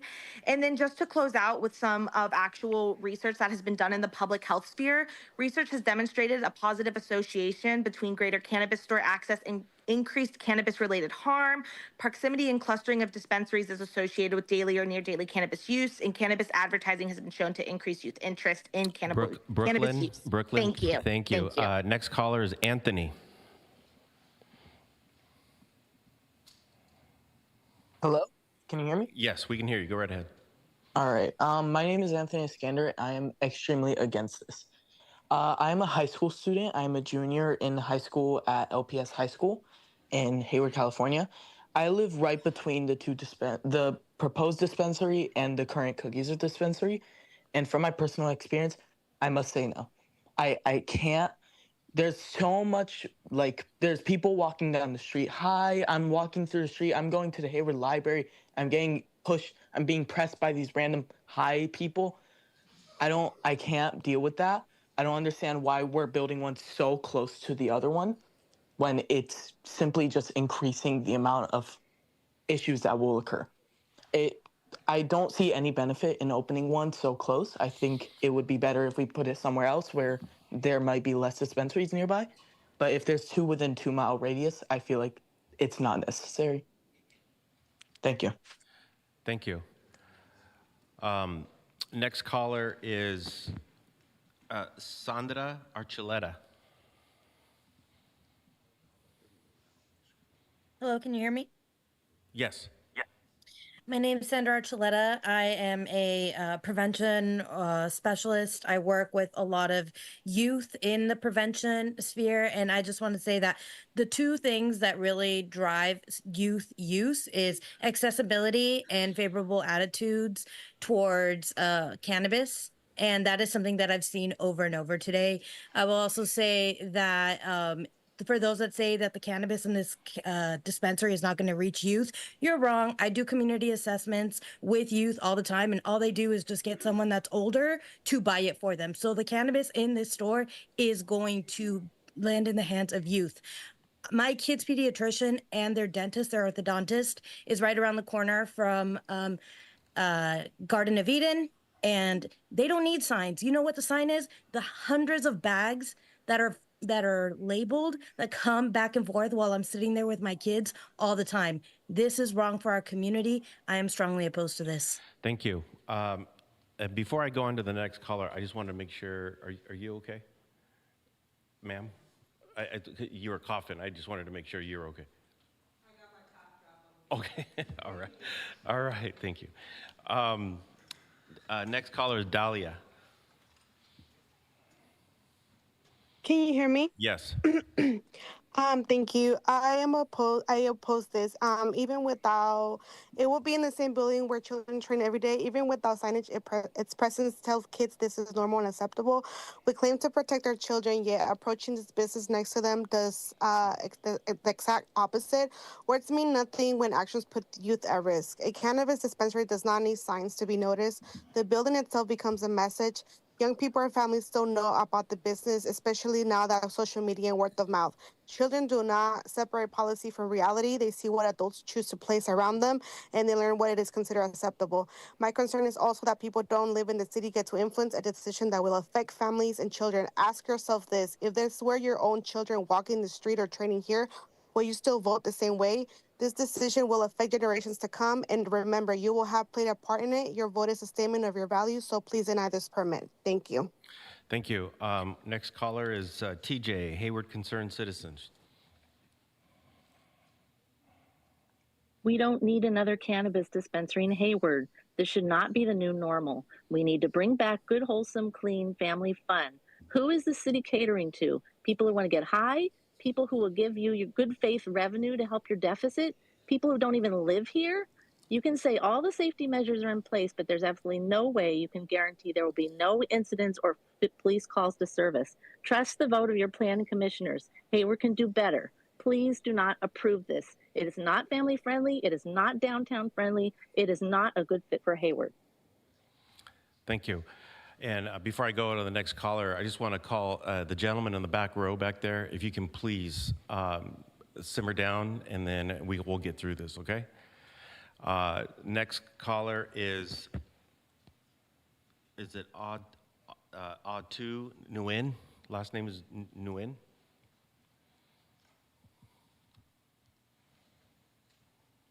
Hello, can you hear me? Yes. Hello? Yes, we can hear you. Go ahead. Okay.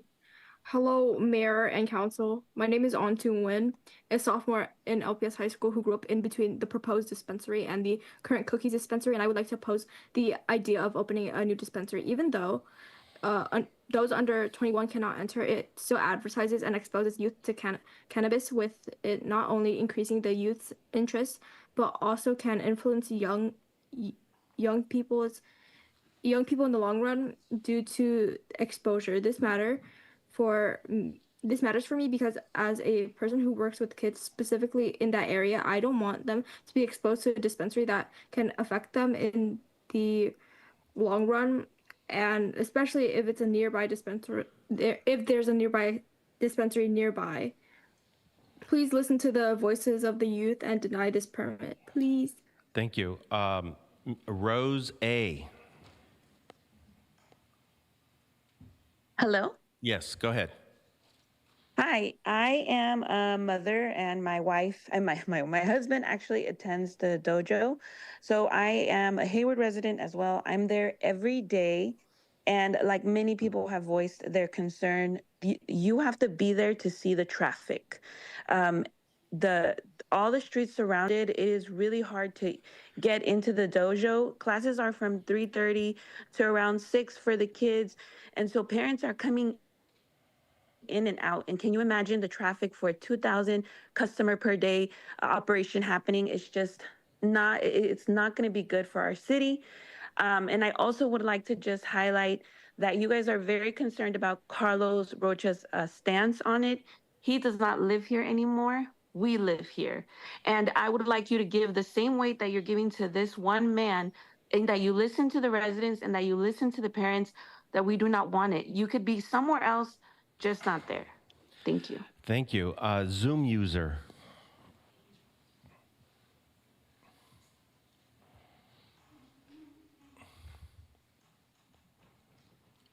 Zoom user, go ahead. Can you hear me? Yes, go ahead. Are you right? Okay. Yeah, I think like a lot of the other local Hayward residents, I want to express my disapproval of this new cannabis proposed piece here. It's funny that all the local residents don't want it, just as if it was next to your home and your backyard, you would also not want that. I don't think a lot of good communities are associated with having multiple dispensaries right in their backyard. And it's funny that people that are supporting it are mostly not from here. So disapprove. I don't think it's good for the community. I don't think it's a good statement for Hayward. And I do think, although it may be some revenue, it's not revenue that we should just look at as good revenue. We can put other bad businesses that might bring in money, but it's not something that we need to put it in an industrial area, not in our residential area. Thank you. Thank you. Next caller is Samantha Ramos.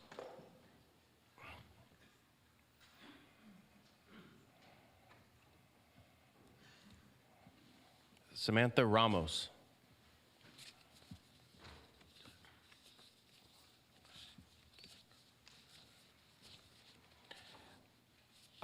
If not Samantha, I'm going to move on to Zoom.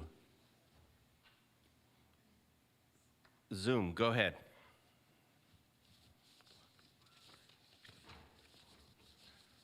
Hi, everyone. My name is Teresita. I'm a local resident. I live for 22 years here. I'm opposed to this petition. Financial contribution in advance tax payment should not be used to influence land use decision and override community concerns. One-time donation and spectacular review protection that not address for long-term impact in the public health, safety, traffic, and neighborhood characters. Support letters from officials in other cities and in a small number of early business does not represent the broader community affected by this proposal. Community benefits must be enforced, transparent, and based in local impact, not in promise, making exchange for approval. For this reason, I urge to deny this petition and priority the well-being and voices the resident. Thank you so much. Thank you. Next caller is Zoom user.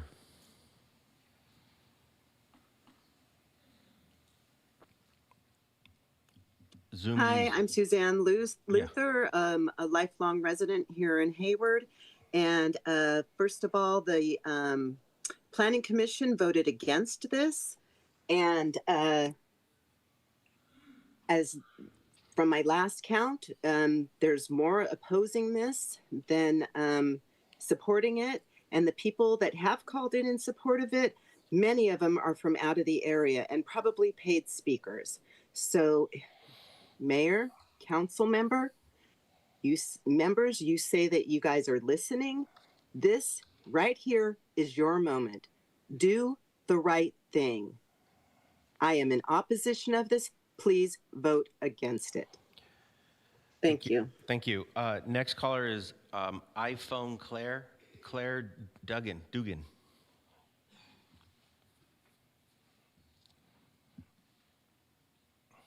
Oh, hello? Yes, go ahead.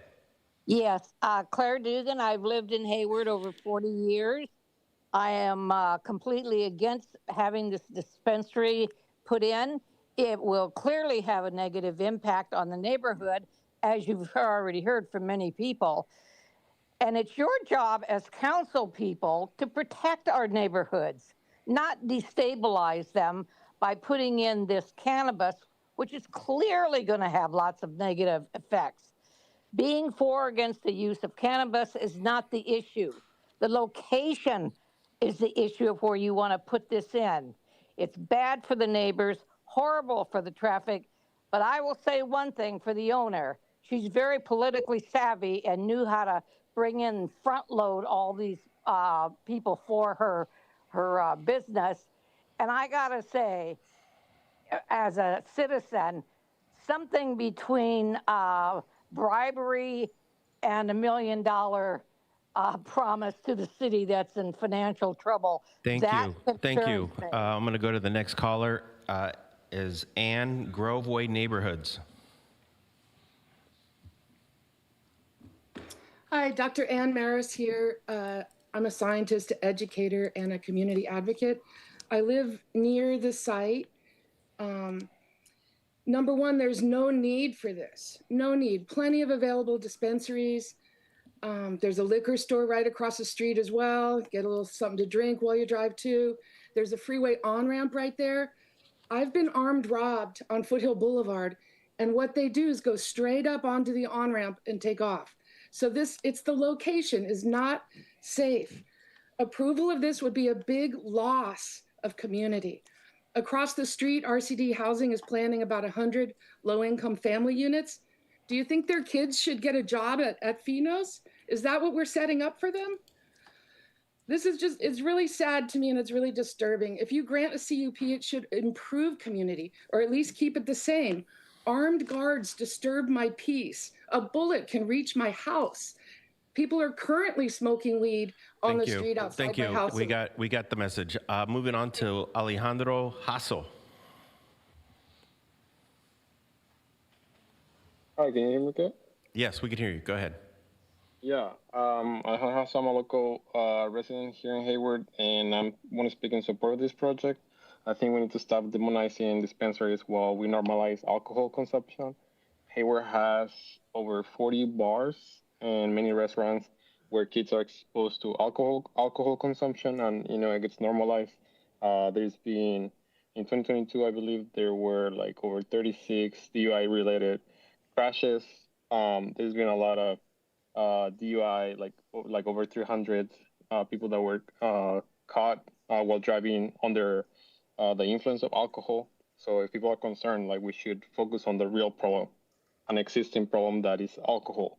Dispensaries have strict requirements, and this is a conditional permit. So if the concerns from the public materialize, the permit can be revoked. So I want to speak in support and figure out how it actually works out. Thank you. We got Sewell Singh. Hi, I wanted to say a few things. First of all, as you heard, 14,000 square foot. This store is just going to end up cannibalizing all your other businesses. I understand business. I was in the retail space. Look at any other franchise business, McDonald's, Subway, you name it. They get oversaturated, they start closing down. You heard their employees say, we're going to outprice our competitors. They're literally talking about a dispensary 700 feet away saying we're going to destroy them with our pricing. So what did you really increase? You didn't increase the tax revenue. In fact, you might just end up lowering it. And then let's touch on everything else. Armed guards next to kids. I mean, it was voted against by a majority for a reason. And I'm not against cannabis, but put it somewhere where it doesn't touch kids, isn't so close to residents, and actually drives revenue. That 1 million means nothing. It's just like a political donation to get what you want. And this is clearly a bad idea. Thank you, Mr. Singh. We got it. Jenna.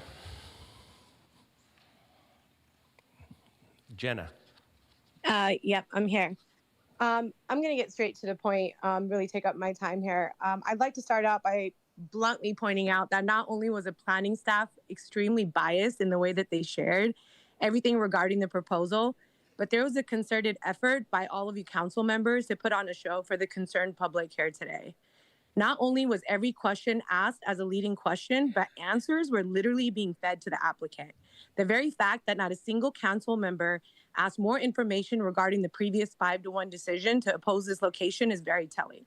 As many long residing community members and even the youth here have expressed their concerns and have told you the lies such as the dojo signatures, deceit, and bribery, where their employees that are not even from Hayward are speaking here today, is already occurring. So how can you expect these applicants to move forward and still be good players?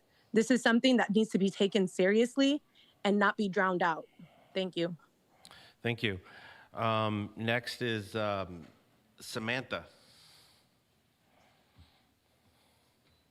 Hello? Yes, go right ahead.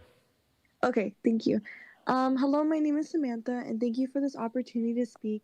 I attend Arroyo High School. I'm a senior there, and I strongly oppose of the proposal of the dispensary in the Foothill Boulevard in Hayward, which I live in.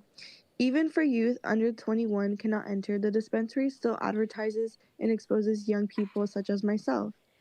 Research shows that I've done that the advertisement increases youth interest in the 2025, and the building itself can influence them over time. This location is only 730 feet from another dispensary. By this exposure in a small area and normalizing another dispensary use for our community, young adults are also more likely to use vapes products, and even when exposed to an advertisement like in Meg in 2025. This is a busy and accident-prone street. Adding to the dispensary can increase the risk of impaired driving and threaten public safety, especially in a nearby neighborhood that is awfully overlooked. Please listen to the voices of the youth and concerned residents and deny this permit. Thank you. Thank you. Our next caller is Oscar G. Oscar G.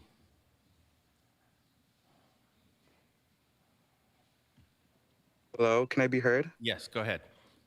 Okay, so I live in the unincorporated area and I'm opposed to the dispensary. One, it's unnecessary. There's already a business close by, another one is redundant. Its addition only creates overexposure and too much access to cannabis. Two, it hurts the soul of the community.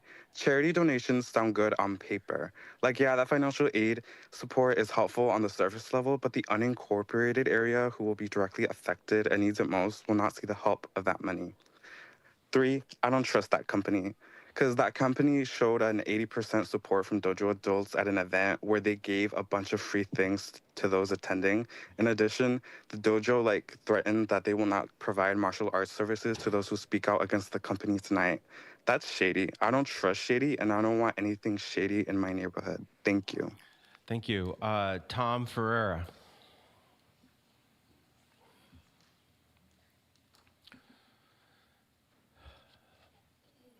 Tom Ferreira, go ahead. Hello, can you hear me? Yes, go. Hi, City Council, Mayor. I spoke out against this during the Planning Commission, and it's still going through. I just got off work, and I just feel it's strange. It's like A Wonderful Life movie, my favorite Christmas movie, and then we're turning Hayward into a Pottersville. And it just doesn't sit well with me. It's like the 3 H's of Hayward. We got getting high for Hayward, homelessness for Hayward. The capital is becoming that, and housing for Hayward. We're losing hundreds of people from the school district and from families all over going out to Tracy, Manteca with all the in lieu fees that the city's collecting. We got to stop this. We got to have a positive change for Hayward and for its future. Please, anybody, vote for positive change in 2028 with City Council. I'll be on the ballot, but anybody. Thank you. Thank you. Tyler Dragoni. Hi, thanks, council members. I just think 4 is too many in the neighborhood. We are Hemp, Garden of Eden, Cookies, and this would be the 4th. I just think we can do better than that. The dojo is a sensitive receptor. You can't put this dispensary in where youth gather to learn dojo skills. So I mean, this is it's somewhat immaterial. You can't put it here. I just want to imagine: did Finos come in and say and take a look at Foothill Boulevard say, wow, what a nice area. You know, we want to put our business here? Or did they say, oh, well, it probably will be approved by whoever governs this area because it doesn't look like a whole lot of people care a whole lot of what goes on here. Thanks. Thank you. Ladies and gentlemen, those are all the callers.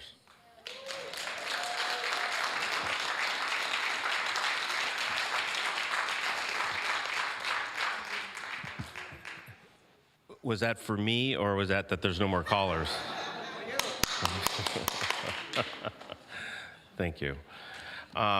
Okay, so what I'm going to do is I will close public comment, but I do know that I wanted to, part of the process is to give the applicant a moment to make a statement. I don't know if you still want to proceed with that statement, and you're more than welcome. And then if you can put 10 minutes on the clock.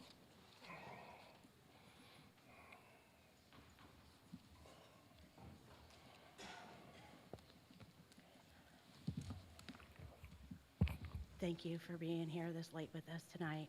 I know that every one of us is tired, especially me. I've been going really hard on this project day and night for the last couple of weeks, and it's been quite a bit of work. But I have the passion, and I'm ready to open the store, and give back to the community. I just want to make one thing clear. There's a lot of things that came out tonight in all the public comments. And one of the things that I really like to point out is the location. The location is probably the biggest part of this equation because it took so long for me to find a viable property that was going to fit into the city ordinance and the guidelines. I hear the comments about this being a mega store or the Costco of cannabis, and it's so not true. Only a portion of the available space is proposed for active use. The space of this location will allow the patrons to wait inside the lobby while they get their IDs checked before they enter the floor with the track and trace products. We did not choose this location. We secured this location. This location was based on the mapping tools that city staff and council approved and created. I also want to point out, clarifying the opposition and everybody's concerns about the jurisdictions and another cannabis facility in that location. We have people coming out that are opposing us from unincorporated Alameda County, San Leandro, and Union City who do not contribute tax revenue to the city of Hayward. I agree that it's in the best interest of the council to support an operator who's deeply rooted in the city of Hayward. I have been a resident since the early 1980s. I encourage council to approve this tonight. I vow to protect Hayward's revenue and Hayward's residents. If you pass on this opportunity tonight, you're at risk of allowing the monopoly to control the market and dictate pricing, leaving residents who voted 2-1 in favor of cannabis with only one option. I want to pass this on to my partner Ron and to Tasha so they can address some of the other concerns. Good evening, mayors and members of the council. Thank you for your consideration. I'll try to be as quick as possible. My name is Ron Roberts. I work as a consultant for Finos and Ms. Lopez. I consult for 24 different dispensaries between Sacramento and San Diego. A lot of what we heard today was estimations, projections, fears. We have presented a binder to most of council, city staff, and the police department that actually shows the history of this operator's performance. It contradicts almost everything that was stated here today. It has letters of recommendation from city dignitaries, from police chiefs, $750,000 worth of contributions. the $1 million donation that Ms. Lopez was forced into making was because city planning questioned her ability to produce that. It's not a bribery. It's what the city is going to receive. Matter of fact, Ms. Lopez and Mr. Sarkis believe that they can far exceed that number. In addition to that, it was mentioned that there was a $100,000 donation made by Ms. Lopez to local charities. That's also a reaction to the city pulling back from charities in this calendar year. And that number is actually $200,000. We challenge Garden of Eden, that's paid for most of this, through a known consultant of this city, right, to send out mailers. We challenge Garden of Eden, Jiva, and Finos to do the same thing, and Cookies to do the same thing. If they are to match the $200,000 worth of donation that will be paid in this calendar year, Ms. Lopez and Mr. Sarkis have agreed to do that in perpetuity, meaning $800,000 a year to local Hayward City charities. There's been a lot of talk about 14,000 square feet. About 6,000 or 7,000 square feet isn't going to be used. It's what the city and the mapping tool forced them to choose because that's what was the only property that was available. This young lady has worked on this project for 7 years. Garden of Eden, Cookies, and Jiva have really pushed a negative narrative. I just have one question. You know this young woman. You've seen her at countless community functions, giving away food and socks and countless items. What have the other three done? How have they given back to the city of Hayward? I know there's been talk about Garden of Eden, but all that tax revenue goes to Alameda County. Not a dollar comes to the city of Hayward. We're not asking you to choose between Garden of Eden and Miss Lopez. You've chose that a few years ago. You created a mapping tool. The city voted on it. The council voted on it. Planning voted on it.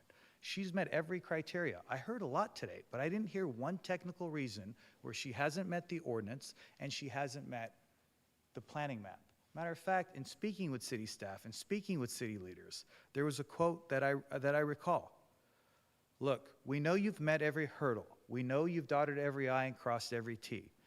It would be a stretch to find a reason not to approve you.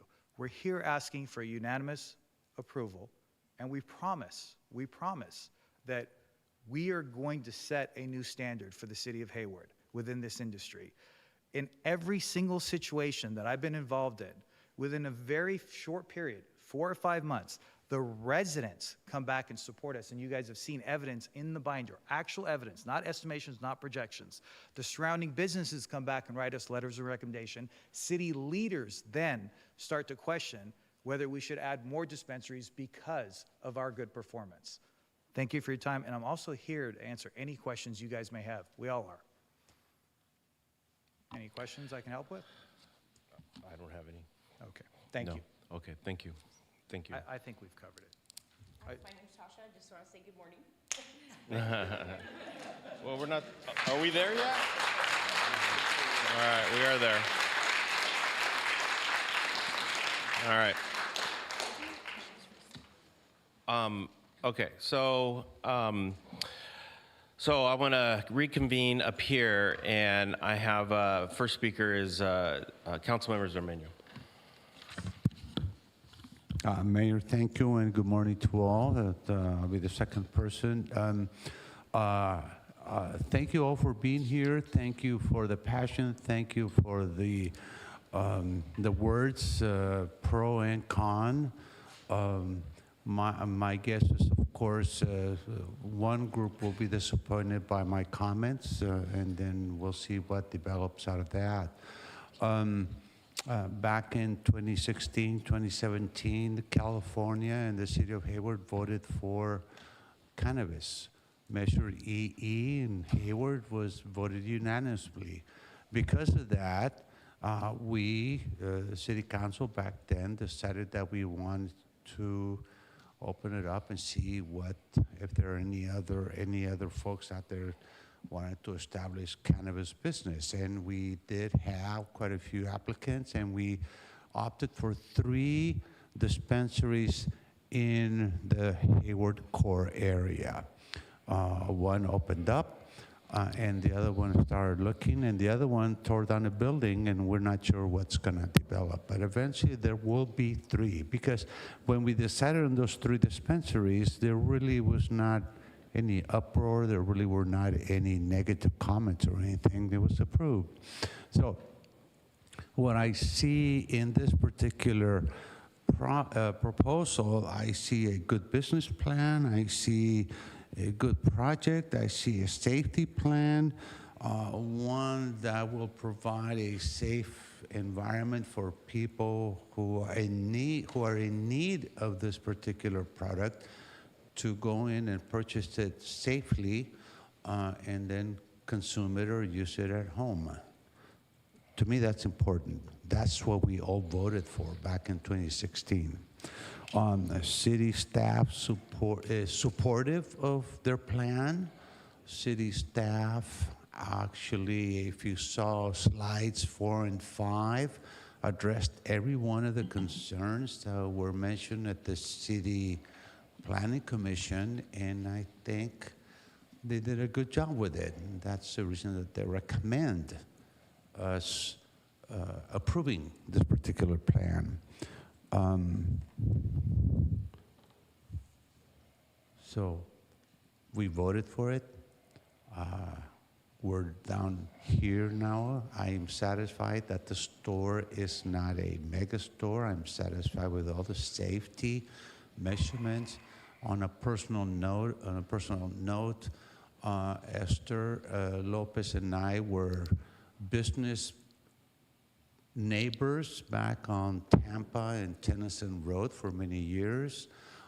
She became my accountant. She does our taxes, and it has actually helped my SOC project for the last 8 years. So I see an individual who is Hayward. I see an individual who is professional. I see an individual who is a strong, smart business owner. And because of that, Mayor, I'm going to move on staff's recommendation.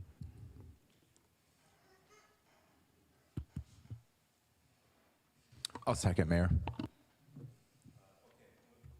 Okay, moved by Councilmember Zermeño, seconded by Councilmember Bonilla.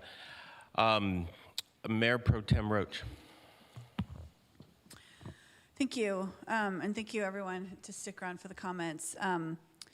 Yeah, I mean, I did hear in the room, there's a lot of, I'm glad you guys all came out for Finos, but it sounds like there's a lot of employees here, maybe from different areas, a lot of supporters of other dispensaries in other areas.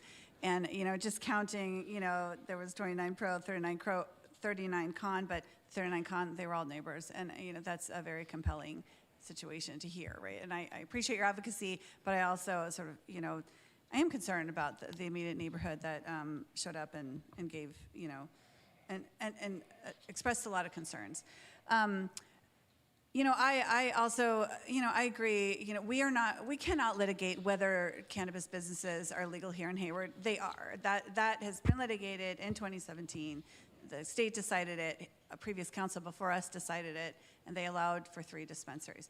Ms. Lopez was given one of these. She went through incredible hoops to get them. I mean, there was something like, 75 to 100 applicants. She had to, sort of prove all of the reasons why she was going to be a good business operator. We all agreed with that. So I'm not here to litigate your character at all, Ms. Lopez. Like, I know what a committed member you are of this community. This is not about you or your character or even the business itself, right? I think we hear that this is established business that has all the intention in the world to sort of be a good operator. But these are problems. I mean, we heard, so people from Garden of Eden are already driving into the neighborhood and smoking, right? So Garden of Eden sounds like has a problem. Sounds like they need to work on that. And should this pass, I guess I would ask Finos, would you post like a hotline number or something like that? I mean, how could we immediately curb this kind of concern? I mean, the lady that's here that lives right behind it, I can imagine this is going to be a huge concern, like if people are smoking right at the back or something like that. I remember on the Planning Commission, we did ask like a grocery store to post a hotline so that if trash became an issue, there was someone to call. So would you post like a hotline number, not your personal cell, but some sort of number so that from the outside, it was very clear who to call? Because often in businesses, whether it's a Walgreens, with trouble or any other kind of business, to know who to call is often an issue. So I'm wondering, would you consider doing that?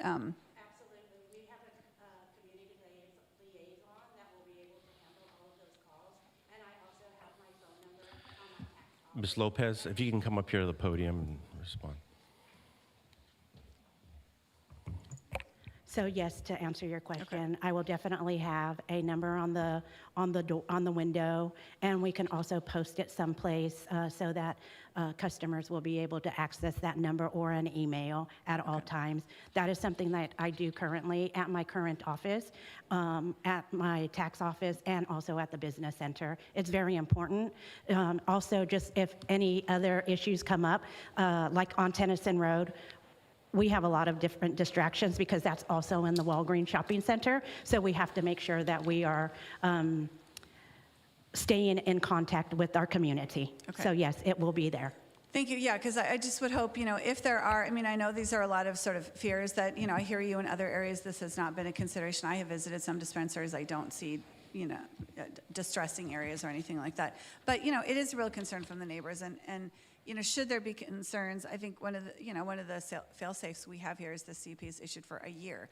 And so if there are concerns, then I would encourage all the neighbors, should this pass, be very diligent about reporting what you see in the neighborhood, reporting what you see in the parking lot, because it is the totality of calls for service to law enforcement to the city that is going to create that concern about the CUP. So, that means you're holding the business accountable and holding us accountable so that we can address the real concerns. Thank you.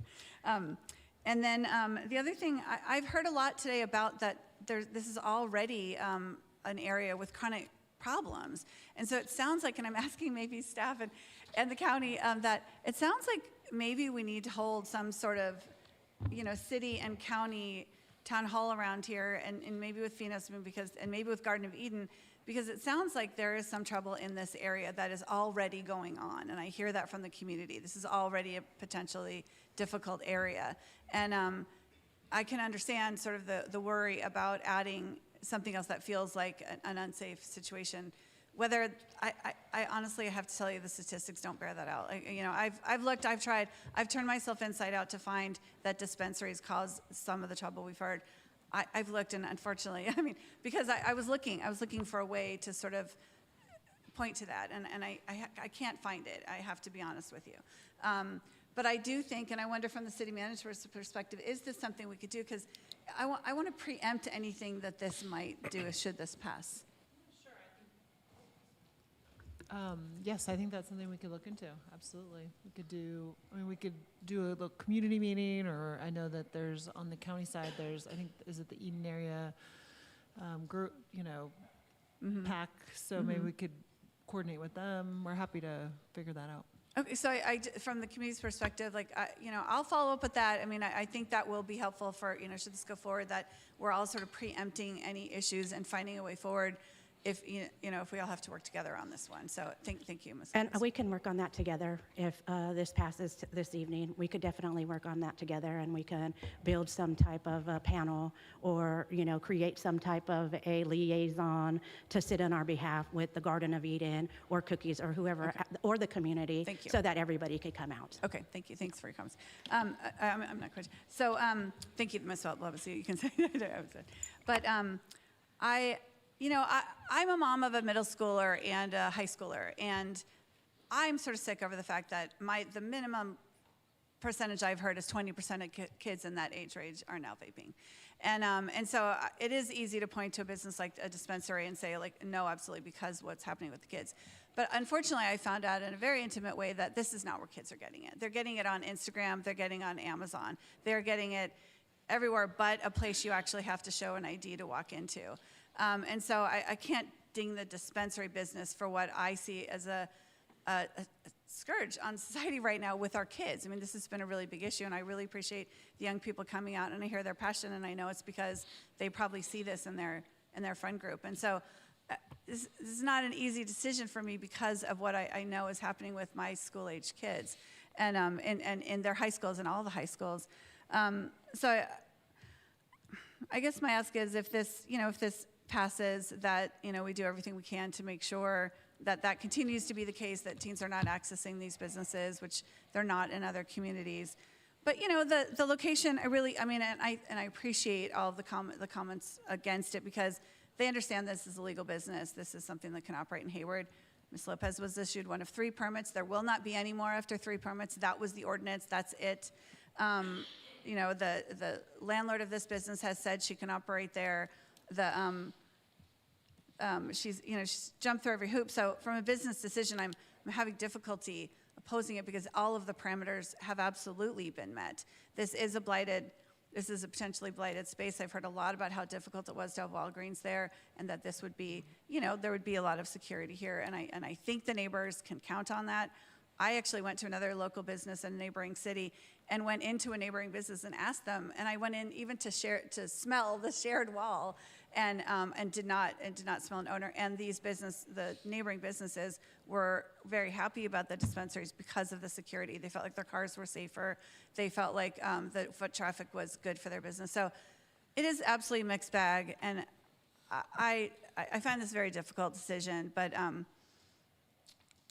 it's very hard to sort of deny what this business operator has done. They have met every parameter that the city has asked of them, and previous council said that this was okay and that we could have 3 dispensaries. She is one of them, and so I'm going to wait to hear from my colleagues, but those are my comments. Thank you. Councilmember Andrews. Thank you, Mayor. I'll be brief because I know it's really late. But I do have 2 questions. I would like to speak about the issue regarding the parcel that was mentioned by the resident. Is that something you are aware of? She mentioned a parcel A is that I think they're referring to parcel group 8. Parcel group 8. Okay. I think that was my understanding. Okay. Is there an update we can have in future work sessions? It is actually going to be coming to the council in the first part of the new year. Okay, great. And then can we also include information about the tax revenue from cannabis in our work session? Is that possible? Are you talking about the current? In previous years, the current. Yeah, unfortunately, because there's only one, we have to be really careful about disclosing the tax revenue associated with a single business. Okay. But I can tell you generally on the research that we've done, we think that a conservative estimate would be somewhere between $500,000 to $800,000 in annual revenue. But we can't give you a lot more specifics, but that's just based on our research. I understand. I just wanted to, there was a resident that called regarding that question, so I wanted to provide some clarity around that. Thank you to the community and the businesses for reaching out regarding this issue. We received not just public comment tonight, but also many letters on both sides, and also many comments in person on both sides of this issue. I could not walk anywhere for a while without hearing about this issue. So I just want to thank everyone for saying their piece, and just want to also thank the Hayward Police Department and the Hayward Planning Department for reviewing this location. And I just want to say this is a use issue, and we need to provide predictability when businesses want to open in Hayward. We need to continue to find revenue for the city, but the previous council approved the number of permits in 2017 and approved this particular owner in 2018, and also set the boundaries and placed these restrictions in 2018 and 2020. This is sending a message to the business community as well. Is Hayward open for business in order to drive revenue into the city? The previous council had strict boundaries in the downtown, and the owner found a location within the boundaries that are set. I would say I understand this is a difficult issue, but this is something that the previous council has already cleared this particular use. So I also want to think about maybe in the future, we propose a moratorium of dispensaries in the downtown and review the buffers to expand in the industrial area after this use. We can look at other locations and ensure that they are further away from dispensaries, schools, and other sensitive uses. I also propose if Finos wants to relocate to another location, I want the city to work with the operator to find a different location if they decide to choose in the future. Also, we need to ensure that the conditions are followed, and if we have issues with this location, we will shut you down. I understand a conditional use permit has never been pulled for phenos. Don't let this location be the first. We have a record of shutting businesses down when they cause issues, even those that are operated by other public agencies. The community and other businesses will have access to report any issues with this facility. If we start getting complaints and they're confirmed by Hayward Police Department or Alameda County Sheriff, we will shut you down. So please keep that in mind. At this location, we are very, very serious. We do not want any issues at this location. Thank you to the residents who came out tonight. If you have any issues with this location, we will listen and we will make sure we respond swiftly. Thank you. Thank you. Councilmember Bonillo. Thank you, Mayor. I also want to thank everyone who came out tonight, who spoke up, who wrote to us, and who called us. We've been having a lot of discussion on this particular topic over the last several weeks. But this conversation started prior to those several weeks. As Councilmember Roche said, when we were both on the Planning Commission, cannabis ordinances and businesses came up to the dais, and this project was also discussed there. As community leaders, it's our responsibility to make sure that our decisions follow the proper processes and decision-making protocols and serve in the best interest of our community. And I really do believe that this project has done that. In 2016, as you heard, the city overwhelmingly voted to approve Measure EE. That was following the state's, after the state legalized adult recreation use of cannabis earlier that year. We put a very rigorous process in place with policy requirements that only a handful of applicants were able to get through. The application process was rigorous. It included interviews. There was a detailed business plans that had to be submitted. And as a result of that process, you heard there were only 3 licenses that were issued, and Esther was one of those. She has established herself as a lifelong Hayward resident and business owner. And as you heard from some of the public speakers, when we talk about diversity, equity, and inclusion, lifting up the only female minority-owned cannabis dispensary in Hayward is something that we should all be doing.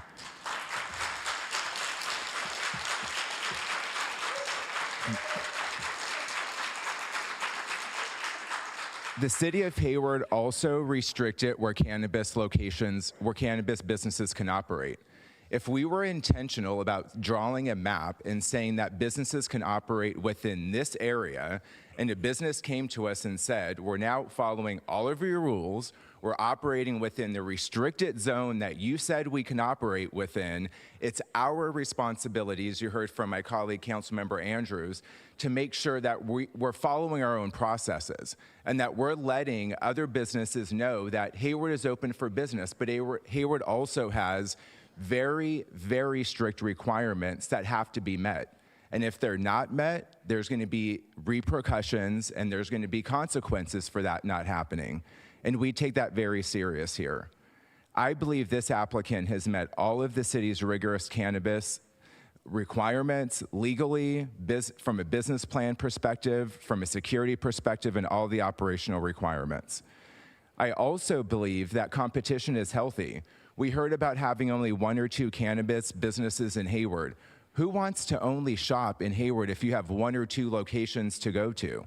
Think about, the diversity of consumer choice and the overall quality of services that can be offered when our residents have more than 1 location to go to. They're going to buy their cannabis either way. Are they going to buy it in Hayward, like we hear from Councilmember Zermenio? And are we going to be able to, realize that tax base? Or is this going to be another opportunity where we continue to allow taxes to flee our city when we should be capturing them here? But I also understand all of the concerns that were raised tonight, which is why I think this conditional use permit is the right way to do it. We don't have to wait a year to pull this permit if this business isn't operating according to the conditions. We can pull it whenever we choose that the terms of the conditions have been violated. But I have every piece of confidence in Esther, and from the businesses you're in Hayward, from your community engagement, that you're not going to let that happen. You're going to be proactive, you're going to get out there, you're going to work with the community, and you're really going to show the positive impact that a cannabis organization can have in Hayward. This applicant has met every requirement set by the city, including selecting a location that fully complies with Hayward's strict zoning and distance regulations for cannabis operators.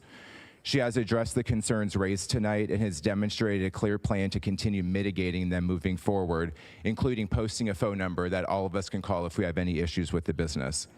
I believe this business will bring meaningful economic benefit, support nearby establishments, create jobs, and revitalize a long dormant site. It represents an opportunity to attract new investment and increase overall economic activity in this area. And it's for those reasons that I'll be supporting this project tonight. Thank you, Mayor. Thank you.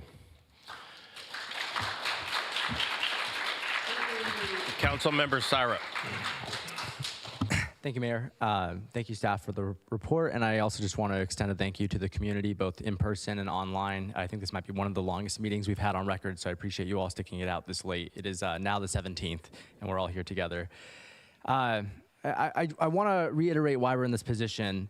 When we approved cannabis in Hayward, I believe, and I wasn't on the council at the time, that we were too restrictive. And that cautiousness, I think, came from a good place.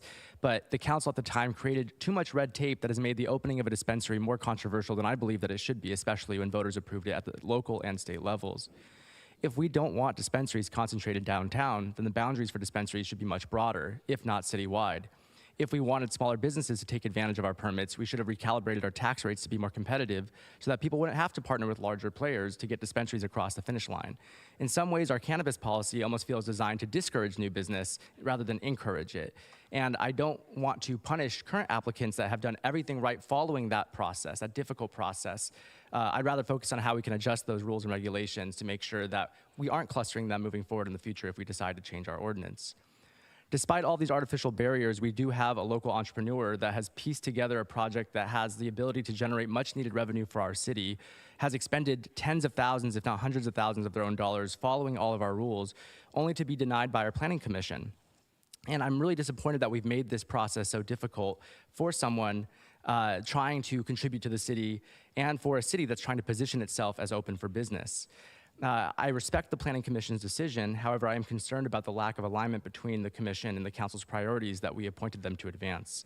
I'm concerned about the precedent and the signal this sends if we deny this project to other businesses looking to make Hayward their next location. I can't imagine why someone would want to invest years of their time in permitting, building improvements, only to have the rug pulled out from under them. That's a precedent that I'm not comfortable setting myself. I want to say that this revenue supports the entirety of Hayward. To me, it would be financially irresponsible for us in the short term because of the deficit that we're facing, leading to less services provided, meaning potentially less library hours, less public and emergency services. So when we talk about safety, it feels fiscally and morally irresponsible to deny the revenue that we need. And in the long term, the precedent that we set to other businesses will also impact our revenue and our ability to provide more services as our city grows. Of all of the comments that we heard tonight, and I appreciate the concerns, and I'll address some of those in a minute, there was one voice that was missing, and ironically, it's called our foothill voice, which for some of the folks that have called in today and that have attended this meeting, you might have a nice, glossy, high-quality flyer that was printed. And I know there's concerns about Finos coming in and having employees come and speak, but I'd like you to ask yourself, who paid for those flyers? And where do the owners of the businesses that contributed to making this AstroTurf group live? Are they Hayward residents, or are they interested in protecting their profits and keeping a monopoly on cannabis prices in our city? And so I'm frustrated, not at the folks that oppose this for very valid reasons, but because I feel like your concerns were taken advantage of, and you're here speaking to protect somebody's profits. And we are in the process of bringing 2 brand new bars to our downtown. So when we talk about density of services, when we provide more access to alcohol, there are statistics proving that alcohol leads to higher rates of domestic violence or drunk driving or public nuisances, but there's not a peep at all about the fact that we have 2 new bars opening downtown, because that has been normalized, but this feels new and novel. And I get that can feel a little scary too, but I don't want us to deny a project that has done everything in its power to provide and address concerns because of fear rather than data and statistics. The Walgreens as it stands, when it was a functional business and now is a vacant lot, is more dangerous than the actual dispensary we have in the heart of our downtown. When we compare this data, The presence of cookies and the security that it provides has made the downtown safer for all residents. And so yes, there will be cameras, yes, there will be security, but the security and cameras don't attract more crime. It's meant to mitigate that crime, discourage that crime. And we already have statistics that prove that. So I just want us to operate from a place of information rather than reaction and fear. I'm not really interested in continuing to retread territory regarding hours changes in the future, although I understand that may have to come before the council. I'm more interested in how we can actually address the concerns that our neighbors have brought before us. How do we improve our ordinance so we don't find ourselves in this position again? I'm also interested in how we better regulate our smoke and liquor shops. If there's a problem with youth getting their hands on illicit substances before they're of age, we should be doing something about that. But I don't think doing something about that means taking it out on a business that's trying to follow the right steps to provide for the community. If there are concerns about how Garden of Eden customers are causing problems, well, that sounds like a Garden of Eden issue, and I encourage folks to reach out to the county sheriff or the local supervisor for that district to address that problem, but that has nothing to do with Esther either. And so I just want to make sure we're not conflating these issues. I don't see this as a win-lose scenario where the city wins more revenue at the expense of residents losing the character of their neighborhood. I believe this is a win-win. I'm not in the business personally of protecting the wealth of specific shopkeepers. I'm here to help drive down prices for residents across the board and provide those goods to residents at a more affordable price. A lot of business owners say they love a free market until there's a little bit of competition, and I think it's okay for there to be a little bit of competition. So, I understand the concerns. I want to make sure that the issues around youth are being addressed, and I'm happy to be a champion and partner with you in developing policies that do that. But I will be supporting this project tonight. Thank you. Thank you.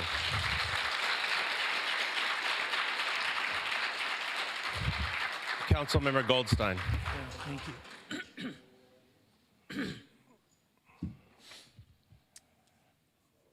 I've been volunteering in the addiction community for about 15 years.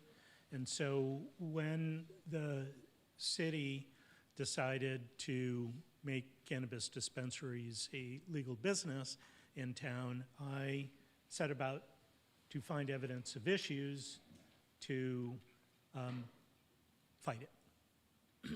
And actually, what I found was evidence in support of it. And I was very surprised about that. So alcohol is a much bigger problem than marijuana. And I'm not a user, I don't drink, I don't do drugs. But I absolutely respect the fact that people in our community need to for medicinal purposes. And just thinking through the requirements for someone who has a medicinal need for marijuana, would I want them to have to go out to an industrial area to buy what they need? I would not. And I just have to say that I would not feel particularly safe going out to our industrial area. For one, I don't think our police patrols are out there as often as they are downtown or along Foothill Boulevard and major commercial zones. So I just think from that safety perspective, there's a big plus. I would not expect, for example, some of the women who spoke, who talked about past injuries and pain management, needing to get marijuana. I find it really hard to believe that they would want to go to an industrial area to get their medicine.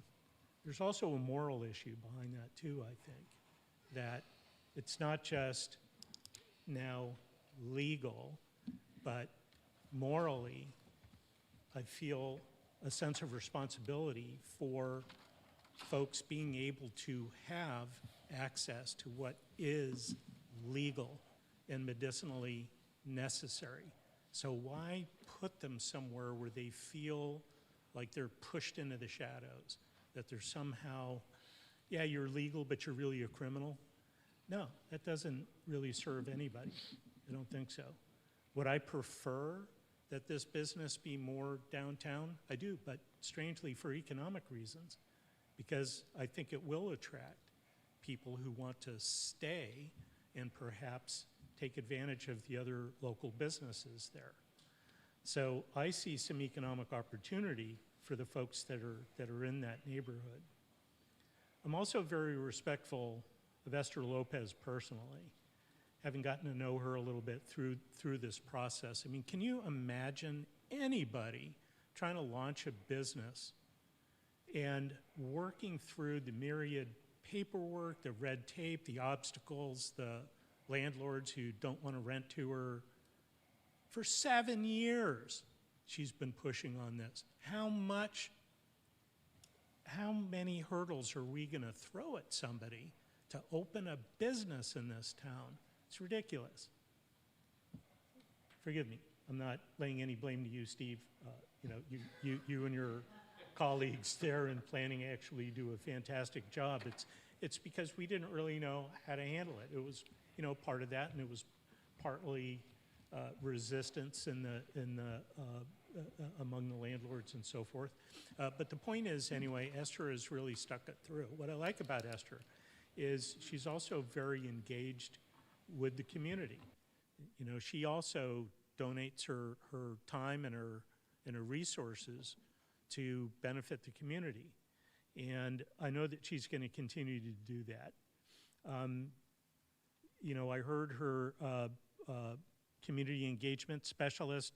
I think there's a good opportunity there based on what the community has spoken about trash and litter and other undesirable effects going on there. Well, Esther, I think your outreach person maybe want to adopt a block.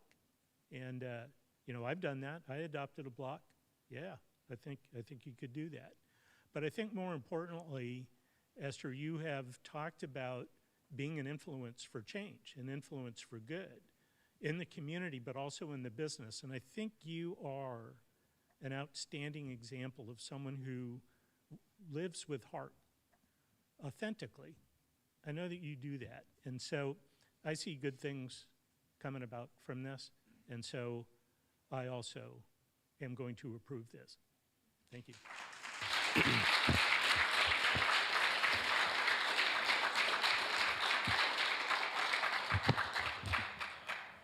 Okay.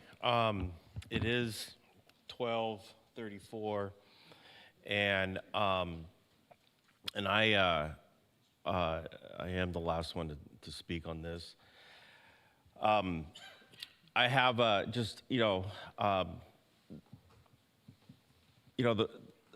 let me just first say that, am I against people smoking weed?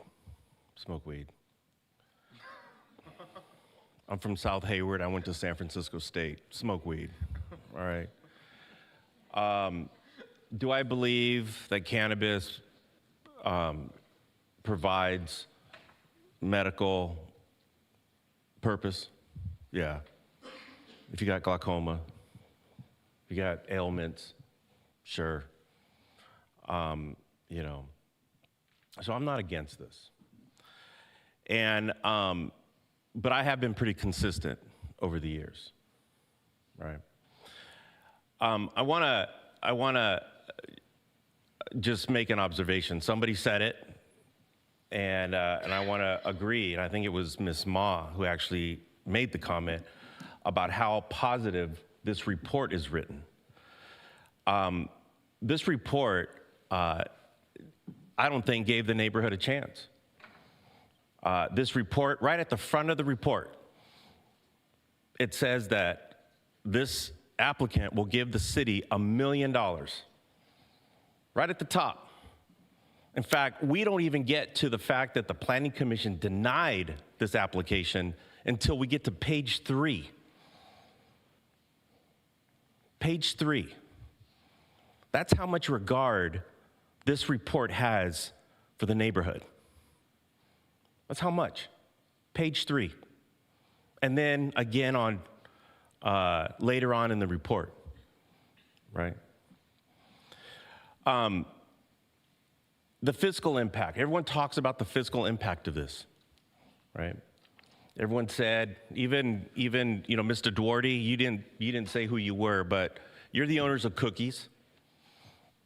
And Mr. Duarte came to us and said that this was going to be the Tiffany's of dispensaries.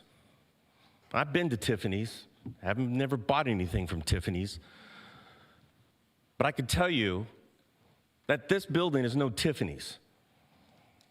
And all of the surrounding businesses, they are not raking in the cash from cookies. So that never came to full volition. You know, when the Planning Commission met on September 25th, the neighborhood came out. You guys came out. And you stayed up late again. And the Planning Commission rejected it. Rejected it. And the way we set this process up is that, especially for this particular industry, the way the process is set up is that the council, regardless of what the Planning Commission decided, the way the process works is that the decision's gonna lie on the council. This is really the way we set it up. This is the way we set it up. And the reason why we set it up that way was because, and I've been up here a while, I was here when Prop 64 passed and when we passed EE or whatever the measure was. And the reason why was because we had council members who did not want the planning who did not want this decision to stop at the Planning Commission because they were all for it. I was against it. I have consistently been voting against this, right? That's why this decision is here tonight, right?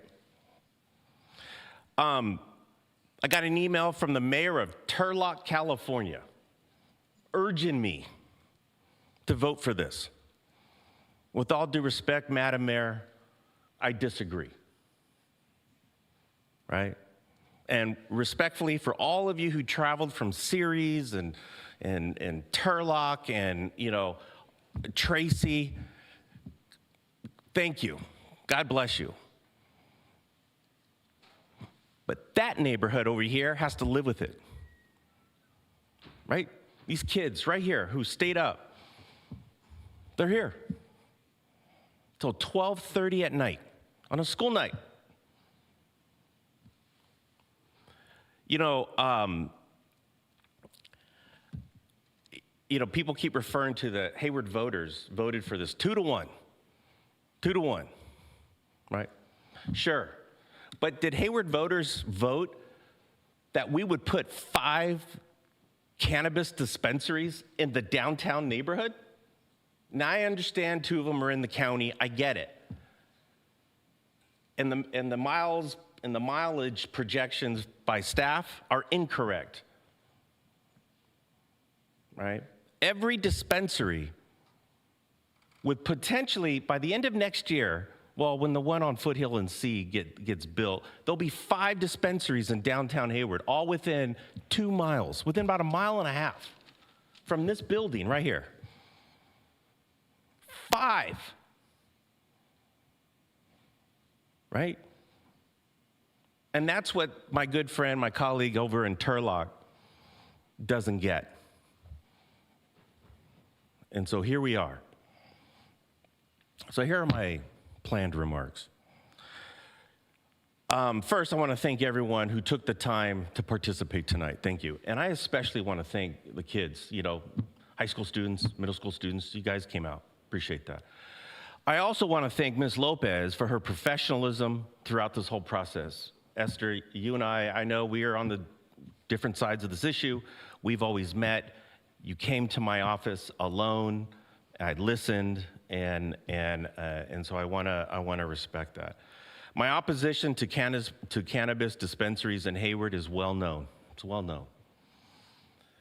And while we have often disagreed, while we've often agreed to disagree, I respect the seriousness with which this issue has been handled, and I especially appreciate the seriousness that Ms. Lopez has handled this, and I appreciate that. But as mayor, I want to be very clear about one thing above all else. One thing. Listening to our neighborhoods is paramount. I listen to neighborhoods, you guys. That's who I listen to. That's my constituents. It's not Turlock, it's not Ceres, it's not Tracy, right? It's Grove, it's Prospect Hill, it's Cotter Way. That's who I listen to. The voices of neighbors, especially those who live in direct day-to-day, especially those who live with the direct and day-to-day impacts of our land use decisions, must carry significant weight in this chamber. It's the people who live day-to-day, who live with our decisions day-to-day. I must add at this point, just because some of the impacted streets in this matter are in Alameda County, doesn't mean that their voice doesn't count here. Doesn't mean that. We are talking about their neighborhood, and their voices matter too here in this room. I watched the September 25th Planning Commission meeting, and I want to acknowledge and thank the 5 planning commissioners who voted to deny this application. I also want to apologize to the neighborhood for the uncertainty and suspense they have had to live with since that meeting, since September.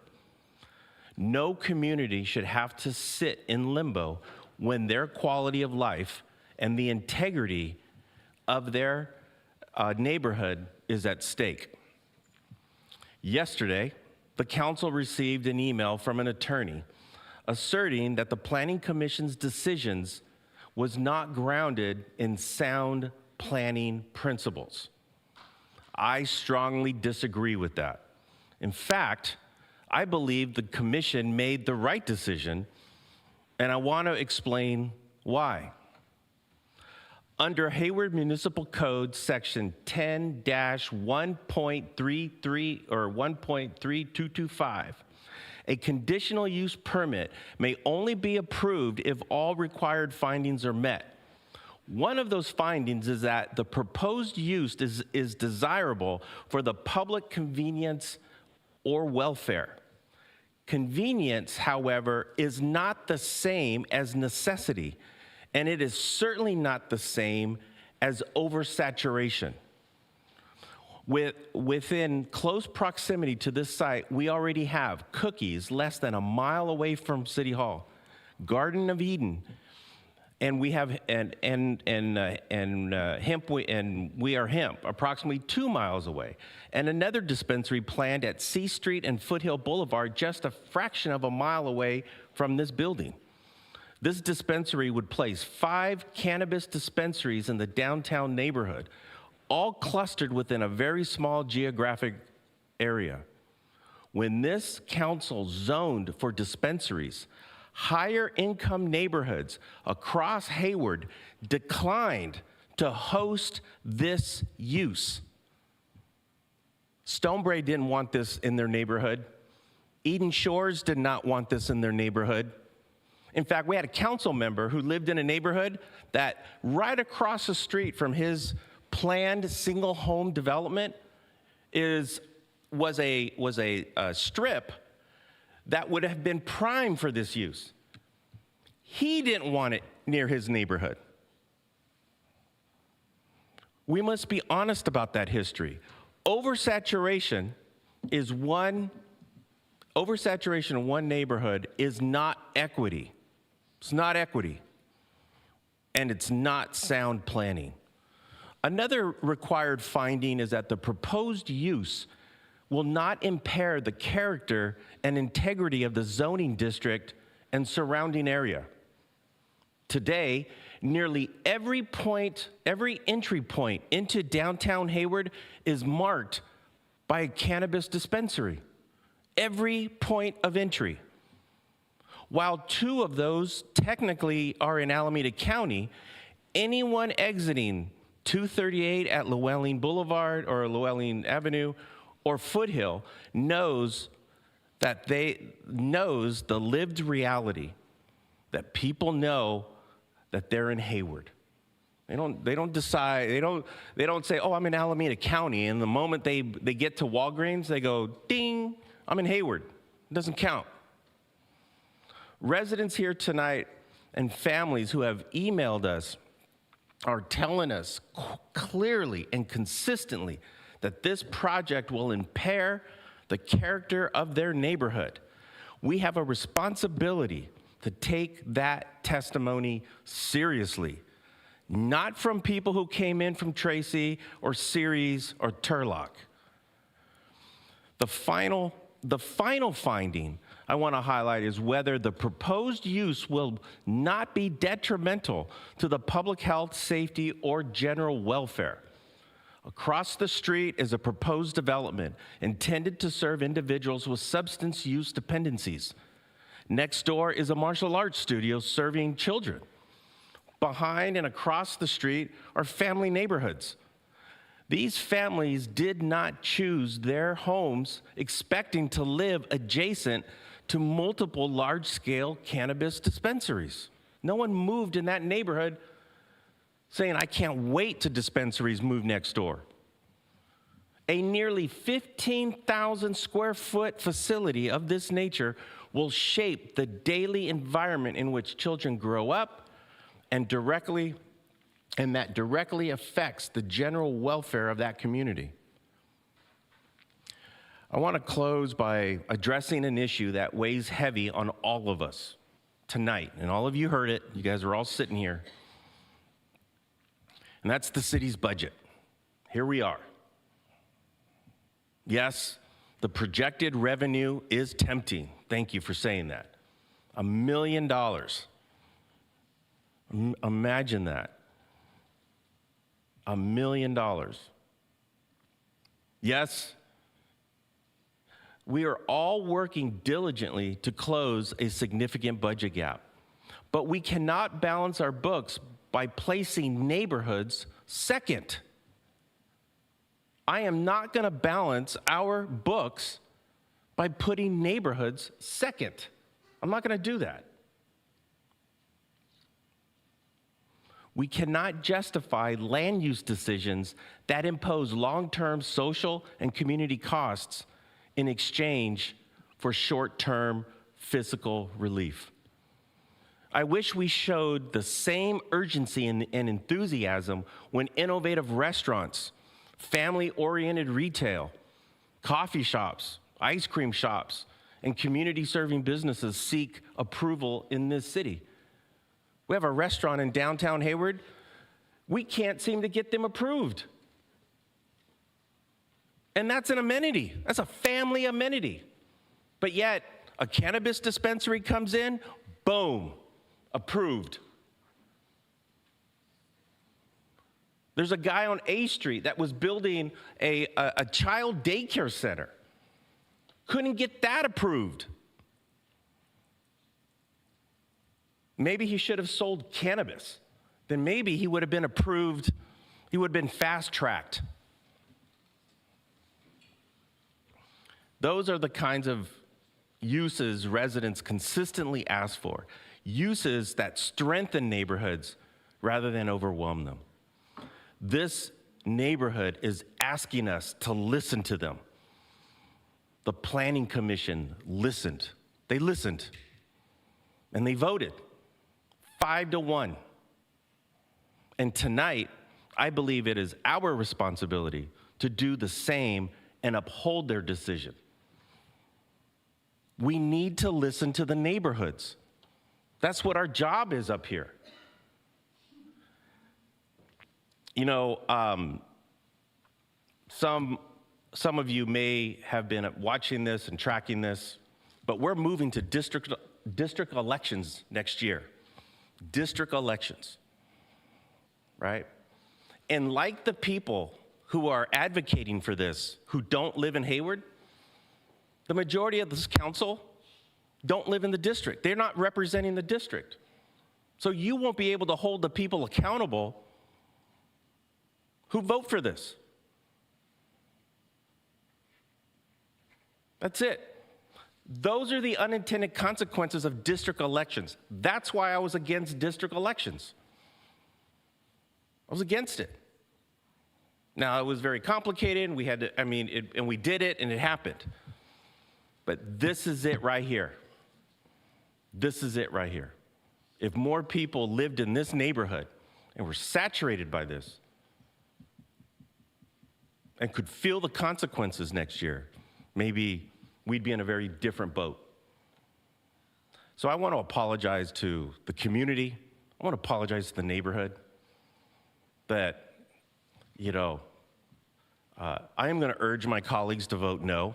I really hope they vote no. I hope they listen to the community.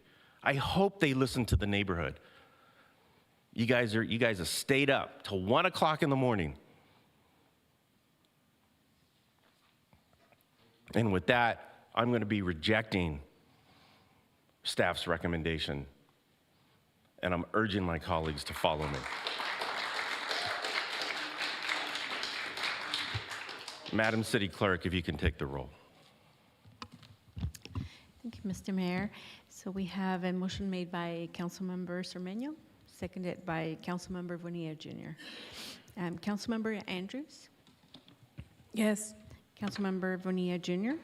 Yes. Councilmember Goldstein? Yes. Councilmember Roach? No. Councilmember Syrup? Yes. Councilmember Cermeño? Yes. Mayor Salinas? No. And the item passes with 5 yeses and 2 noes.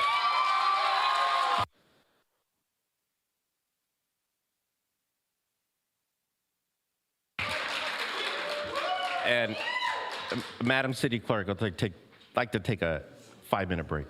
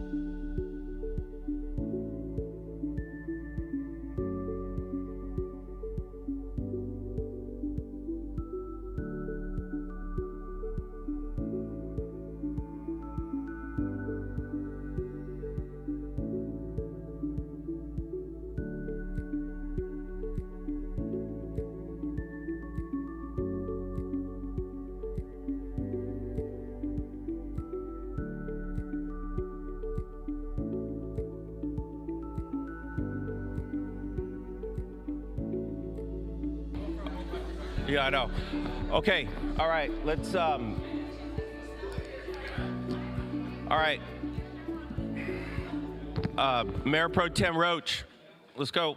Let's go.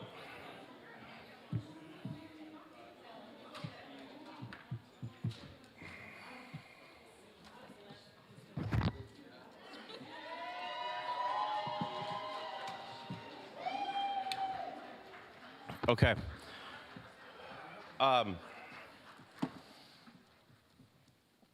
Chief Matthews, were they out there cheering me, or were they? Or were they lucky that? Okay. So let me reconvene. Thank you. Let me reconvene City Council meeting. Our next item is item 12. This is legislative business. Hayward Municipal Code, introduction of an ordinance amending sections 2-13.02 and 2-13.04 and 2-13.06 of Article 13 of Chapter 2 of the Hayward Municipal Code relating to the revised voluntary campaign expenditure and contribution limits. Mr. Lawson, what I'm going to do is I'm going to forgo staff report and I'll go straight to council questions or comments on that. And I don't see any questions or comments. I will close council questions or comments, and I will go to public comment. I have no cards. I don't see hands online, so I'm going to close public comment. And if you would like to see staff report and or the staff report, the staff report or presentation, you can see this online. Madam City Clerk, if there are no further questions, if you can take the roll. I will move the item. Oh, yes. I'll second. And I just wanted to... Moved by, yes, thank you. Moved by Councilmember Syrup, seconded by Councilmember Bonilla. Madam City Clerk, if you can please May I just take give a roll. quick comment? Oh, yes, Thank absolutely. you. Just to build on what you were saying a minute ago, we discussed this item at length during a recent work session in October, I believe. And so if folks are interested in the council's deliberation around this, I encourage them to revisit that meeting. Just wanted to thank Councilmembers Bonilla and Zermeño for co-signing this referral to get this proposal to the stage, and thank my colleagues on council for their feedback and the revisions we made to this to get it to this point. Thank you. Thank you. Okay, so if there are no other questions, Madam City Clerk, if you can take the roll. Yes, thank you, Mr. Mayor. Councilmember Andrews? Aye. Councilmember Bonilla Jr.? Aye. Councilmember Goldstein? Aye. Councilmember Roach? Aye. Councilmember Syrup? Yes. Councilmember Zermeño? Mayor Salinas? Yes, thank you. Next item is item number 13. This is temporary moratorium. Adopt an interim urgency ordinance pursuant to Government Code Section 65858, imposing a temporary moratorium on new massage businesses in Hayward and finding that the action is exempt from environmental review. This report is going to come to us by Development Services Director Sarah Bowser.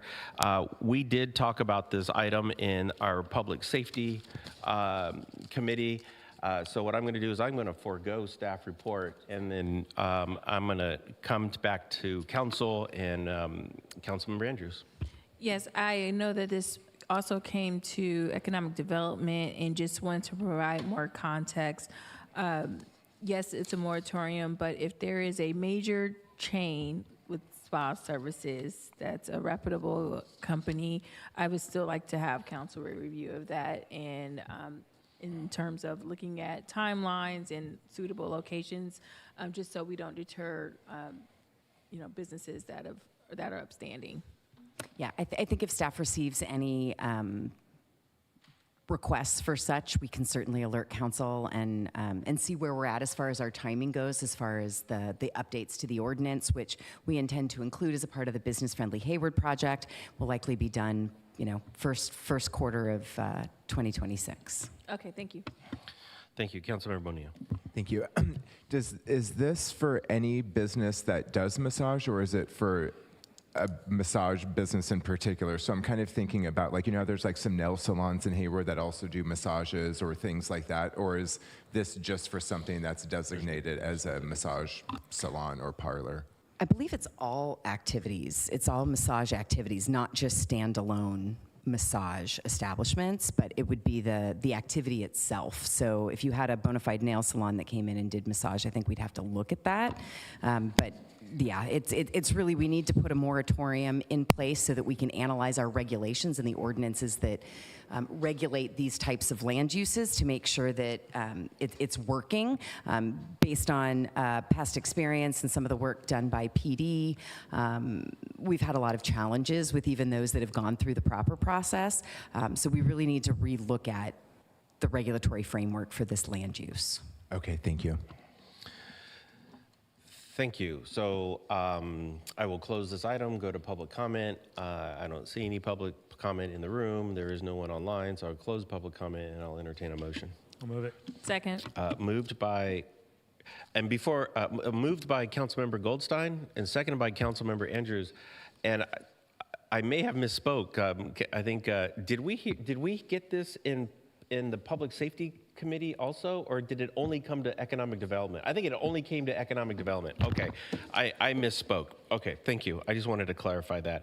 Okay, moved by Councilmember Goldstein, seconded by Councilmember Andrews. Madam City Clerk, if there are no other questions, can we please take a roll?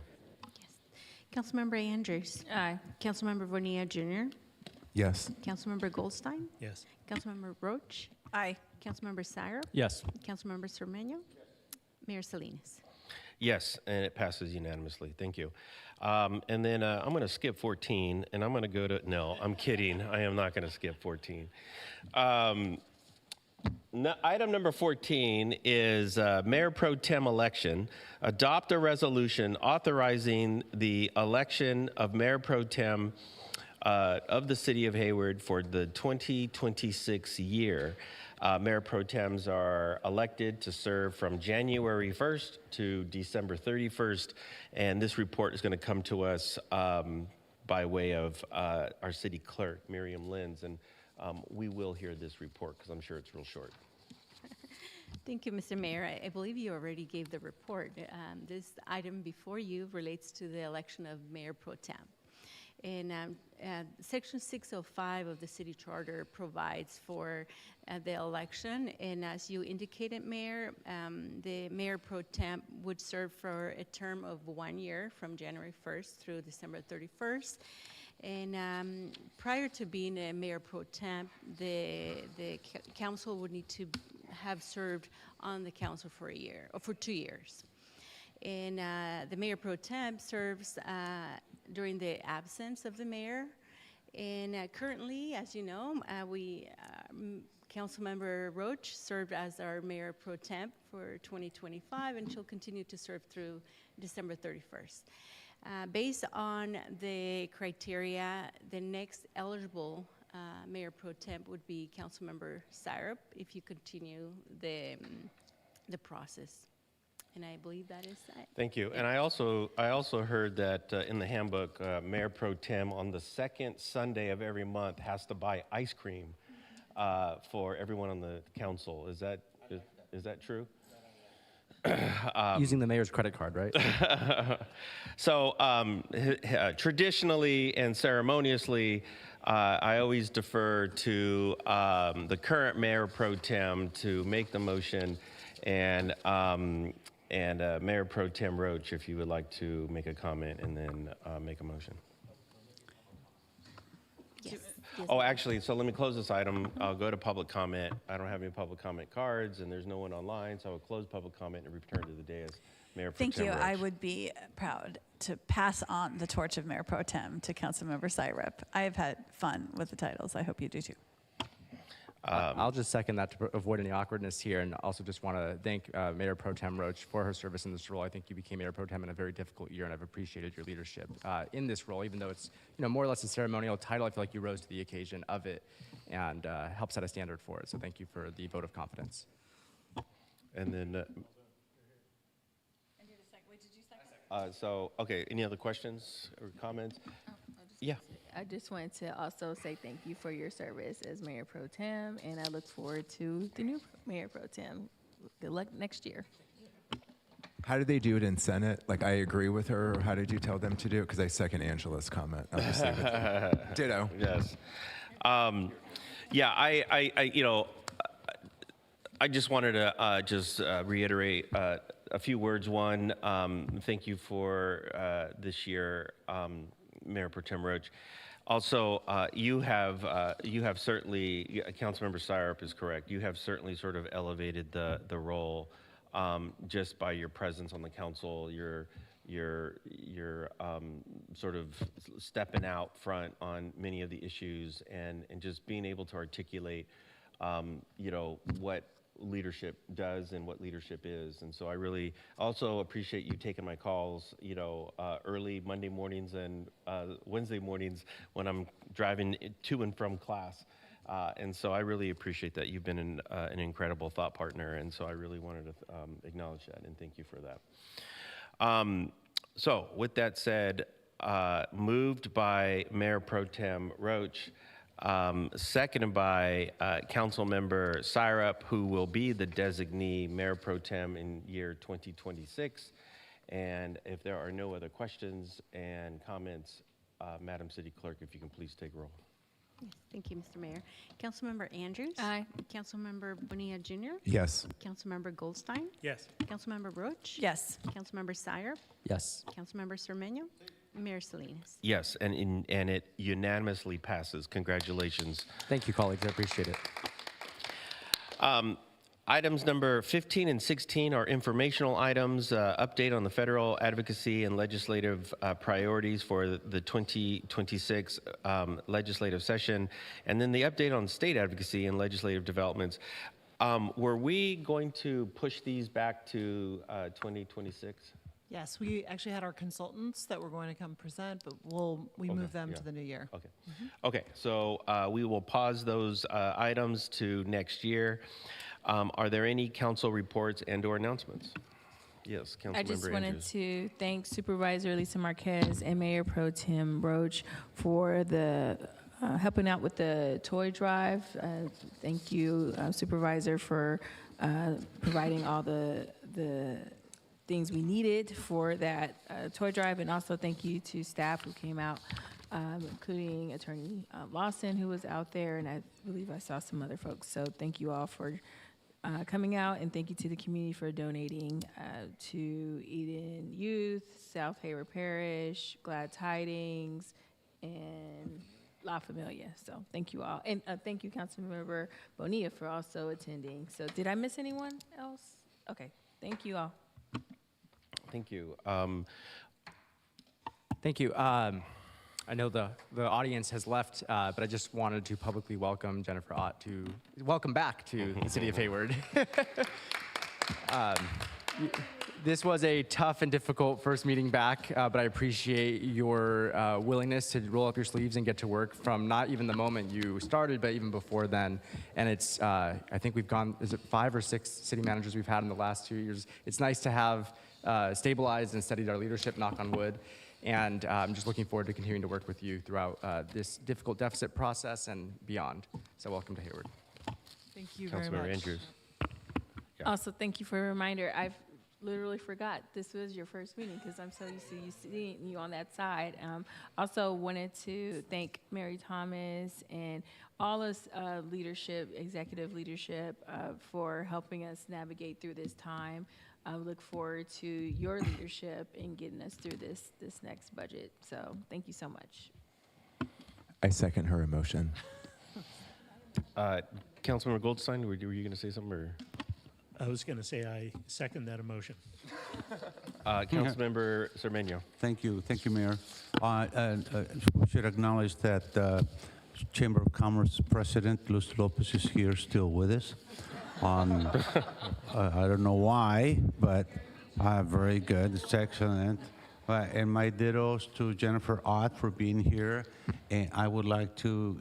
Nobody said yet anything about Happy Holidays. Well, I haven't talked yet. Oh, okay. So I'll say it in Spanish. Okay. Felices fiestas a todos y feliz Navidad a todo el mundo allá afuera. Thank you, Mayor. Thank you. And yes, I wanted to welcome our city manager, Jan Ott, and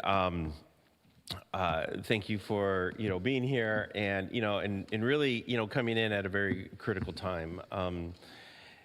And so, yeah, we're looking forward to working with you. And yeah, and it's nice to have you back. We met the other day, and it was kind of like, hey, what's up? How you doing? We just picked up right where we left off. And but thank you. At the last Alameda County Mayor's Conference, I wasn't sure if the mayor of Alameda was if she was clapping with me or if she was clapping at me. I don't know. I don't know what she was doing, but she is a good friend. She's a colleague, and I'm sorry, but not sorry. But welcome aboard again. Thank you all very much. I'm very glad to be here. Obviously, it's a difficult time, but I'm glad to be here and working with you. So thank you. Thank you. And also, happy holidays, Merry Christmas. I'm looking at our sergeant of arms back there, and I don't know who in the pool gets the short strings on Christmas Eve and Christmas Day, but wanted to thank you and your colleagues for everything, and like tonight, and of course over the holidays. Be safe, sir, and tell the rest of them to be safe also. If there's no council referrals, and so ladies and gentlemen, Merry Christmas, meeting adjourned.